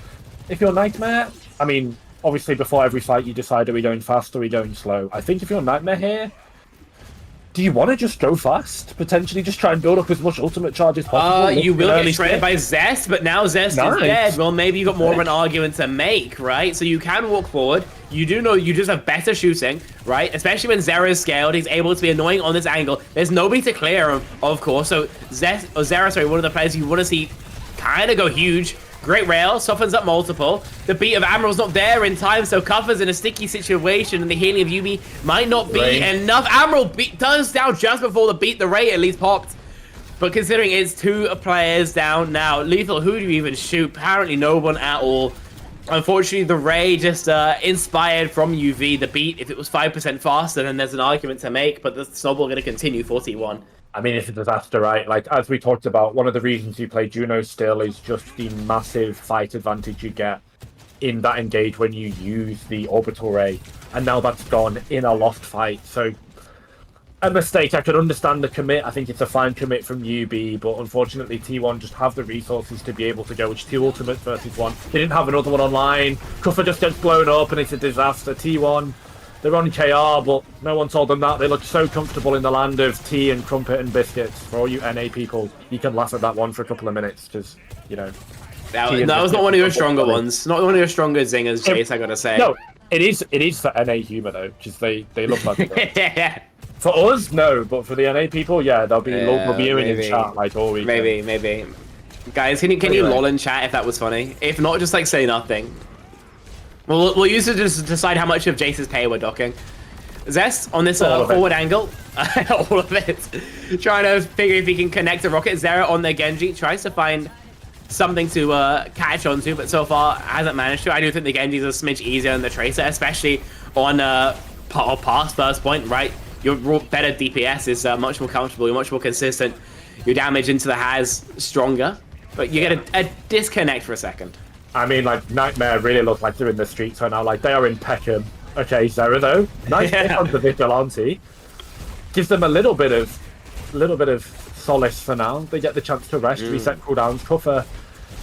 Considering really how much Nightmare loved, where were they again? Sheffield, they're in Sheffield. Considering how much they love Sheffield, they would love Peckham. I think Peckham is significantly worse than Sheffield, by the way. I think you just hate Peckham. Zest is down already. Zera, again, is finding these opening kills. It feels like the only success we've seen so far has been Zera just kills somebody. So I'm feeling pretty validated right now in saying he's probably the best player on this roster. So much pressure. I don't know why Lethal was in the island. I'm going to keep it a buck with you, but the beat from Skewed is a perfect repressure. Comfort does at least take care of him for that particular play, but Admiral again doesn't have that ult in time. The Ray from UV isn't popped defensively like maybe you'd like to see, and so it will be a fight win here for T1. Yeah, Zera got this Dragon Blade, so going to be looking very comfortable in Peckham here with the rates of. Okay, I can't continue with that. It's just a joke about just a joke about knife crime in South London. It's very, very serious, but nonetheless, Nightmare just looking to get into it. They've got Ray, they've got Blade. That should be a good 2-fight win combo for them. T1 though. Again, just showing how tempo is so important, really pinning them in spawn so they can't even get out to use these ults. Yeah, not a chance in hell. Ray Blade? Yeah, we try for it. We don't Blade, though, at any point. Zera's keeping it sheathed for a rainy day. He's still on the high ground. Yeah, I mean, he tries it now. There's a beat at least. And, hey, it's already good for the one. More, though, seems an impossibility with the deflect. A lot of pressure onto, well, both sides, Skewed and Lethal. Or Zera, rather, both went low, but at the end of the day, 2:20 on that time bank. It could be a lot worse for Nightmare. Realistically, 5 minutes almost was on the horizon at one point. But equally, on your own map pick, you probably would have wanted a little bit more, right? Yeah. Little bit of a pacifist run from Lethal on that map, I've got to be honest. Yeah, I would love to see the stats when all this is over. It's so rough for them, right? Like they just get snowballed. This feels like a we scrim 4-5 team versus an actual 4-5 team. You know, we've all been there. Admiral does get his one though, so that is my goat. Mind controls Zest into killing himself. I don't know what he's doing there, by the way. But someone's got to contest the Pharah. I would post that. That would be going in my clip dump. Why is making mind controlling Zest into to getting the splash damage onto them? Yeah. But yeah, really insane snowball. As I said, it should have been a 2-fight win ultimate, but Ultraviolet gets pressured out into using the Ray, and Zera's just in that position. It feels like they are really getting thrown about. They're getting staggered and making just like very simple mistakes right now. You know, ooh, hit it, Vigilante, hit it, ooh. Anti-fragile. Ooh. The boomer humor goes crazy. It's a K-pop reference. Hello. Vigilante hitting the new La Seraphim emote. You know. I admit I'm not really a K-pop aficionado. You know. My wife is into. She listens to La Seraphim and Cat's Eye. Those are the two that she's into. I mean, I was just listening to Vince Staples, so. That's kind of where we are right now. That's cold. I was listening to. I found like a binary mashup the other day. It was Kendrick Squabble Up, but the beat was. I think the beat was Law and Order, something like that. It was like another. It was another beat. It wasn't the Squabble Up beat. But yeah, that was completely irrelevant to the game we're playing. But nonetheless, like we're on a pause. There's not much to talk about. Nightmare. Dude, Nightmare. They're getting patched up. They're getting patched up. They kind of are. Either Lethal kills 5 or not Lethal. Sorry, either Zera kills 5 or nothing happens. Zera. By the way, Zera might be the truth. Like I know his team is losing, but like I'm still just so impressed. I mean, so while we've got time, of course, for everyone that's just joined us to see the NA humiliation live on Soup Cup, make sure to make an account and follow Soup. I think it's soup.cup/Ex Oblivione X_Oblivione_Overwatch, I believe, and give the stream a follow as well for some potential future Korean co-streams, and of course follow EXO on all their socials as well. Ours will be linked at some point at the end of the map. I don't really tweet, so you don't have to follow me. I'll just be. You should follow me. I tweet insane things about Overwatch and only Overwatch. Yeah. It's kind of, you can see twisted. Real, actually.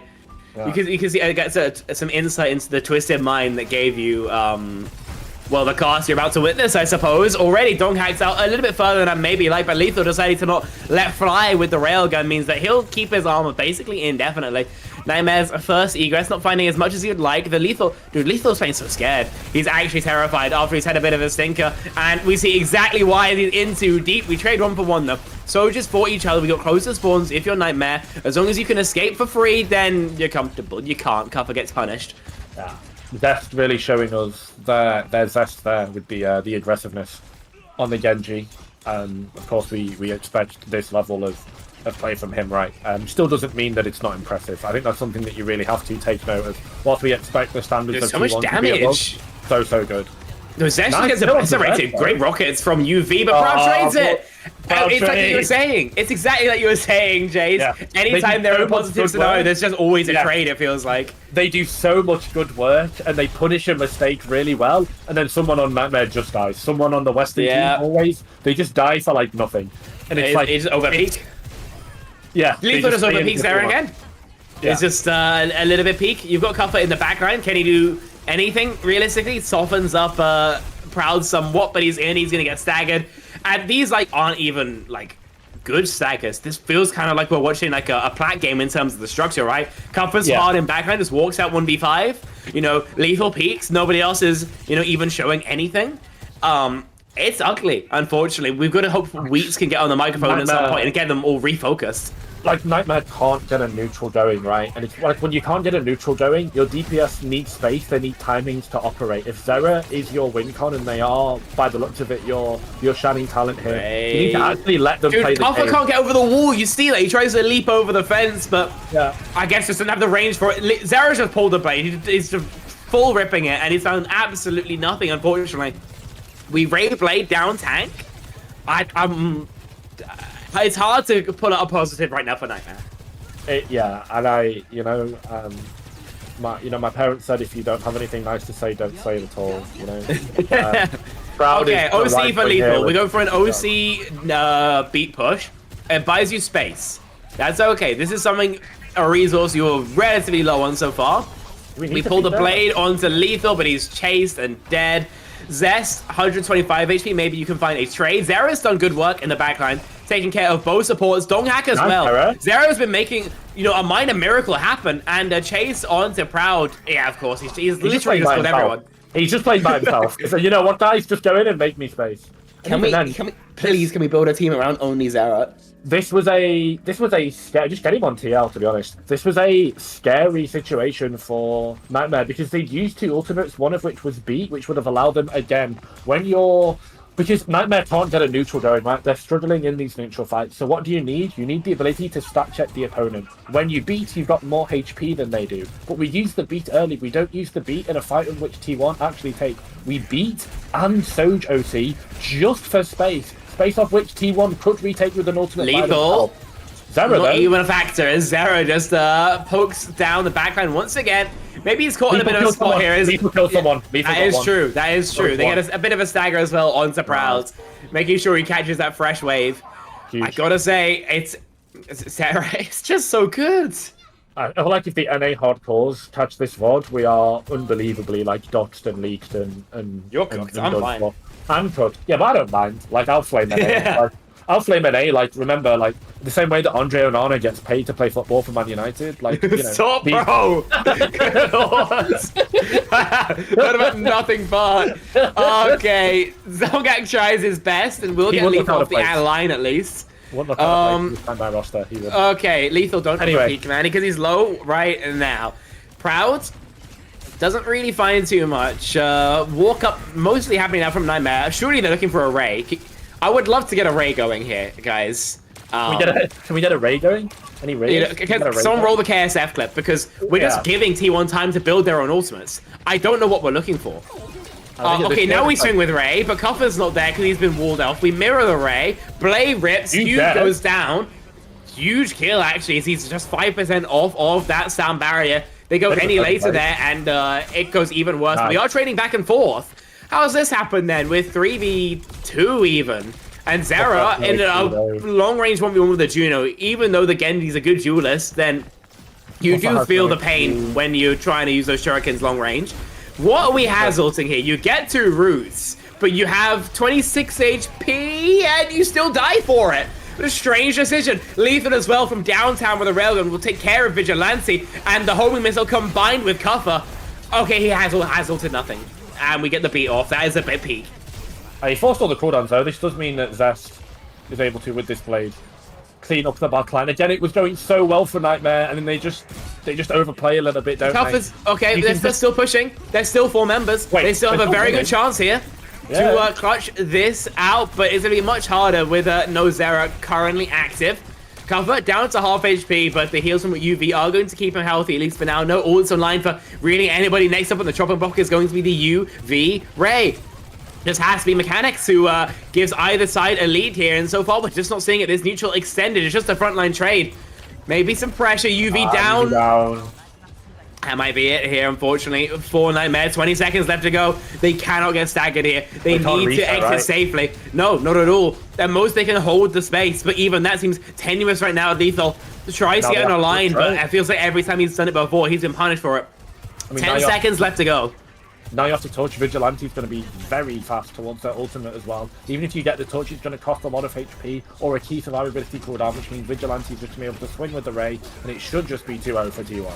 One would have to expect that, right? The lead on the Ray, a huge boon here, and Lethal goes down even without it. That should just be it. Unfortunately for Nightmare, all their ults coming online now, but a one-man beat is going to do them absolutely squat. Yeah, all their ults coming up online just as they die. Yeah, it's the classic T1.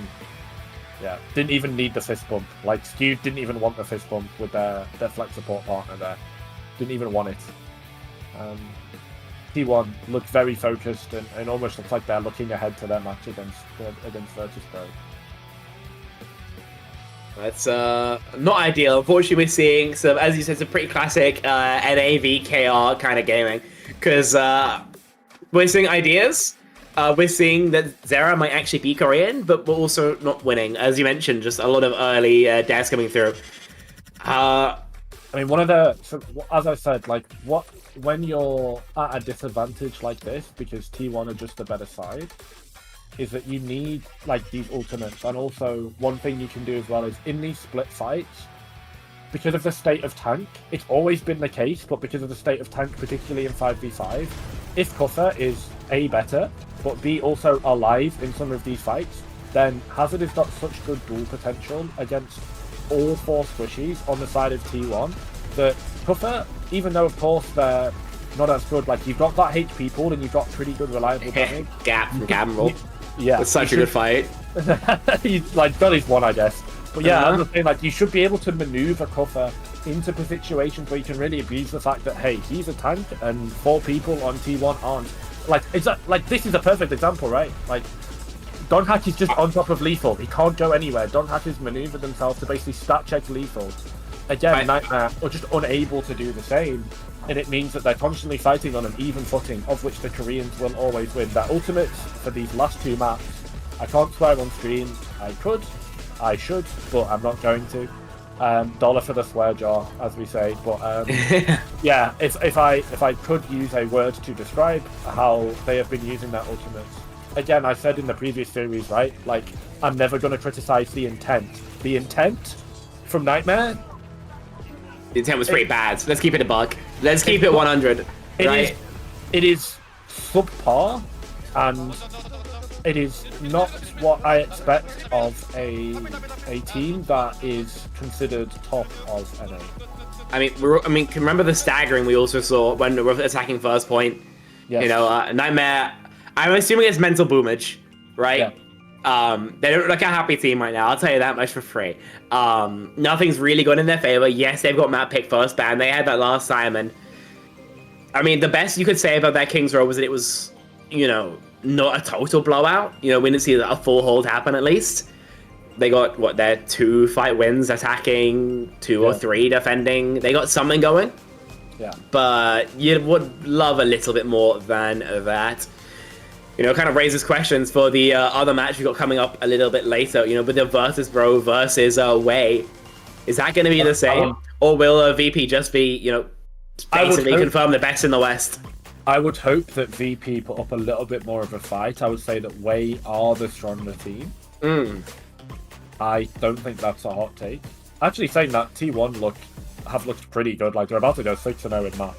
So, maybe T1 are the stronger team. But one thing I will say is that I'm going to go on a small monologue. I won't hog the limelight too much, Spec, because of course there'll be plenty of time to lay in. But my major concern when the Overwatch CS was announced was you talked about the gap, right? The Korean Western gap, right? Like with Overwatch League, the gap was closing because everyone was in a similar environment and streaming Korean teams and stuff. But now we're in environments where, particularly NA and EU, I think it was it the CEO of Toronto's team that basically just said, yeah, this entire region is filled with bums. And it didn't say exact. I think his exact words were we are practicing college kids. Yes, and which is obviously insanely disrespectful to the rest of the region. But Toronto at that time was so head and shoulders above that they didn't get good practice in NA, and bad scrims are better than no scrims, I think. And what happens is when you isolate these Western environments against the Korean environments, the Koreans are the ones that innovate, they perfect their own comps, they get a little bit of a warped idea, but often they are the ones that get down the highest skill ceiling way to play the game, for example. In Overwatch, that's dive. In other games, that's, other methods. Like, it's a bunch of map movements in MOBAs, for example. And, the West don't get that because they don't scrim the Korean teams. They're not exposed to this high skill ceiling. They don't have practice against it. So when they come up against it, they're just completely outclassed. If you remember in EWC, right, last year, the best tournament run from Toronto was because they just bootcamped in Korea for 2-3 weeks or whatever. They get those actually good scrims, and then they do competitively. Yes. I think we are definitely seeing some regional variation appear. I am biased as a European player. I do typically think it kind of does go Korea, tier break, EU, NA, kind of in that order. I think it goes Korea, tier break, China, EU, Korea, tier break, NA. I don't think. I think China's same level as NA rather than EU. From what I've seen, there's once again, and then there's everybody else. Yeah, but is it not just once again by themselves are good enough to I think once again are good. But the China region isn't strong. It's just once again are good. No, true, but by themselves maybe they can. But that's a debate for another day. We're seeing Viper come in. Yeah. Shanghai Dragon. They're gonna play Tracer, I guess. Shares a name with currently HLE Viper as well. Don't know if he got the name based off, but Nightmare is T1. I think Nightmare is teams that are good at the video game, I'll be honest. Bit rough for the American team. Yeah. I mean, we'll see exactly what they're planning here, but I think Viper's a very strong player. I think he just has one hero in the hero pool. We've been yapping for a while. We'll throw in another plug just to make sure we know exactly what's happening. Make a SOOP account. I'm seeing more viewers than followers. You're gonna lock in. It's as simple as that. Yeah. Make an account, SOOPlive.gg. Follow Ex Oblivione. Again, we got other socials as well. I think before we go any further, 85% of you aren't subscribed. Exactly. Yeah. YouTube type beat. Shameless self plug as well. I currently have 499 Twitter followers. That's a cool story. Someone hook a boy up. Someone. I'm unfollowing you as we speak. I'm gonna show up at the right road next time, and I'm gonna knock on your door, and You're not, because I ordered the Uber. I ordered the Uber to your house. So. What is the @ Spectrion Casts? That's me. Spectrion Casts. Yeah, go give them a follow. As I said, I don't tweet much. Feel free to. And if anyone in chat is also interested in the followings of Magic the Gathering, in particular Pauper and Modern, then I tweet about that like quite frequently. Less Overwatch these days, but again, it's just something I'm still involved in, but just not as much in. I try and keep Overwatch out of my social media and Twitter space. The less time I'm on Twitter, the better, I think, for my own mental health, to be fair. It's like that's kind of fair enough. Yeah, there's like a YouTube channel. They do, like the YouTube channel that does like the 20 versus ones. I'm sure Big 500. Let's go. It's just rage bait. Anyway, Big 500. I'm now officially a Twitter micro celebrity. That's how it works. Yeah, nice. And Like none of your followers are in Scotland, so you won't be recognised as well. I've got followers in Scotland. Okay, Route 66. For a 66. I don't really know why we got Viper in. I'm going to keep it a buck. In terms of the flex picks, I feel like I would rather go Pharah or Genji rather than Tracer. Tracer's playable. On some of the long sidelines, it does feel like you have to spend so much time scaling that you don't end up playing the game. Kiriban, again, they don't want to play against double flex. They'd rather have Skewed and Winston. Or Brigitte, rather. The Winston ban also makes sense because Kuffer kind of has one hero. So, what I'm thinking here is, Rock said in chat that I wanted to cast Viper, which means that they are very passionate about this player, or at least knowledgeable. And this is the time where the colour caster does a bit of analysis, particularly when a player subs in. But I'm actually not too keyed in on Viper, particularly recently. So he's a Tracer one trick. He's a Tracer one trick. Unironically, Rock, do you want to unmute and just like yap about what you think of Viper? I always want to yap. Yeah, do it. Viper's an amazing player. Was stuck on the Shanghai Dragons when Fleta was playing tank. Over 50% pulse bomb stick rate. He was the saving grace of that team. Any game they won was solely because of him. Viper was putting that team on his back and carrying it up a mountain, for the lack of a better term. He was the guy. He was the mountain man. All he did every single day was try his heart out. Every time I would be at work, I'd be working on something, and then I'd look over and Viper would be in the kill feed 4 times, and I'd go, yep, that's my goat, and that was it. Listening to Avril talk about him casting during those later days of Owl was amazing. Viper is an amazing player and does not get enough credit for it. His hero pool is shallow. Yes, it is only the Tracer, but on that Tracer, he is a demon. That is as big of ad as any. Thank you so much. Of course, Rock's on the prod as well. And listen, sometimes, a good caster knows when to hand the microphone over. I don't think anyone could have done a better glaze for Viper than Rock there. Being expected. He's currently on the Genji. Has he added another hero to his pool? Experts might say no. Genji's always been his tier break. He can play it, I guess, character. But you also have Zest who can also do it. So I feel like this is I feel like they kind of want to give him playtime. I'm going to keep it a buck with you. I feel like they just want to give him playtime. Nightmare are playing Has again with the Anna Brig. I'm not a crazy fan of this. That's cool emote, actually.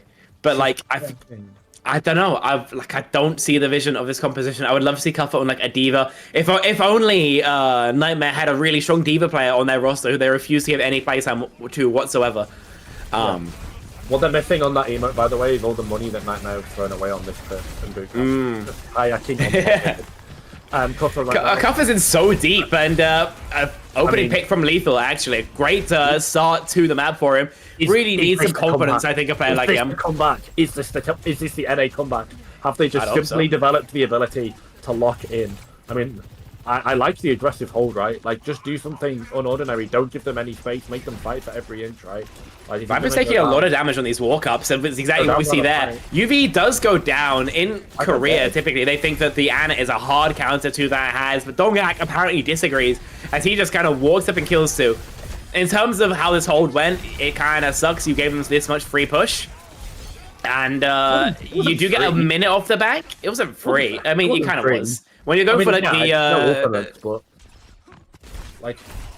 I don't know if it was free. You burn a minute off the clock and you get 50% of your own ultimates, which normally in a lost fight, this series has 50% means they need 2 or 3 lost fights. So better than nothing. yeah, Viper on Genji. I'm surprised it didn't come out on Tracer, because can't you just perma-sit cart on this map on Tracer and it's giga value? Admiral's just in the skybox for no reason. Proud as a free rail there. A huge mistake from the Estonian. What are we he's able doing? to trade it back, but with Lethal going down, it's still an advantage to the Koreans. 3-for-1. That's a bit goofy. I don't have much to defend that. Yeah, Admiral just not really paying attention there to the angle that Proud goes in on. And that is the tap for T1, and that was free push. That was a huge mistake to make, unfortunately. I mean, look at the ult charge difference between Admiral and Skews. I mean, defies words, realistically. Being lapped on the sound barrier as of now. No, And you're going to be able to easily ult drag that. Lethal eats a rail, but considering it's not to the noggin, he'll be A-okay. Same could be said of Proud, who will be forced back temporarily. You're on long sidelines. This is the most hit scan map, or point in the map, and Skew just kind of runs and does the exact same thing as Admiral. Lethal, he's not, but you know what? You can't hate the results. No, we are results-based analysis here for sure, as is the NA Classic. We just analyze based on results. So, obviously the downside of Admiral being so far down in B is that, you know, like, you gotta remember, Nightmare were taking more damage than T1 in these fights, which means their support fault should be higher. Unfortunately, Admiral will die first. Fortunately, they've got Nano. Do they rip an early Nano Blade? Let's see. Donhack goes with the range, doesn't find anyone. Find very little, of course. Great headshot from Proud, who's just working him right now. Admiral, I mean, in the crosshairs, but for now, will be given a respite. But they're all just going to die on car, get what time off they can. You get a hold here from Nightmare, but T1 still keeps 3 ults through to next. And it's 3 important ults. Unfortunately, it's going to be Nano Blade versus Ray Blade. Now, T1, we saw on this map in our last series how well the Way were just able to... Sorry, Pokerface were able to just retake this space. This is a very, very difficult choke. This house wall is not going to be timed. That's Cuffer dropped early, so they have to go to Nano Blade. Lethal. Not here. Again, it's Zero who just Nano Blades. Too easy. Kills Vigi and Proud both go down. And yeah, easy for him. Just give him resources, watch him go. Yeah, and now unfortunately it's going to have to be another 90 seconds to 2 minutes before he can do that again and put his team on the back with the Nano Blade. But yeah, very classic Nano Blade setup. Just as quick and clean as you like. Nightmare now in this next fight. I think again you just have to play for the time bank. Just make it as slow and as tedious and as difficult as possible for T1. Just try and waste their time because you know they've got ultimates. Don't just dead. I was dead there. Getting a little bit of Marv 1 syndrome. Marv 1 syndrome, I guess. For real. Walked out and shot and killed. Puffer, what I will say is the Hazard character definitely a bit more Western in terms of the playstyle and overall view of the game compared to the Winston. I mean, when you're taking the Winston mirror against Donhack, it's going to be difficult. What is Donhack doing on this ball? He's getting involved. The blade out from Viper. He's woken up after the sleep, but the beat means he still gets no value. Huge play from the Nightmare backline, peeling off that Dragon Blade fantastically. UV goes down to actually 1 HP. He should not be alive there. Good lord. But thankfully, Admiral's there with some healing aura. Nightmare down to sub 2 minutes now. Yeah, and Admiral used Sound Barrier 15%. So, as I said, that's my Estonian go. Yeah, I'm not sure why Donhack is on the ball. I wonder if Viper is going to go over to the He's going to die again. Any minute soon. Donhack not really doing a lot here. Luckily, Cuffer doing a lot less, and by that I mean just eating railguns from Proud. Lethal? Able to get one with the OC, and with Viper going down as well, we are in a 3 versus 3. Donhack tries to get involved with the ball, skewed, almost gets the Lucio gap, but he'll be able to survive at least for now. UV traded for Vigi, no more flex supports in the lobby, temporarily, but it's Lethal who is Palmer off the map. Admiral will be a hard player to catch, but he's flubbed his wall ride, and it won't matter too much as the ball can't really chase. Donhack not really allowed that uptime. Cuffer has to be careful not to overstep because even though the actual ball's frontline presence isn't that much, I mean, firstly, that dink is just huge. The minefield coverage, pristine. The nano boost onto Cuffer. Very scary, but what's his actual work going to be like as he desperately searches for a target that won't materialize? UV, Admiral both going down means that Nightmare, their hold on the second point, I assume, has ended. Yeah, absolutely. And then again, the nano comes in, but they're just not able to convert anything with it. It buys space, it forces a little bit of cooldowns. but there's just no follow-up. The exact same issue as we saw on map 1 when they nanoed lethal on that Cassidy. T1 just simply choose to not get shot by the nanoed targets. Don Hack has said, okay, it's close enough whereby I need to go back onto Hazard to lock in. Was maybe just on the wrecking ball for the half site, electing to go back over to the angry Scottish man. Don Hack is so in, actually. Can we turn onto the Hazard? We'll have to wait and see as UV has the battle back Viper. Half HP, that Genji could be maybe under some scrutiny. Zera is in. Zera is so in. But with that blade, at any point, could try and turn the tables on the aggressors. Proud the first player to fall in this battle. It's so back and forth, so all over the place. Feels like 5 1v1s, but Kuffer's been able to find 2, maybe 3, but again, he's just so in. Okay, the speed, the heal is enough to keep him alive, and great fight there from Nightmare. Yeah, so he's got, I believe, Violent Leap, and he's got the Jagged Wall one. So he doesn't have the option to heal with his right clicks, but that one is apparently a little bit of a fake perk. But as I said, like last map, Kuffer maneuver himself into situations where he can just stat check, it doesn't matter. You could have Prime Prophet and Fletter on that Soj Genji there, and Kuffer would still kill them because that's a tank versus 2 DPS in the tank's effective range. Brilliantly maneuvered by Nightmare, and now they've gotten to the Zera Blade fight, so this, it should be the banker, it should be the one that doesn't fail, it's the zoning Blade. His aura has gotten Proud killed thanks to Lethal Grogan. Kuffer's the one who's so damn low. The beat will hit the ground for Skewed. He is low. He will survive, at least for now. And Lethal's OC apparently doesn't care. Able to find the 2. Maybe more. Proud. Oh, dies to the slow posthumously. Huge value there. And it seems like Lethal has been able to manufacture a stop. Touch there from Donghak. He's got the down push. Should he want to make all of Nightmare significantly less quick? Viper healed up by that torpedo. Pops, nade dodged with the dash. This is an awkward 1v1, but with the Ray, that surely should be enough to win things out for Nightmare. T1 just don't have the ults to contest it. Viper dead in the Genji 1v1. This Sojourn is actually Narnia in the backline, but it's Vigi, the one who's, got a little bit too far through the well. And there we go. Nightmare. Able to find the hold. But once they were able to stable on this 3rd point, once they had a very clear winning condition of just looking to kill box as much as possible, a couple of smiles on the faces of the Nightmare players actually just on UV. A lot of them looking very stressed. I think they know that the attack is the really, really hard part, and it definitely is, because 2nd point, Route 66, it should be daunting for anyone, particularly when playing against a team as good on dive as they were. But I was critical of Kuffer and Lethal coming into the series, and on this map they got their value and then some, and then more. Sleep is nuts, by the way. So good from UV. Oh, I actually can't believe he's not on a part of the team. UV is ridiculous. I think he's hands down the best flex support in NA, especially on Ana. Just a crazy flick. Like, yeah, we said going in as well, didn't we? We looked at the power scaling, and the same way I was saying that Kuffer and Lethal we thought were going to underperform in comparison to Don Hack and Zest, and they have stepped up massively in this map. We put UV and Admiral on the same page as Vigilante and Skewed, and UV at least I think can stand with Vigilante Proud in this map. Not Proud the player, as in he can stand Proud, because in terms of getting that value, that was a huge sleep. So good.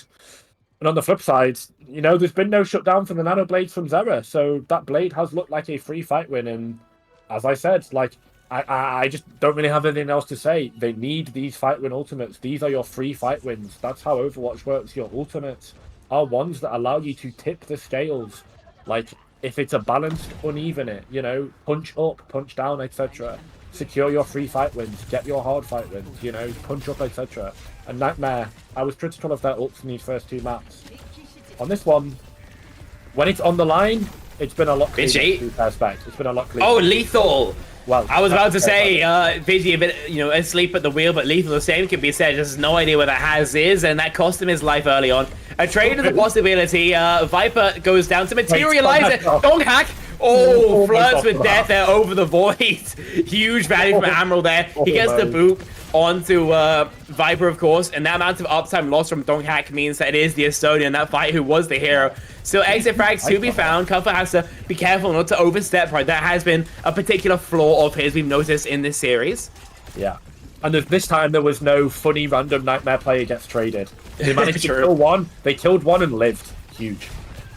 Well, this time, I mean, okay, but this is just Hazard, right? Like, Yeah. realistically, this is just a short dive from Hazard. Great collapse.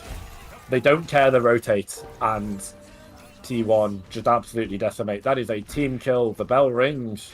I gotta say, I don't agree with going towards Route 66 in general. I think that when you kind of recognize that you're the player playing the best is your Flex DPS, you don't go towards one of the maps where it's really hard for your Genji's tracers to find individual value, right? Team value, absolutely. You see how they can do it. But if you just want Zera to rock up and kill people, he's not gonna do it on Route 66. Lethal, though, decapitates his opposite number. Huge from him. A necessary pick. You get the kill as well onto Skewed, but he's just 5%, you know, before charging up that sound barrier. That's exactly what you needed. Nightmare clutching up at the most opportune time possible. Yeah, just lay it on the wall. Let's see how far Nightmare want to overplay now, because I think it's just close enough whereby if they stack cards, they might have enough. But it looks like T1 taking a very smart rotation. 5, all of them, tunneling out of this bottom left choke. They don't get killboxed for it. They just walk out. Zera with the nano pulls the blade. Almost Ajax is skewed there, but still enough to take care of Vigi. Enough done to make this fight at least winnable, but you've got to actually win the damn thing, and with no supports, that's going to be harder than in most battles. Viper down low. This Genji 1v1 surely going to be a 1 for Zera, but there's just too much peel for Viper. Yeah, respect the 1v1, man. Come on. No, Viper, nice blade from them as well. Good target focus. Unfortunately for Nightmare, Blade and Nano and Sound Barrier committed again. This is what I'm talking about. You don't want to be trading ultimates for T1, because when it gets to a neutral fight, they're just going to beat you in it. Now they've got space to hold as well. You have to walk into them, which means they get to play the poke phase longer than you do. Rough for Nightmare. 1 minute left on the clock. It's going to be a prayer. I mean, Proud is God, and your prayer's not been answered. In fact, it's been rejected, and he has sent you a railgun in the mailbox. Goodbye, Nightmare, in this fight. Holy. I mean, T1, I was about to say, surely out of ultimates? No, they still have reign for the final fight.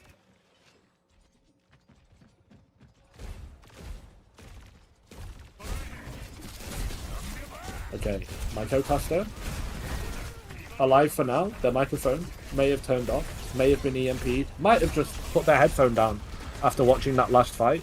So you've got the Jace play-by-play at least for 20 seconds. Oh yeah, power out. All good. Okay, I'll play-by-play this final fight then. We'll have Rock top it on the puller if needs be. Nice pick onto UV. Admiral trades it so there's no speed. T1 are locked in place. They cannot rotate. Vigilante goes down as well, so no supports for T1. All damage is permanent for the side of Nightmare. That's going to have to come from Lethal and Cluffer. Remember, that tank advantage, but Viper just goes crazy and they can't get their touch. T1 lock it up. 3-0. That is from downtown. tragic. Hit that step back. Yeah, that is not what you want. They put themselves in a nice position, but T1 just win the trade. They lost their backline. Did not matter. And they walk off. They're going to take a bow. Maybe they're going to go over and shake the hands of Nightmare. But if not, they're just going to get off stage. Nah, it's time for them to go home early, take a break. You know, just kind of get in and prepare for tomorrow.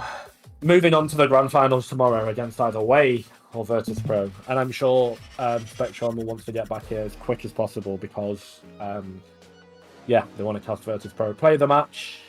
Proud or Donhack? I would have given it to. I would have given it to Proud or Skewed. Maybe I thought Skewed was quite good. Donhack will follow both. I was gonna say Skewed too, but I'm not surprised. T1 obviously stomping the competition. Yeah, not a close game. That was so that was as an American, that was a little bit tough and rough. You know what I mean? It was not pretty, but you know, NA always time to level up. That's just not your best team, is it? There's no way that's the strongest team in your region. Like I'm a little bit out of piece. I'm a little bit out of piece of NA, but that is not your strongest team. Sugar Braun save us. Yes, exactly. Sugar Free might be the that's your budget Korean superstar with Sugar Free.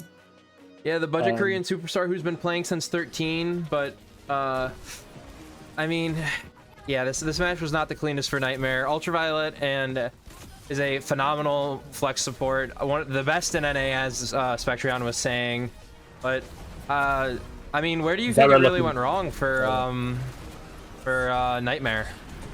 I just think fundamentally, Overwatch 2 is built on your ability to take a neutral fight, and there are just so many gaps of which Nightmare clearly have either a misunderstanding of where T1's kill conditions are, they're mechanically misplaying getting caught, they're overswinging like where Lethal is. There's so many gaps in mechanics and also in macro and understanding. Like T1 were just able to take so many rotations that weren't contested. Too many ultimates being committed in lost fights, which means they're not able to flip the gap, right? As I was saying all stream, when you're down in a situation like this, you're getting battered in the neutral fight. You need your ultimate fights to be quick and clean, and they weren't until map 3. And at that point, this was still a pretty decent map, to be fair, even with the full hold coming in from T1. I think this was definitely the best showing that we saw from 네, 오늘의 Nightmare 세 번째 경기 in terms T1이 of 승리를 가져갑니다. out of the 3 승리 maps. 축하드립니다. But it's just, I don't know. As I said, like it just really feels like T1 have got them first every time. Like really, really too many fights. They can just kind of 3-2-1 them, and they just all fell over. And that shouldn't happen if two teams on an equal skill level. Yeah, I mean, like you said, that shouldn't really be happening at this level, especially if this is the best NA has to offer. It definitely isn't. It for sure isn't. Absolutely like, not. And even still, maybe for now, but in terms of future, like when the next LAN comes around or the next thing comes around, maybe not. Yeah, but I think watching that, there should be no team in the world that's scared to play against Nightmare. Like even though T1 are ridiculously good and they played them pretty handedly in that one. Like T1 played exceptionally, don't get me wrong, but that is just almost the Korean standard, right? They were very well disciplined on dive. Their ultimates were pretty good, always matching 1-for-1, and just really locked Nightmare in a box of their own design. Yeah, I mean, you know, let's try and look at the bright spots. What were some of the bright spots for Nightmare at least? So we can give them a little bit of that, Yeah. right? Oh, absolutely, yeah, 100%. I'm like a serial NA hater because of the way the investments happen in the scene, because of like paychecks and everything. But I've got to shed my bias aside for a second. This was a poor showing from Nightmare, for sure an underperformance. Jet lag did happen, but what we did see was when they were able to get a fight going, Kuffer looked pretty good on the hazard when they were able to use it to hold space. They were at multiple times able to maneuver themselves into position to stat check members of T1. UV's nanos were pretty good. Every time the nano blade came out, it was pretty much a free fight win. The Ana Genji core with UV and Zera is a strong going forward, and those two alone will be able to do so much damage in North America as a region, I think. Lethal very much struggled today, but again, he's playing against Korean hit stands who are just known to be cracked. Admiral, again, showing a little bit of the lack of flexibility. Korea is very Brig-pilled. I feel like it's very Brig-Juno-pilled. Historically, the Western players have always been the ones on Lucio, but it feels like the Lucio in Overwatch 2 is able to go with lane control, play your lanes, and Nightmare were unable to play the lanes today, like play that sort of side angle today, so it all had to come in on main, and that's just you're never gonna win 5 for 5. But when their ultimates were good on map 3, they were good. Zera and UV individually looked very good. Kuffer had some bright sparks. Lethal had some bright sparks. Admiral also had some bright spots. So individually, like they all had moments, but it's just being able to string it together to win a map, right? Like, yeah. I mean, we saw it. UV's are good. We saw it last year with Toronto Defiant in OWCS Stage 1. They didn't really level up, and because I mean they dominated the NA scene, obviously. So for a good long while, we'll say it was the Toronto Defiant reign of terror. Yes. But they just didn't have competition. Yeah, exactly. They did have competition, and they they were beaten, weren't they? I don't think they ended up winning. They were beaten in the first major in Dallas, and then they went to EU. But before EU, they went to a Korean boot camp. And during that Korean boot camp, I really think that they leveled up gorgeously. We saw Sugar Free playing out of his mind. I mean, keep in mind that was also the map where Violet got money, to say it like that. But you know, it was still a really good performance from, obviously you had someone in Merit on your team, which were the 2 imports. But I mean, even Vega, who was arguably the weakest link on that roster, a lot of people were saying, really leveled up. And it was nice to see that. It was nice to see player growth. It's nice to see promotion growth in terms of the scene and everything, because the last thing we want is a scene to stagnate and a region to kind of fall behind. I mean, you see that you saw in the World Cup in the Americas, at least. Again, it was Team America kind of stomping, and then we had Hydron on Bastion and we lost versus China round 1. But during that time, again, it was just NA kind of stomping, and then Canada occasionally, I think Canada came in second with Seeker in the lineup, and that Chinese team was very strong to be. That Chinese team was very strong. Oh yeah, I mean, very strong.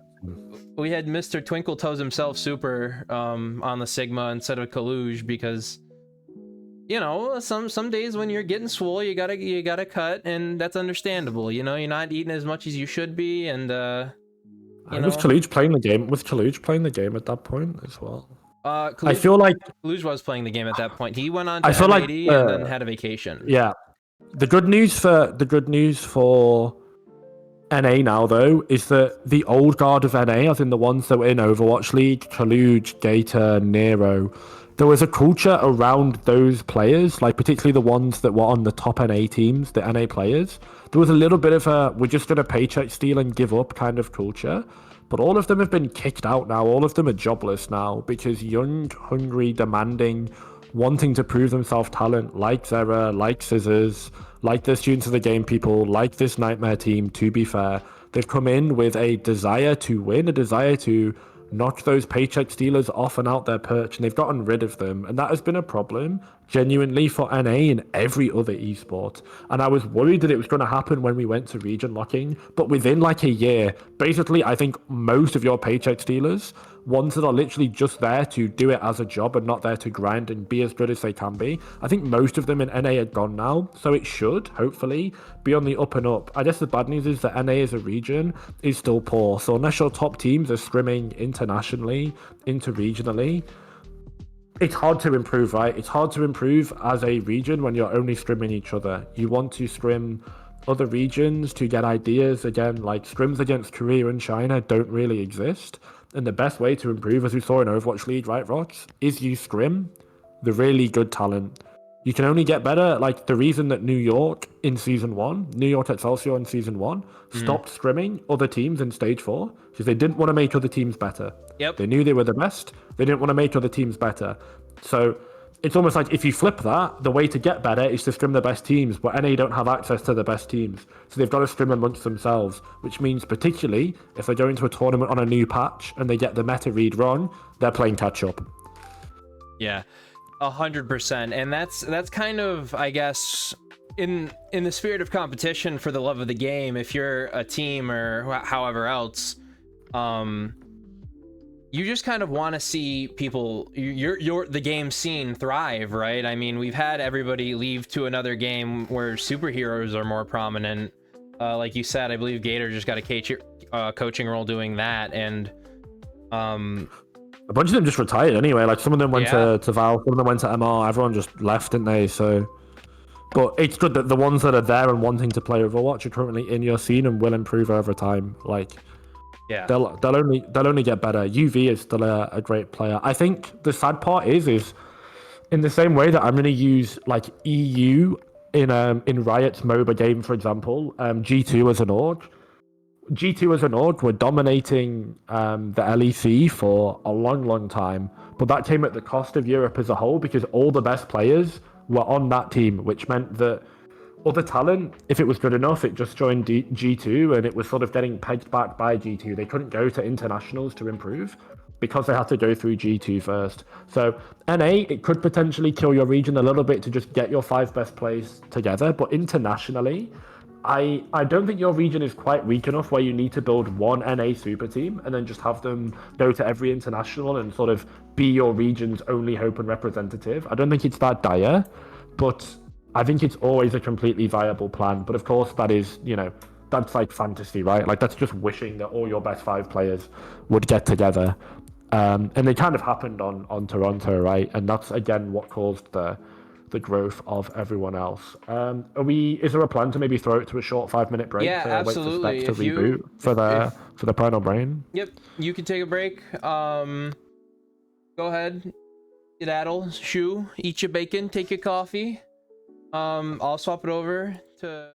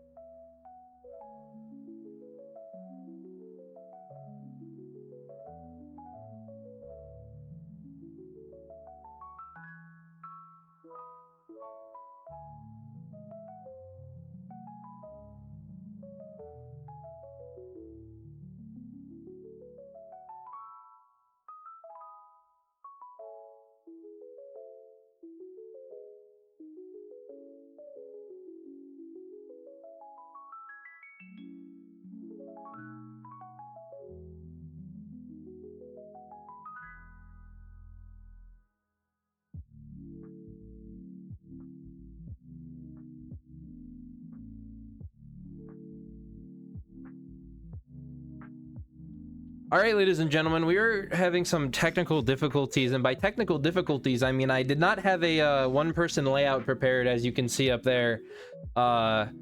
It doesn't matter who I am. I'm just the guy in the chair. But I just want to say, wonderful time on Soup Live, or yeah, souplive.com so far. Make sure you make an account and follow us here at Ex Oblivione GG on here and on all socials. We will be doing a restream at around 11 a.m. EST, and all of the VODs will be uploaded to our YouTube channel. We might be doing individual matches as well, just in case you guys want to see that.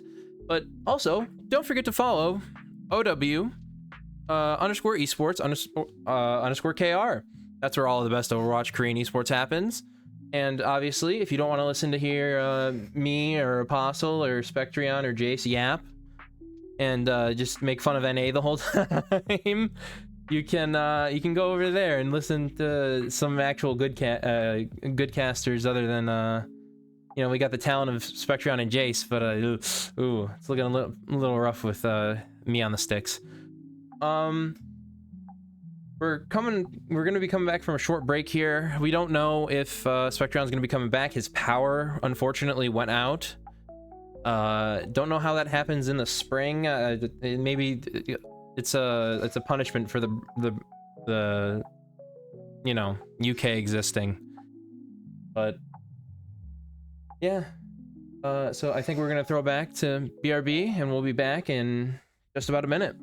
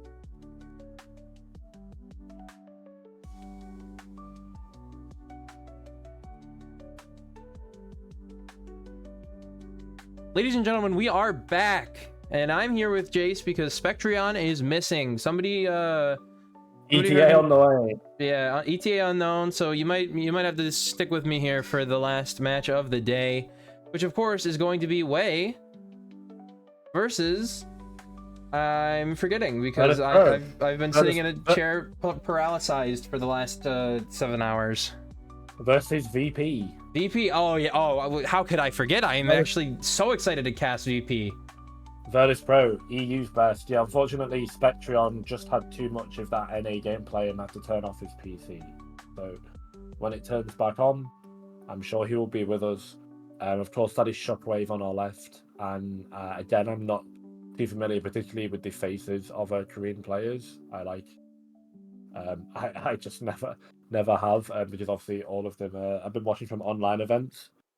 So we're getting interviews there. Shockwave has been around the scene for a while. The Vancouver Titans, the San Francisco Shock, I believe, at one point as well. Not the Shock, the Fusion. Fusion, yes. It's now weird to see Shockwave almost be like an older player on this team, a bit of a leader. It's Pepe, of course. Yeah, Pepe has yet to play, but it's still out there doing the media interviews. Very much looking forward to seeing how VP do today. Yeah, I mean, VP, the strongest team in EMEA, they went undefeated, and even nobody took a map off of them for a long time until I think it was semifinals maybe. But I mean, man, that's still an impressive showing from a region, like you said, that's pretty strong. I mean, you got mainstays in that region, you got names in that region, you got Hadi in that region, you got, I mean, Jay was on the same team, but still, you got an incredibly competitive region with teams like Al Kadash, Twisted Minds. I know there's one more I'm forgetting, but the Ultimates. I mean, look at that superstar roster of Kai and Kevster, and then Faith in the backline, another former Vancouver Titan, baby. I mean, come on, how could you get any better than that? Yeah, TU, sadly, just almost a little bit washed. There has been Kai washed allegations for a long time. Yeah. I just feel like Kevster versus the world on that team, and I really do think that team they'll get better over time. But I think that one of the reasons of TA's ultimate downfall is I think Christopher has such a set way of playing the game. It's kind of his way or the highway, and I think everyone on London really bought into this hive mind rush style. And like TU don't play hive mind rush style. They're able to play poke, dive, but it feels like they're just good players that don't really have an identity. And I think you really need an identity in the West to be able to compete. It's what made the Spitfire so good. It's what made them punch up effectively. You know, like Hardy off Reinhardt, he is very average for the Overwatch League, if not under average for the Overwatch League. Like Funny Astro, so it was Admiral. Again, we saw sort of how poor Admiral was off Lucio for that series. You know, Backbone off May. Again, pretty average for the Overwatch League, but they were able to top 6 and then top 8 2 seasons in a row because of the hive mind. And now that team is gone, EU is having to reinvent itself a little bit. So I'm glad that VP are pulling out this style, because a lot of these players have been grinding, waiting for their chance to take the top spot, and it looks like empowered by Jwoo, they're kind of just doing just that. Yeah, I mean, Jwoo, a phenomenal player, obviously coming over from the East to the West. I mean, it's always good, like I said earlier in the region discussion, it's always good to kind of move and shake things up a little bit, maybe get some people here, there, and everywhere. Let me see. It's a big sacrifice for the Koreans, right? Of course, they've got to move halfway across the world, particularly now that it's region locked and you can build a strong team if you're a strong player. Like, if you're a good Korean player, you'll get on a good Korean team. Yeah. And it's just so much more comfortable in terms of lifestyle. So, of course, there's the paycheck and there's the money. But you've got to remember, like, halfway across the world, you know, like, weaker region, etc. I don't necessarily think it's the scraps of Korea that are coming over to EU. We've got some very strong players in NA and in EU that are Korean imports. And it's good to see, because it keeps the regions competitive for sure. So looking forward to how this match will go. Again, I think EU has always struggled against these dive comps because of map control and being more rush pilled, but I hope that VP are able to put up a good fight. Yeah, I mean, one tank you can't really say is rush pilled is Vestola. Vest. I mean, yeah, that's very Sigma based and Sigma brained. Yeah. So I'm curious to see how this is gonna go, because obviously Shockwave, a brilliant Sojourn player, but it looks like we're gonna go to the maps here, and they are choosing Oasis for our first round pick. The higher seed obviously gets to pick the map. I will unmute that. And yeah, Shockwave as well, able to play a wide variety of heroes, and that's one thing I think that they've got over, particularly Lethal. Like, Lethal was really only showing the Soj. Shockwave's got the Tracer, they've got the Soj, they've even got like a bit of Echo Fire Genji in them as well. if needs be. I don't know if Torb is... I don't think Torb was nerfed on the last patch. I'm surprised that there was no Torb coming out because, again, maybe it was just like a flash in the pan and maybe the pros just have too much rep on the other characters. But at times, man, like, people forget... I always say this every now and again, like, Torb always feels like he's the third best DPS on every patch. Like, you've got your Tracer/Genji, you've got Soj, and then underneath you've got Torb. And obviously, like... Torbjorn is horrible into Sojourn in particular, but a lot of positive matchups into a lot of things. So no Torb yet today. Will it be pulled out? If anyone's going to pull it out, it's Shockwave, but who knows, Rox? Yeah, I think the Torb sim was just a response to the Hazard and how dominant he was, and then when Hazard went to jail for multiple war crimes and all that. Mauga came in, who has a history of multiple war crimes and probably raising cities, even I'd argue. But did commit a few Geneva Convention breaks with Talon, I'm sure. Yeah, absolutely. It is not Mauga mania anymore. They have buried Mauga. They've put him into the dirt. But just like William Afton, he always comes back. No matter how hard you hit him, a couple micro buffs will bring him back. I have no idea what that reference is. Don't worry about it. Just move forward. We'll go forward and move on. But we got Oasis once again. What comp do you think these guys are going to be running out on? I mean, Oasis, I feel like is a perfect example, unless there's a Ramatra ban. Is that the Five Nights at Freddy's guy? It is. Okay. Yep, it is. I had to Google it to remind myself. Compositionally, I would expect EU again to go towards more something brawl-based. Do the Koreans opt to take away the Ramatra? They could. It's probably one of the best maps to play brawl. As I said, I still am of the take that if the enemy team plays ball, then banning it on control, I think it's good. But I don't know. I'm 50-50 because sometimes it feels like it's so easy to flip point and then the ball comp has to do something. They've got to be really proactive. And then if you can bait that first engage, then their fight is just over. And you can look for a high value target that isn't the Wrecking Ball. But we will see. Virtus.Pro getting the initial ban. They're going to take away the Ana. Yeah, Marco was terrific on the Ana Curie as well. D.Va deleting everything on the screen with that remake, I guess. I don't know what happened there, but the D.Va ban coming out. Obviously, Vestola, traditionally off-tank player, knows his way around the D.Va. We know a little bit more for the Sigma, but he can play the Ram as well. So this is going to be an interesting look from Vestola here. Definitely challenging his hero pool a little bit with the D.Va ban. I imagine it's probably what they wanted to play. I will say though, after the last series, I think Marker has shown way more confidence on the Kiriko than the Ana. But I guess just taking away the Ana also takes away the dive as well. And you've got to do that because then they have to ban D.Va in response, right? I guess. So yeah.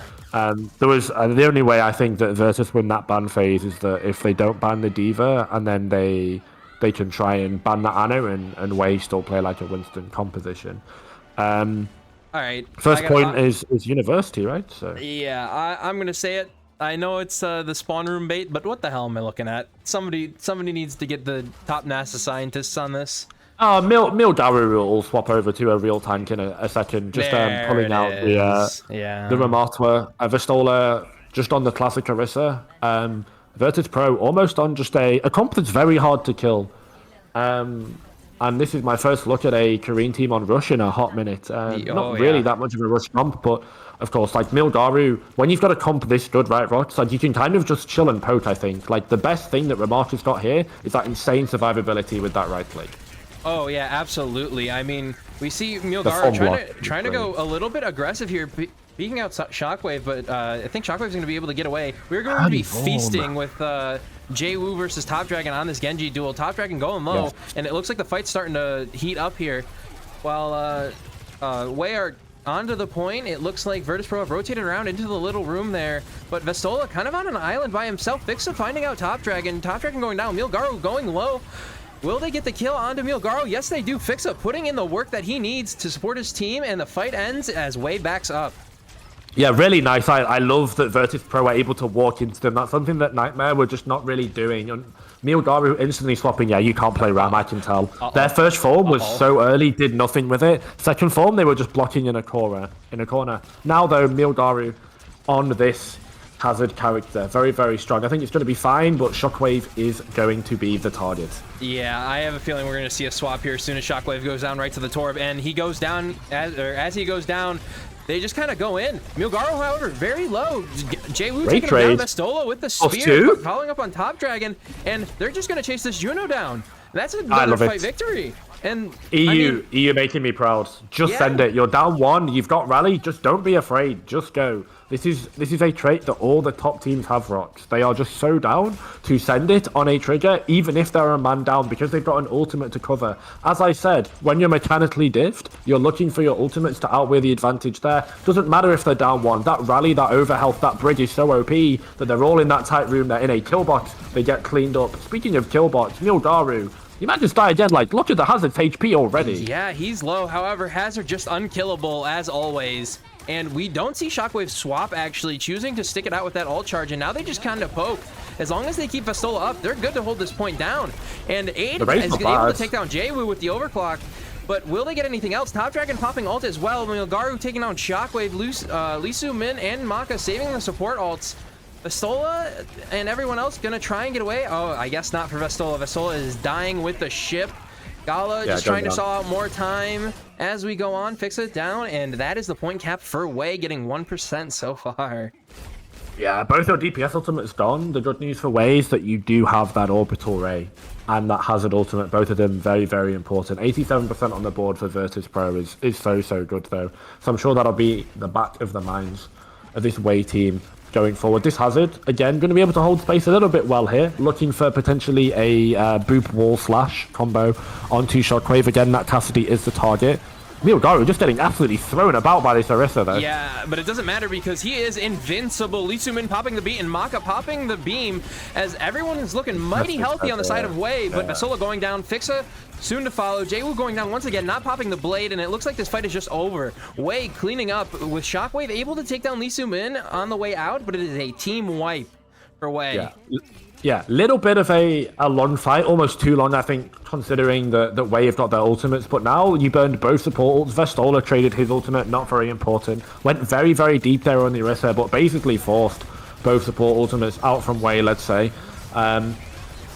Having to back up though instantly. Jay-Woo blade? Yep. 2, maybe a third if it's lucky. No, not lucky. Just skill as he takes down his counterpart in Top Dragon, and that is a flip for Virtus.Pro. And if you're looking here on the other side for Wei, you got no ults. This is just a dry fight when you're walking into a Fixa rally. I mean, you just pop rally on a somewhat human timing and you win. Yeah, Lee Soo-min going down early, rally coming out, and let's just see how well VP cleans up. Shockwave getting dangerous though. Gala taking down Milgaru means this fight is kind of already over. Top Dragon taking down Shockwave, Vestola taking down Aid, and Fixa has been a killer in this fight with a tactical crouch to boot, and Jay-Woo taking down Maka with the dash in the air. Lee Soo-min coming back, maybe? Not at all. Map 1 going to Virtus.Pro and EMEA starting out strong. Yeah, always bold to BM and T-Bide after literally just round 1 of map 1, but terrific from Virtus.Pro so far. That's exactly what you want to see coming out from them. I don't have anything to fault as welcome back Spectron just in time. EU are currently winning, so maybe the Spectron curse will not get hit. Important to mention as well that regardless of this map result, D.Va is one of Vestola's comfort picks, so it's now out the pool. So banning D.Va into a map loss for Wei is, dare I say, less than comfortable for them. So far though, VP just demonstrating a really good tempo control. When they were patient, Wei tried to be proactive and they made mistakes. When they were aggressive, they were down 1. They popped ultimates to be aggressive and they found a kill basically every time. So perfect from Virtus.Pro so far, I would say. And it looks like Milgaru is knowing ball. I mean, he's a ball knower now. He's a ball knower. Ball was banned, but his ball was banned on this map last time. Yep. Again, I'm not a big fan of ball on control. Particularly for this reason, like whilst he was playing State 3, Aid just died. and now they have point, which means that Way have to do something, and Virtus.Pro don't. Yeah, And Virtus.Pro know that, so they can just peel Shockwave. Yeah, exactly. They can just kind of sit here and just hold the point. And Arisa's such a sturdy tank you can rely on. As, I mean, Jay, we're looking for a pick here, trying to find one, shooting shurikens at the Pharah in the air on top of the pillar. But again, Vestola with the point presence, taking down Maka. Milgaru soon to follow, and it just kind of looks like Way is falling apart here. I mean, you really have to rely on the ball to create a distraction, but if you're a team as coordinated as Virtus.Pro, you're just like, all right, I'm gonna hold the front line, you guys deal with the ball. So the way to beat ball is you 5-man or you 0-man. Look at that wrecking ball. I truly believe when you get 2 or 3 people to spin around, that's when your ball gets value. But your ball can't clear space, you can't hold space, you can't buy angles for Aiden Top Dragon to swing, so their timing has got to be correct. And when Virtus.Pro have got angle and high dodge control, it's very difficult. Already 48%. Like, Way could still end up winning this fight. They could still end up finding this perfect engage. They're looking for it, but it's going to take them a long time to do it. Yeah, Jaywu going down. Barrage coming out from Top Dragon onto Vestola. Killing Top trade Dragon for in the process. Huge Yep, trade. absolutely. Shockwave killing VP are winning Mako. this. And, I mean, we pop rally, and again, Way is just going to have to back off. Like you said before, I mean, these top teams just know, hey, let's pull the trigger on these ults. We know we can win this. Let's do it. Now it's just Milgaru on point with Shockwave kind of marking him. That's an illegal fight win, by the way. Top Dragon pops Barrage there early to secure the quick pick onto Vestola to guaranteed trade him, so that they can look to try and take down their tank to win the point, and Fixer just instantly 1-for-1s it. So huge heads up play from Fixer with the rally as well. Great read. Milgaru was just lost in space, and all of a sudden, Rocksmith blinked and it's 90% for VP. Yeah, Shockwave dominating on the Cassidy. Oh my goodness, give me one more. Yes, sir. Jaywu taking out Lisu. While that was happening. And it just looks like VP gonna take it 2-0. EMEA on top first map. Oh my goodness, I'm not shocked at all. It's gonna definitely be a close one between these two teams, and now we have more strategic bans coming out. But obviously, this is what we were hoping for. This is what the skill gap was supposed to be on SOOP Cup towards these later matches, right? We do analyze based on results, and he was on ball and did a bunch of air on wrecking ball. I mean, to be particularly into that comp, I think ball is just so difficult to get going. You have to look for like multiple roll throughs. Hard slam is so difficult, and they just sat on high ground. And yeah, I've seen better teams than Way struggle into a composition. The thing with these Orisa comps, right, guys, is obviously welcome back Spectreon. The thing with these Orisa comp is that when you have point control with Orisa, right, you can just fundamentally AFK your Orisa on a safe angle, and you can just shoot them and do nothing. And it's on the enemy team to be proactive, find a 2-player pincer, find a dive, find a good poke out, and you can just kind of chill and just live. And living is your win condition. And VP just lived. I don't know, like nothing they did was particularly mechanically impressive apart from some of these individual outplays. Like look at this fight on the replay, right? Like look, they try and barrage to trade Vestola, and then he gets stunned by Fixer, and then he sends one into the cars as well. Like, why are they fighting Coast there? Like, they go so deep, they go directly on top of 2 melee characters, and they just fall over for it. Like, I don't know, man. It just like, I'm a ball hater. What can I say? Like, I know it works. I know it's a strong tank, but like, it looked very, very weak there. I think past that is like Milgaru. He likes drunk driving. I wouldn't use that exact phrasing, but I think Milgaru is probably one of the weaker. I know. I personally wouldn't. You can do whatever you want. I'm not your boss. Ask Kev if you can say that. But no, I think Milgaru is generally one of the. Drunk driving, I would say he's one of the weaker players, right? The strong players, Top Dragon, Aid. It's kind of the ones, the big names, right? Yeah. Milgaru, I could think is kind of. I would kind of say he's the worst player in his team, to be entirely honest. Yeah, and I don't think he's a terrible player, but I think when you're playing ball here, you know, I have to imagine if you're like Golden Pants, are you gonna do different? You're jumping, are you different? Wow, Golden Pants mentioned. This guy is Golden Pants is GOAT. He's GOAT.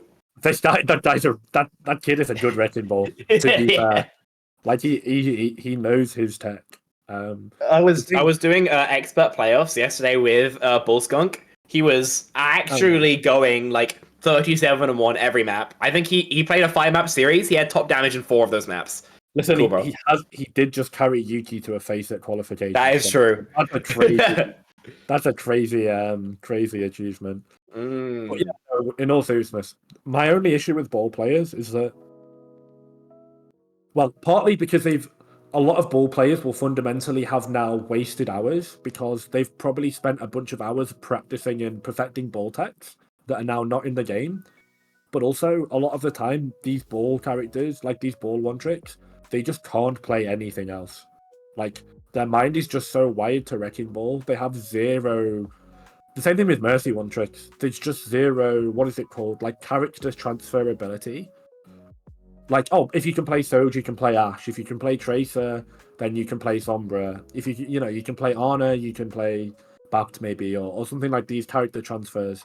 I feel like you don't have that on Wrecking Ball compared to the other tanks because it's so different. And often their quality drastically drops off because they are just that ball one trick. But I mean, doesn't differ from the fact that they're nuts on Wrecking Ball. Yeah. A little bit on the side there. I'm curious to see what the next bans are going to be, because I mean the D.Va ban is a big one to spend, and I gotta say, just to lose as well. Like, well, also like you can just go to like any sort of map with verticality and ban D.Va, and then what's Vestola gonna play? Sigma ban now, no? Yeah, guaranteed. Guaranteed Sigma. Actually, no, you don't ban Sigma. You know why? Because Peppy's been bench riding. It's time. It's time. Yeah, absolutely. You bring Peppy in here. And then you're going to match Sig. You probably want to ban, maybe even Ram, if you want to stop yourself getting brawled over, and then force the Sig mirror. That's a decent look in. I'm actually is it cooked to say I don't mind Ram on this map? Because Ram is not that bad. You can just play it like Sigma, but like not as good, because when your shield goes down, you just play like Sigma, except you have way less downtime with your shield. But what you do is you walk forward and you just hold right click in their face, and you have like 80% damage reduction. So like you're not Pepe's in, so no Sigma ban, but that means you've just given Vestola his best hero. I would say his best hero is Sigma, but he's more of a D.Va. Surely, man. It's very good. I feel like I think he hasn't had time on it recently. I would say he's definitely the best Sigma in the MEA. I think for sure. But I think he's got so many reps on like Ram D.Va. I mean, like, he's been playing obviously D.Va for longer because he was around when D.Va was the premier off tank. But like, he was also really good on Sigma, and is still, I think, pretty good on Sigma. We knew how good he was on World Cup. I think he's particularly slotted into Sigma in Overwatch 2. And Sig as a character in Overwatch 2, like, it seems so perfect for 5v5, right? Obviously, it really struggled to deal with flankers, and it kind of always had, even with the accretion. So it's interesting that Sigma isn't like just a permanent mainstay in 5v5 in general. I mean, we only really had one Sigma meta, didn't we? But on this map, though, it's unbelievably real. It is the dominant force, and it'll be a while until Sigma is moved off Circle Royale and Havana. I think this is going to be really interesting, because these are two Sigmas who have never played against each other. It's going to be it's a bunch of quite something. Oh my god, who are those guys? It should be CJ, Seeker, and Unta. And then we got Nightmare down back who are watching after they got kind of clapped. Is that Unta on the right? That is not Unta with the. Is that Unta? That's Unta. That's Unta to the right. That's Unta on the right. Yeah. Unta on the right. Yeah. I was like, that is not Unta with the blunt hair. That's actually aside. When I went on my little sabbatical, then I bumped into Mel, the Nightmare social media manager, and asked her what she thought about the game. And I think her exact words are, "We got on." You know, keep it broadcast friendly. Yeah. We got poo-pooed on. Yeah. On. They banned No, Sigma. I got no money. Listen, those red pandas are living. You know, they've made a lot of money. But they make a lot of money off my day tomorrow as well. It's fine. I would say I am more in danger than any single red panda. Tell him he can. But yeah, very obvious bans here from Way. They banned the Ram because they're going to get run over because they want to force Sig mirror. I feel like I said, I predicted it. My brain's got the size. The Farah ban. Wave has been playing a lot of Pharah. It's kind of annoying here. You know, it's a lot of frontline damage, kind of hard to check. I think it's a very fair balance on both these sides. I think if you are VP, there's not really anything you can do once you realize they're going to force Sigma, other than mirror it out and hope you do better. I think EU as a region have got the most practice against annoying Pharahs, but we know how annoying it is, so we still just like any chance to not play against it. Right? Like some of the best Pharahs still currently playing the game are present in EU, and it's definitely a Pharah heavy region. Honestly, thanks to that EMEA, thanks to that Middle Eastern influence, thanks to that Saudi influence, to be fair. Gala found a way to lock Illari, by the way. Yeah. Oh my Gala loves this hero. It's like actually his favorite. When he was playing with Canale, especially, they would play like Illari BAP basically everywhere. It was kind of insane. They were pretty good at it as well, and you know, Fixer not known as a Top Deck of May as well. Jaywu May.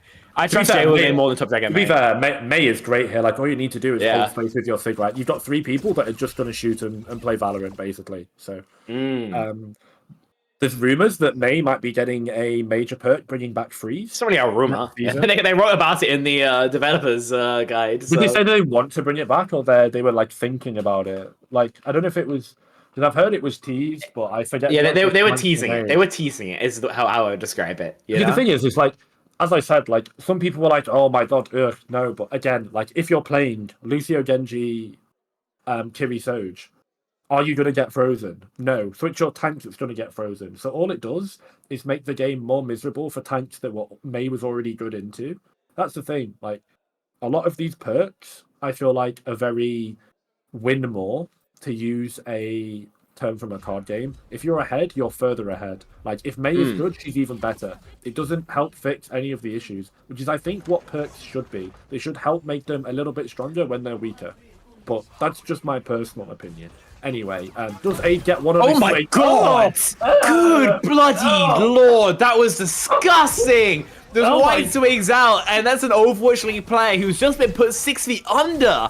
Bro, that was like a pixel he saw. My god, Aid. I can't, like, that looked so basic, but, like, to hit that shot, oh my god! That was sick nasty. Oh my god. Okay, I mean, what an opening to find VP already forced back round the corner. They're 18 rated content. Is that legal on SOOP? Like, oh my god. Like, Shockwave effed on video. My god. Oh, okay. I mean, you get the corner, you got the break on the pylon. By this time, I imagine Shockwave is going to be back. But this time, Gala's has been decapitated. Aid is just disgusting on this Widowmaker. There's no other word for it. This just level of ew-inducing is off the bloody charts. It's an and if he continues, it's an ick, in fact, yeah. Good rock. You've got the window. Significant lead on Maka, actually, but can you actually get anything off the back of it? Getting plenty of damage onto Pepe, but I mean, he's still got a lead on that Flux by just about 5%. This backline push is lovely, but you need to hit the rock, and you've got to punish Lee Sin-min, who's still alive, at least for the moment, but finally Shockwave turns the tables on the opposing hit scan. They've been able to find a stop. Yeah, and of course, obviously, when you get into these situations, like, Jaywu does go down there, but when you get into situations like that, where Wei have to walk forward and they get rotates, then the Mei is terrific. Any chance that those hands go up, the Mei will just freeze them for free and effectively do Giga Cleave damage. The important interaction here for Vestola in this fight, by the way, is how do they use their grasp into the window, because if Vestola gets caught with his hands up, Mark is going to window in, Pep will hit the accretion, and then Vestola is just going to have his PC unplugged. Yeah, see how he handles that with the admins allow it as he's walled, but there's a doorway. Top Dragon maybe not thinking that one through all the way.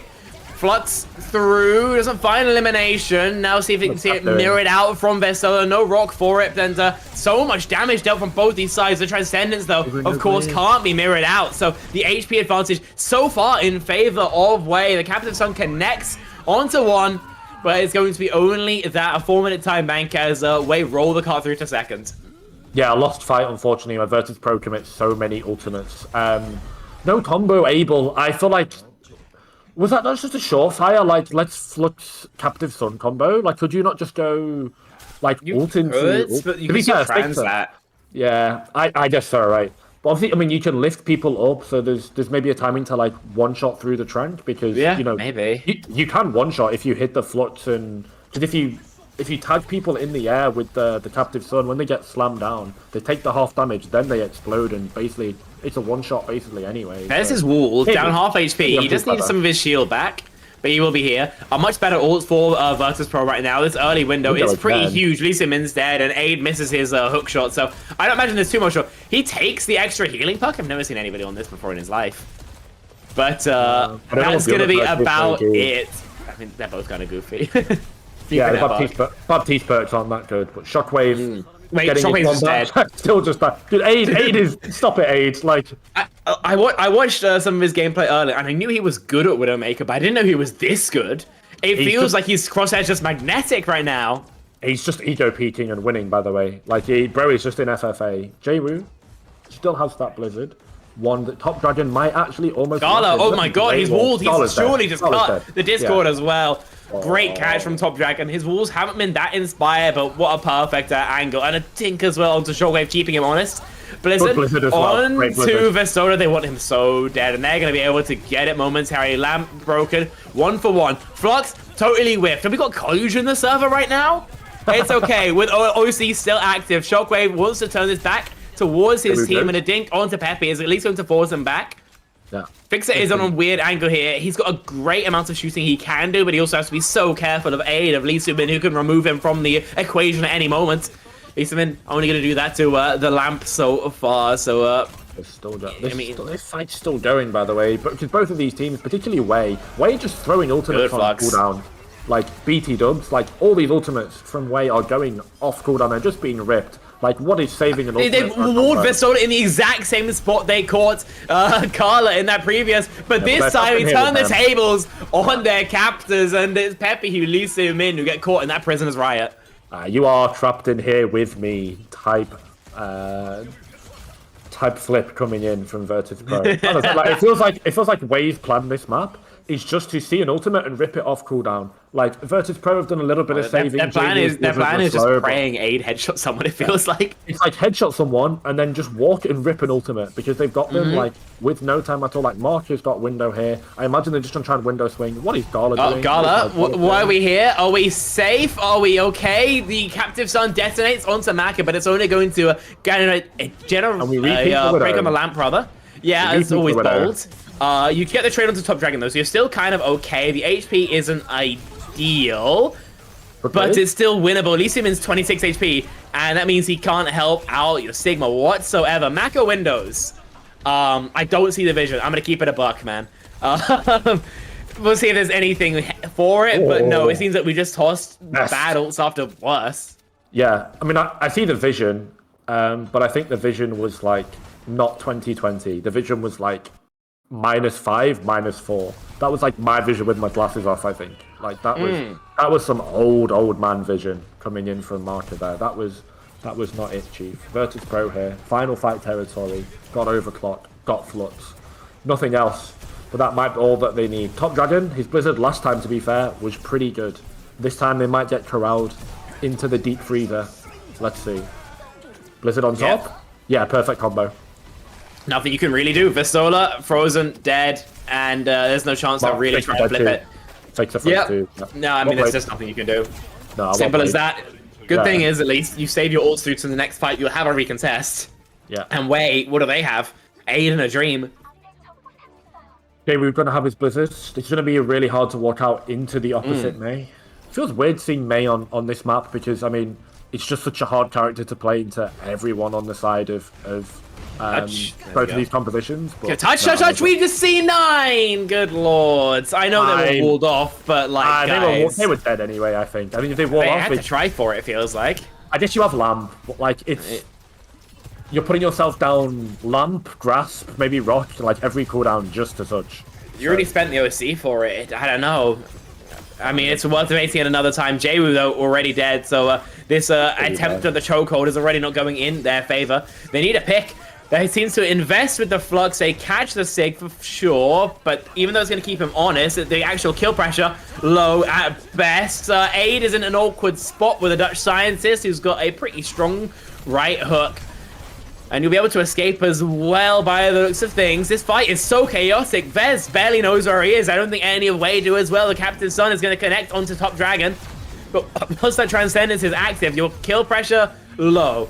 Gala and Vasola find that out the hard way, and though Shockwave finds the trade, it's still going to be the cart rolling forward.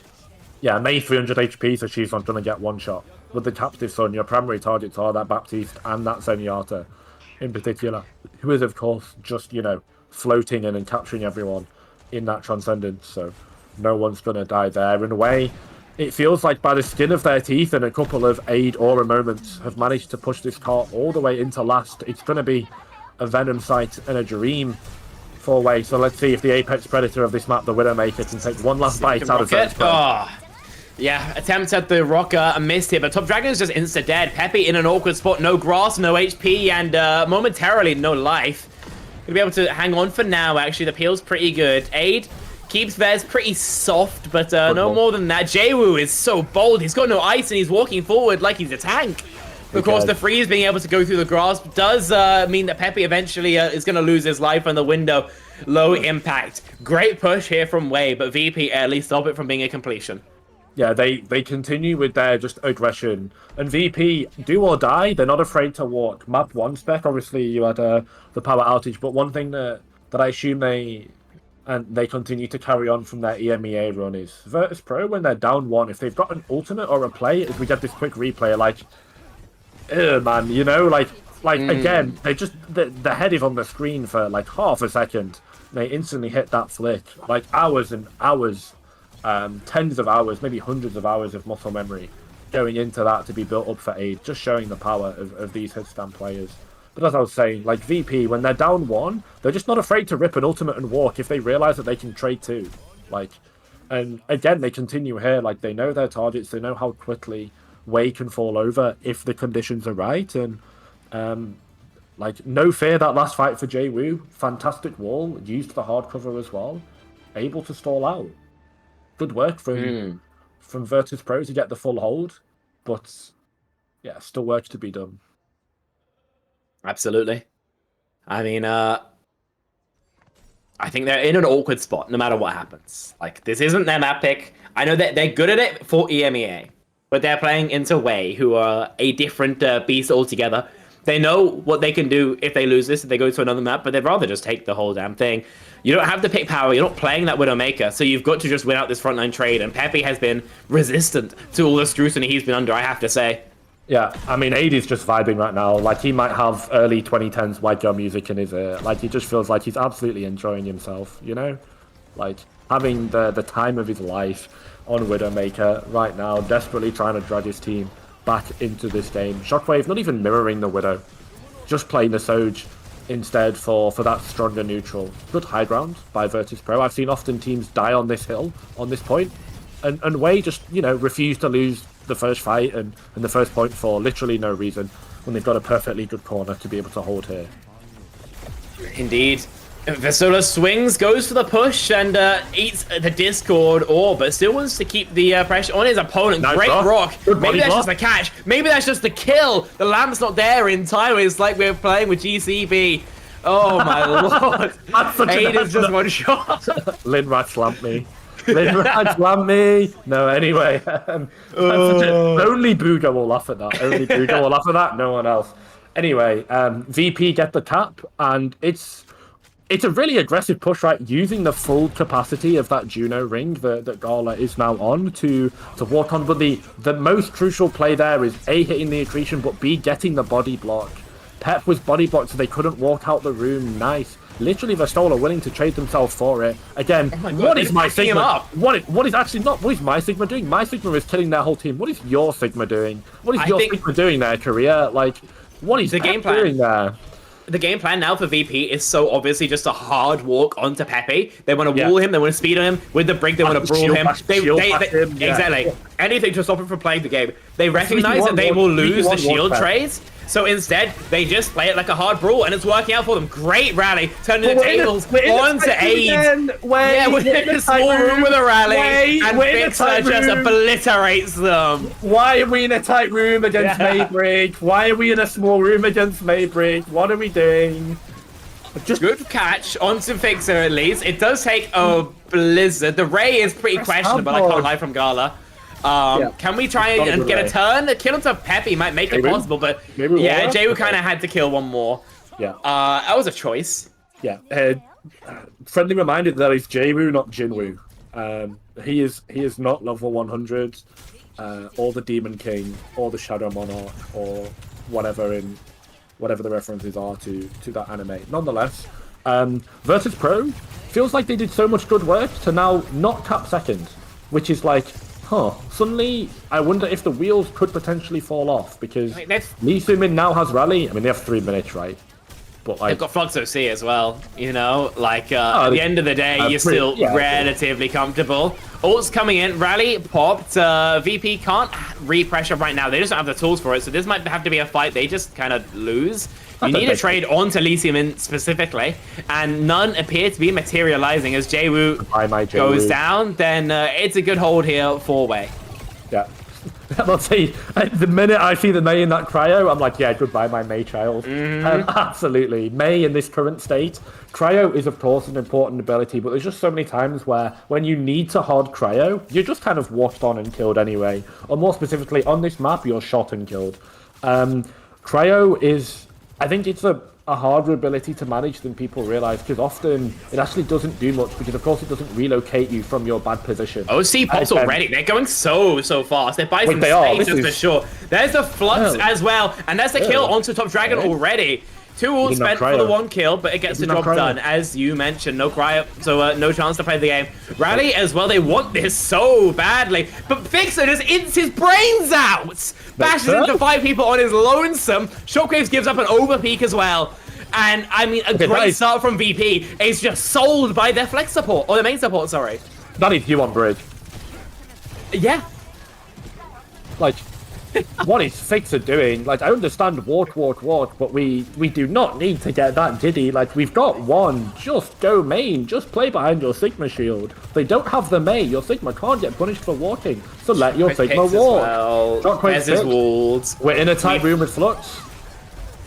Plenty of damage. We blizzard this. Good block on the rock at least, but Fixers again just on an island. I don't know why so many ults are being invested into a fight which VP clearly have no chance in. Minute 40 left to go. What are VP doing? They had 3.5 minutes, and now they starters. They literally have. They got 2 giddy. They were like, yeah, we're going to spawn, guys, free low. And then they were like, oh no. And now they're into Top Dragon ultimates. They're into Rally. They're into Orbital Ray, and it's not looking good, Brev. See how Virtus.Pro try and make a miracle with just an Orbital Ray here. You have to spend it, essentially. You need to generate your other rules. You need to force your opponent to spend.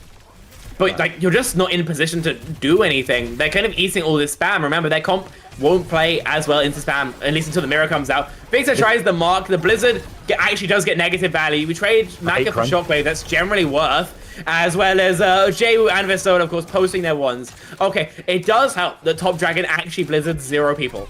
It turns out it makes these fights a hell of a lot easier. By all definition, a white woman hate crime, what we've just witnessed. That Brigitte was just solo blizzarded for what? Like, why do we solo blizzard Fixer? We've already seen him literally run it down, win trade style. Just, like, let him run into your team 1v5 without shield, dog. Like, it's completely fine. Huge waste of a blizzard. They do get the touch, luckily. But Rally's gonna battle them back into choke, give you some added survivability. Flux is just ginormous, though. It's a Sig 9 on top of all the extra damage, but those kills are going to be forthcoming anyway. 4, 5. I mean, it's just so much damn damage from Vistola. Yeah, and the Flux, I actually don't think it's an overcommitment, because you're racing against the clock here. You're potentially going to get Flux for, like, the final fight. So Vistola needs to, like, crank it Soldier Boy style. You'll appreciate that one, I'm sure, Spec. But they need to crank it Soldier Boy style to get as much damage as possible. Wei, going for the early fight here. Minute 19 left. They're giving up so much cart pressure to do this. To be fair, there's only 1 on. Now there's 2 on, okay. So they recognize. Oh my god, Jaewoo lives on an absolute sliver. Ice forced already. Any other Soj patch, and that's a kill, by the way. Any other Soj patch, that's a kill. That's a kill, by the way. Is going to catch Gala, but he's not dead just yet. OC active, plenty of damage from Shockwave, but it's largely just going to buy some non-aggression from Wei. Look how low they all are, actually. Huge HP advantage 4VP. walk? As long as Vez is stable, then they're kind of Blizz, just use okay Blizz. to take this role in a small Blizz. room with a Blizzard. It's a story we've seen before, Chase. And it's Virtus.Pro who drags their way to victory. What a clutch up! 2-0 up over the Koreans. But like, I mean, like Jay-Woo's ability to mind control Wei 4 times into walking into a tight room is just terrific. Why do they walk into a tight room against a Blizzard again? Guys, they have Brig May. Like, don't walk into the tight room against the Brig May. Don't do it. I know you have at least May as well, but like EU are the rush specialists. They're the tiny Overwatch fanatics. Like, why do we walk into the tight room against them? I don't know. Even with a little bit of fixer mind control, there was some exceptionally good throws that map, wasn't there? Realistically, There were quite a few. There was a couple of like, what is Spectre doing? Like Shockwave, I can't believe VP didn't throw that after they pushed spawn. I mean, just like, I feel like, I mean, I don't know, Top Dragon just like blizzarded his demons. Like, I don't know, he saw the ghost of Arnold Miller, CEO of Gen G, in that room and went, oh! Just, you know, European org, you know, and PTSD, you know, like. Jay-Woo's May, good, pretty good, honestly. good. I think in this composition on this map, you just have to live. Your cryos have to trade anything of value. The minute you get the May War perk on this map, it's incredibly, incredibly good. The minute you get the cryo perk as well, it's actually great because with the cryo perk on this map, what you saw in that last fight was Jay-Woo can just literally int Blizzard, throw it on top of them, left click for half a second, get one right click in, and then hold Ice Block, and he's doing Blizzard damage, which is 25-30 per second, plus his Ice Block perk, which is another 70 per second, 100 DPS per second of basically unblockable, unmitigatable damage onto the enemy team. With his whole team in there, it's just such fat zoning, they can't do anything. Again, did we need to go into the tight room against the Jay-Woo Blizzard? No. But look what happens. Jay-Woo can... Actually, didn't even need to, but like, he could have popped Ice Block there and they would have died equally as fast and he wouldn't have been traded, which potentially could have been important because of respawns and touch and stuff. But in general, as a May connoisseur myself, I love that character. May and Zarya are the only two characters I play these days. Jay-Woo May, pretty good.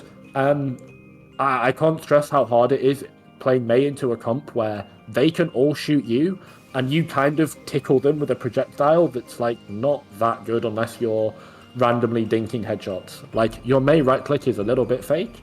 Obviously your wall and your primary fire, if you can actually use it, are real, but yeah, you're mostly just a livable tank in that scenario, and Jay-Woo did a great job of that.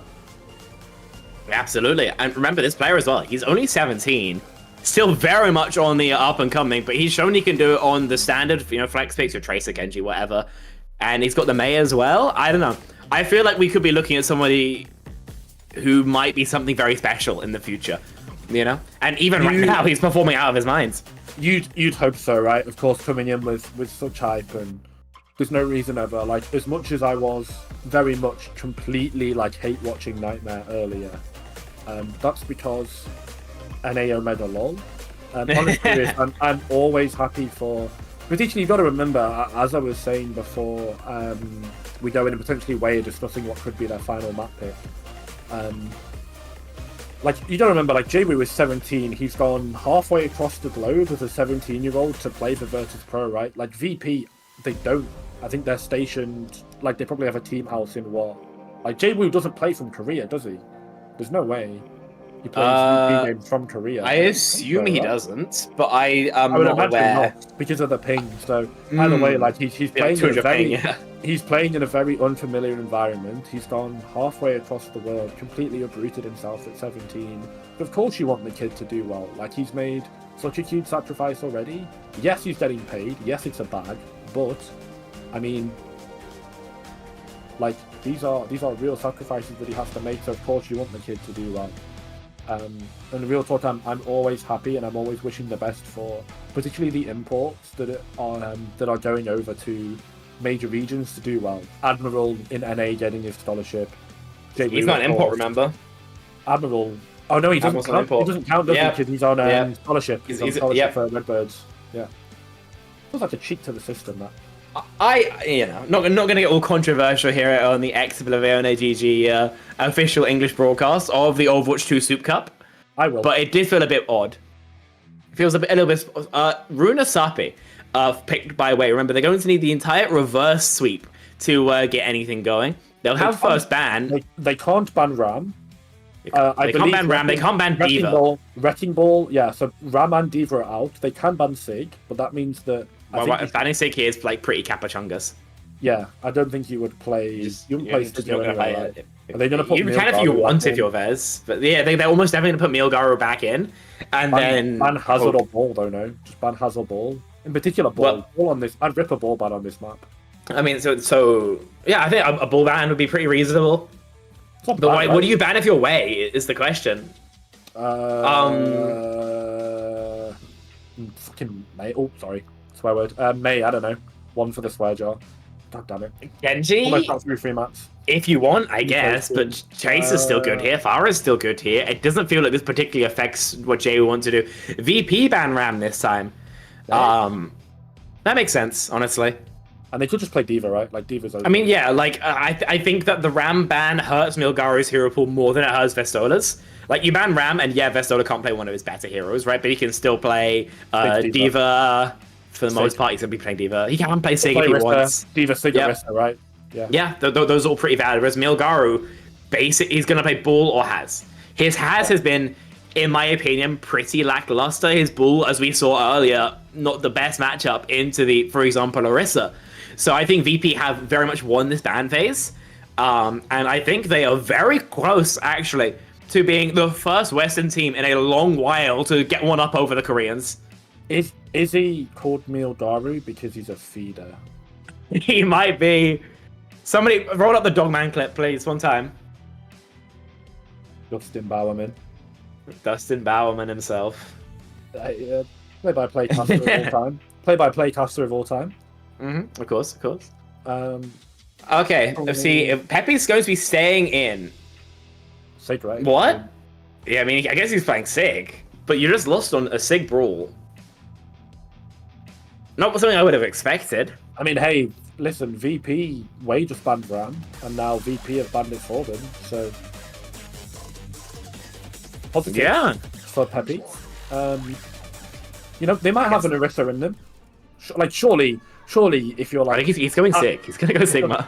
If you're surely at this level, you can play Orisa, right? Like, it's Orisa. Oh, he's on Orisa. Damn. Yeah, Orisa. Top Dragon on the May again. An Orisa mirror in this day and age? Admittedly worse. I mean, no, but you say this, but like, the tank cycle for the last couple of months has just been whatever tank is ridiculously overtuned, then Mauda. When was the last time we had Orisa meta? When was the last time we had Orisa meta? Before Mauda meta. It went. They nerfed Orisa and people started playing Mauda. Oh, we were Mauda for like 6 months. Yeah, so before that, because then we had six months in esports. 6 months in esports time is this day and age. It is a lifetime. Exactly.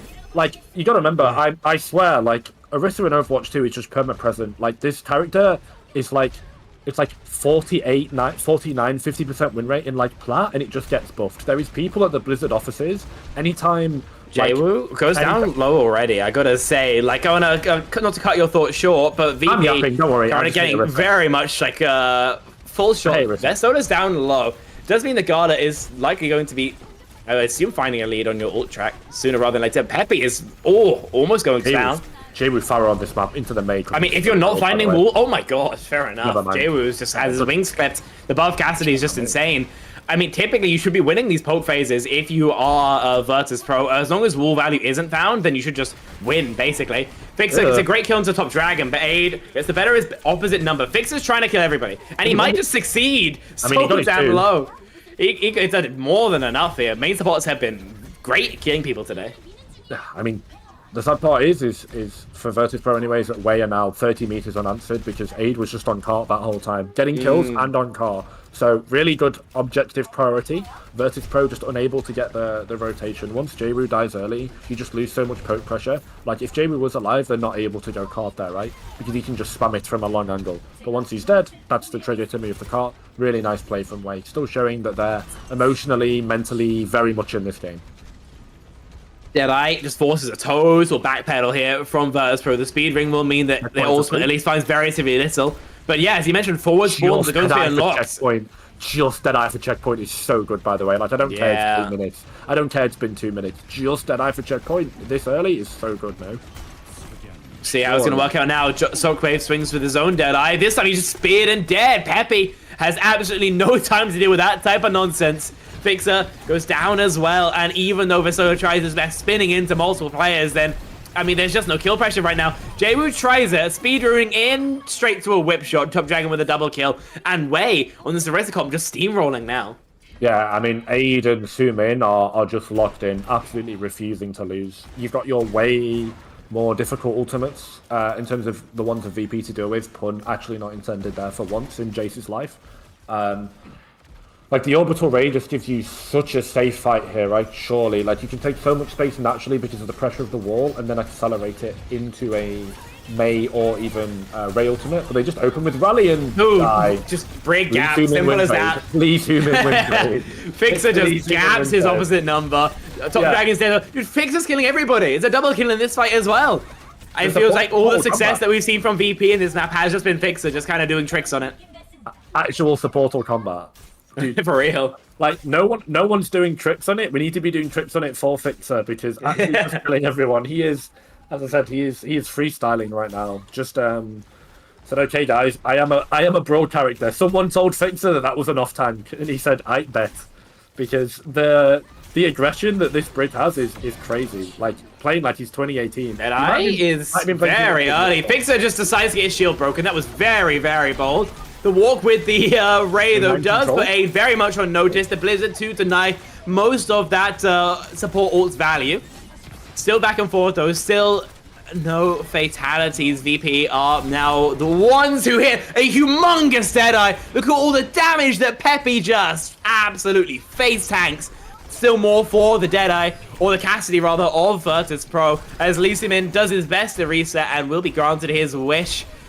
I mean, huge here from VP. The cart though being solo means that in terms of actual progress, they get very little. Is that the Philadelphia Fusion Cassidy skin as well? Might be. Shockwave giving us a reminder of his Overwatch League days. When he was still a youngin, I think Shockwave might actually be like 23, 24 now. Which is crazy because obviously he looks so young. But he's been around for a while. He's a veteran on this team, Shockwave, and veteran play there from that Cassidy. He's played that character for a heck of a long time. Ring out, wall pop, but in terms of value, minimal. Terra Surge from Peppy just used to send Top Dragon to the Nether Realm, but it is a spear used to take care of him permanently. Jayru a double kill with some lovely right clicks, and finally we see VP getting some progress. So the issue with Mei is that against a lot of tanks, particularly Orisa, if they just decide to use all their cooldowns on you, you are just dead. And that fight, Vestola decreed that Top Dragon was no more for this world. So down they went. Jayru's Blizzard was committed, so that's a huge loss for them. Considering that I think Vest just basically won it off that solo play onto top. So they're maybe going to win that one back, but hey, live and let die. They've still got a bunch of very, very strong ultimates. Like, they can stave off this high noon into a defensive ult now. Will Fixer just pop Rally and kill everyone? Like, find out on this week's episode, you know? Well, he's pop Rally, but he hasn't found any kills just yet. Very greedy fight win here from VP as they invest both the Rally and the Ray. Well, whip shot into a wall means that Top Dragon's HP evaporates, and the reset call was made fast there. It's 3 for 2 though, right? Like, the bell rings, you're basically going to get to 94 with Way having Blizzard and Ray, to be fair. But then if you can basically just go back and forward 1-2, a little bit of a rally going, you're going to have the advantage. You're going to get the lead as well. As we said, the amount of that Way pulled up into, I think they had 94. They've had 94 for a long time now. Like, I feel like they've had it for at least like 4 or 5 minutes. About 4 minutes, yeah. Ray popped early from Maka. you know, recognizing that their opponents may be overspent, they just rip one of the best ults in the game, and Shockwave has no counter. Vistola down low HP as well, and though it does come close, just about 3 meters separating these two teams, it is still Wei who have the lead. Yeah, they just need to die quick or stall cart as much as possible, because if you're VP now, you just need to respawn and go and try and instantly get hold of the cart. Because if you do, this fight win from Wei is kind of fake. And then in a fake fight win where they've used Orbital Ray, it's a huge economic win for them. Unfortunately, they're going to have to deal with Blizzard and Terror Storm, but not before. Vistola first. Huge pick. Yeah, and Terra Surge as well. Fixer goes down, so much damage, but Heavy just trade for it. Vistola, I mean, he's doing a lot here to try and stay alive, stay active. He's still killing people. There's a reason he's one of the best, if not the best tank in EMEA right now, and we are seeing it firsthand, ladies and gentlemen. Didn't leave for another game. Didn't leave for MR, and he's locked in and popping off. Was a little bit asleep at the wheel, I think, for a couple of fights on Orisa, but since then it's definitely woken up.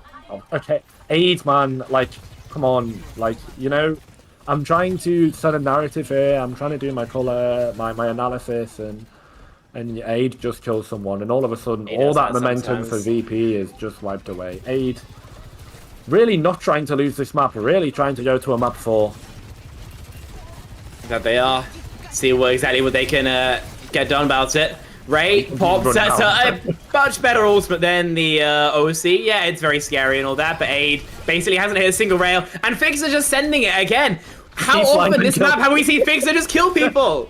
Fixer's fragging, man. Fixer is fragging. I mean, we're obviously we're laughing and we're joking around, but we can actually see the aggression at which VP are playing. What is this push, by the way? Maka's dead. Lee Soo-min, the next to fall. They are pushing spawn. They have the lead. There's 2 minutes left to go. Yeah, Wei have totally lost control of the series. Yeah, I think this is almost the nail in the coffin, if not the final nail in the coffin for Wei on this map. Like, getting this much lead again, as I said, like, it was the same thing for T1 last series. Like, they only now need to win a fight in 90 seconds, and Fixer at some point will just get rally and kill everyone again. If not, J-Roo has Blizzard, and they're gonna have to stack on this cart the whole time. If you're VP, your game is about living, and time is on your side. Aid, dead. Yeah, Terra Surge probably won't find too much here. Yeah, Lee Soo-min gapped by Fixer. Again, is that support or combat you mentioned earlier, Jace. J-Roo does go down to his opponent's Blizzard. It's just getting a little bit involved here, but Peppy surely going to be shredded by the right clicks, and another fight going in favor of Virtus.Pro. Note as well, they don't even need to be winning out these fights because they've got so much of a lead, but it is very much nice. It's not necessary, but I guess it's just to push it as far into the veins as well. Virtus.Pro really does feel like they've been told that, hey guys, going first is just good. Let's just go faster, you know? Because the aggression at which they're playing with, I got a little bit jump scared by the new whip shot perk as well. I believe it's the one that does additional damage or has additional range. Extra damage. Oh yeah, the whip shot them into the wall, and yeah. Then the perks still sometimes CC me, I apologize. Lee Soo-min going over to the Juno in the dying embers of this fight, but I think the fire that is Wei is slowly burning, the rope is diffusing, and Virtus.Pro might be ready to just take a bite out of the Korean opposition. Any touches? 2 meters left to go. Now 1. Nobody gets on the objective. There was no chance in hell for them anyway. But Fixer just wipes them out. Good lord. It was 1v3. I mean, can we get any historians? When was the last time that any Western team beat the Koreans? When was it? Let alone in 3-0 fashion. Because we got to go back to surely like Overwatch League, right? Potentially. I mean, there's been very limited. Maybe like EWC. Yeah, because the only other actions are EWC and LAN events, of which the teams that are getting sent to the LANs, to be fair, are the top Korean teams, like Team Falcons and Crazy Raccoons, 2 of which are not in this event. And obviously, EU have sent their best team, and this is Wei, who are probably like 5th or 6th in terms of Korea, below T1, below Crazy Raccoons, below Team Falcons, below, I'm missing one more, below Zeta Division. So, you know, I took a look. This is EU 1 seed versus like Korea 6 seed, so we can't. That is true. No, I don't care. I'm running the narrative. By the way, I checked. The last Korean team that lost into the Western team was Zeta Division losing to Toronto in EWC semifinals in a 4-3 series. That was 2 Korean imports as well. But still a crazy result for Toronto nonetheless. Very impressive. That is a Western team. By all definitions, the same thing. This is 2 Korean imports as well. Vistola with player of the match as well, dude. He was playing out of his mind, to be fair. I think before that, it might have been the London versus the Atlanta Reign, I would say. Is the last time a full Western team beat a full Korean team. When London packed up the Reign. And the fact we're going back so far into the past, like... It was that this is a huge result. All the Gladiators, Gladiators like Koreans as well. Yeah. Like, I feel like Vestola and Fixer, like, both just played, like, out of their minds. Except for Choice, Fixer, Yotta Ints on Circuit Royale. They both played a fantastic series. Like, you listen, like, someone might have had a, you know, he might have had a parlay on his own death, you know? Like, there might have been a small PayPal moment, but I mean, okay, when you're as aggressive as Fixer clearly is on Brig, like, he's just down to walk on anything, by the way. Like, I was joking earlier about how, like, Marv 1 gameplay was incorrect, but, like, if your entire team is just down to walk on anything with your Brig, like, oftentimes I feel like these Sigma-based comps are terrified to hold W when they see key cooldowns go, but VP just weren't today. And when when your Brig is walking like this, fundamentally, it means your tank has such an easier time, because one of the pitfalls of tanking Overwatch 2 is that you walk by yourself and you just get hate crimed because your hit stands on the angle, your supports are in Narnia. But just having the Brig with you, having the Mei with you, basically means you're not playing tank by yourself, you're almost playing off tank. Not really, but you're playing main tank because you've got kind of 2 small off tanks with you. It makes such a difference, at the very least, for psychology. And it instills your tank with so much confidence. And that's all that Vestola needed today. And I'm sure he loves playing with Fixer, absolutely. I would. Like, go down for my Brig to just send it on anything with Rally. Like, main support is a role that historically does not have agency. Fixer today said, you know what, guys? I'm the DPS. Yeah. I think he kind of did that, and fair enough to him. Worked out fantastically in his favor. I think a huge win for VP, as you mentioned, time and time again. A huge feather in the cap as well of some of the players who did play kind of out their mind. And of course, all that was for a chance to play against T1 tomorrow. That is going to be quite a game. I will put it that way. It's going to be an incredibly exciting matchup that's going to be upcoming. So it's T1 v VP in the grand finals of the SOOP Cup. In that 3rd place match, Nightmare are going to be playing against Way for the decider. I mean, that's all going to be tomorrow, of course. That time on the Ex Oblivione coaching, we will be joined by Leg Day and CB. So make sure you do create an account on this platform on SOOP Live. Make sure you follow Ex Oblivione because you absolutely want to be notified when those 2 goats go live. Yeah, absolutely. Some of the best testers we've got in Overwatch. CB mostly been doing Calling All Heroes, but has put in such a grind. Is always present. And has such a passion for the game, which is something that very few people who work in this industry and around this scene still have that level of burning fire within them to constantly push themselves and put in the extra unpaid dirty work to make themselves as good, as entertaining, as knowledgeable, as insightful as CB. So can never really speak highly enough of someone like that. And of course, Leg Day has just been one of the best color casters, without glazing, one of the best color testers that we've had in terms of just caster in general. His play by play on Asia broadcast, it was heat. I don't think there's any debate there. Him and Avril kind of popped off on that broadcast. So looking forward to see that continue tomorrow. Of course, I think that's mostly everything. Rox, have a bit of a chin wag before we end things here.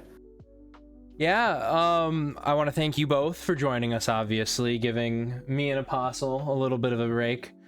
But like you said, we got amazing talent coming on tomorrow in CB and Leg Day. Very thankful to have them and really elevate the quality of this stream. I want to thank you both for coming on, Spectreon. I'm sorry that the gnomes that run the Twitter account for Ex Oblivione came to your house and cut the power. They wanted me to cast at least one Vestola game.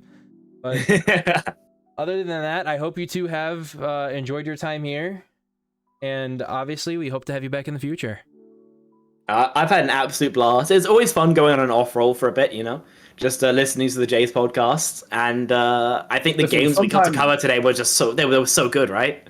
Oh. Yeah. Obviously, like the last series, like we locked in, but like when a series, like I'm not gonna completely directly quote myself saying this because it sounds like I've got a massive ego and I'll never be as True. good. But Jace has a huge ego.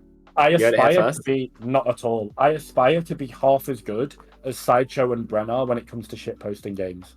Like when it comes to just trying to make a stream as entertaining as possible, like communicating, interacting with audience and my other caster, and just making it as fun and watchable and listenable as possible. That is something that I always aspire to be. So hopefully everyone did genuinely enjoy some of our less intense games. And of course, I'm sure you enjoyed the absolute bangers that we got in our last one as well. But yeah, that is something I always aspire to do is really try and make those games as entertaining and as fun as possible. So yeah, thank you so much for having me on, guys. Yeah, if there's anything you guys want to plug before we go, before I head off and do a little solo thing, feel free to do it right now. Spectreon, we'll start with you. Follow me on Twitter if you want, I guess. Twitter at SpectreonCasts. I post about Overwatch. I literally just do Overwatch, I can't lie. Do I have anything going on in my life? Not really, it's pretty chill right now.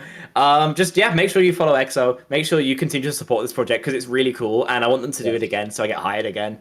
I want to So, do it again yeah. so that Spectreon gets hired again. I won't be getting hired again, but absolutely everyone else will. Sorry, Jace, we've already talked about it in the Discord. The budget cuts are happening, and you know how budget cuts go. But Jace, is there anything you want to plug? I mean, it's anything at all? esports winter, you know. Listen, I'm cheap to hire these days, like dead ass. Like I can't command anything. No, but real talk. I stream sometimes regularly on Twitch. If, as I said, with my namesake, I'm very much invested into the games I play, strategy games these days, TFT, MTG, and then some MR as well. Of course, the big OW competitor.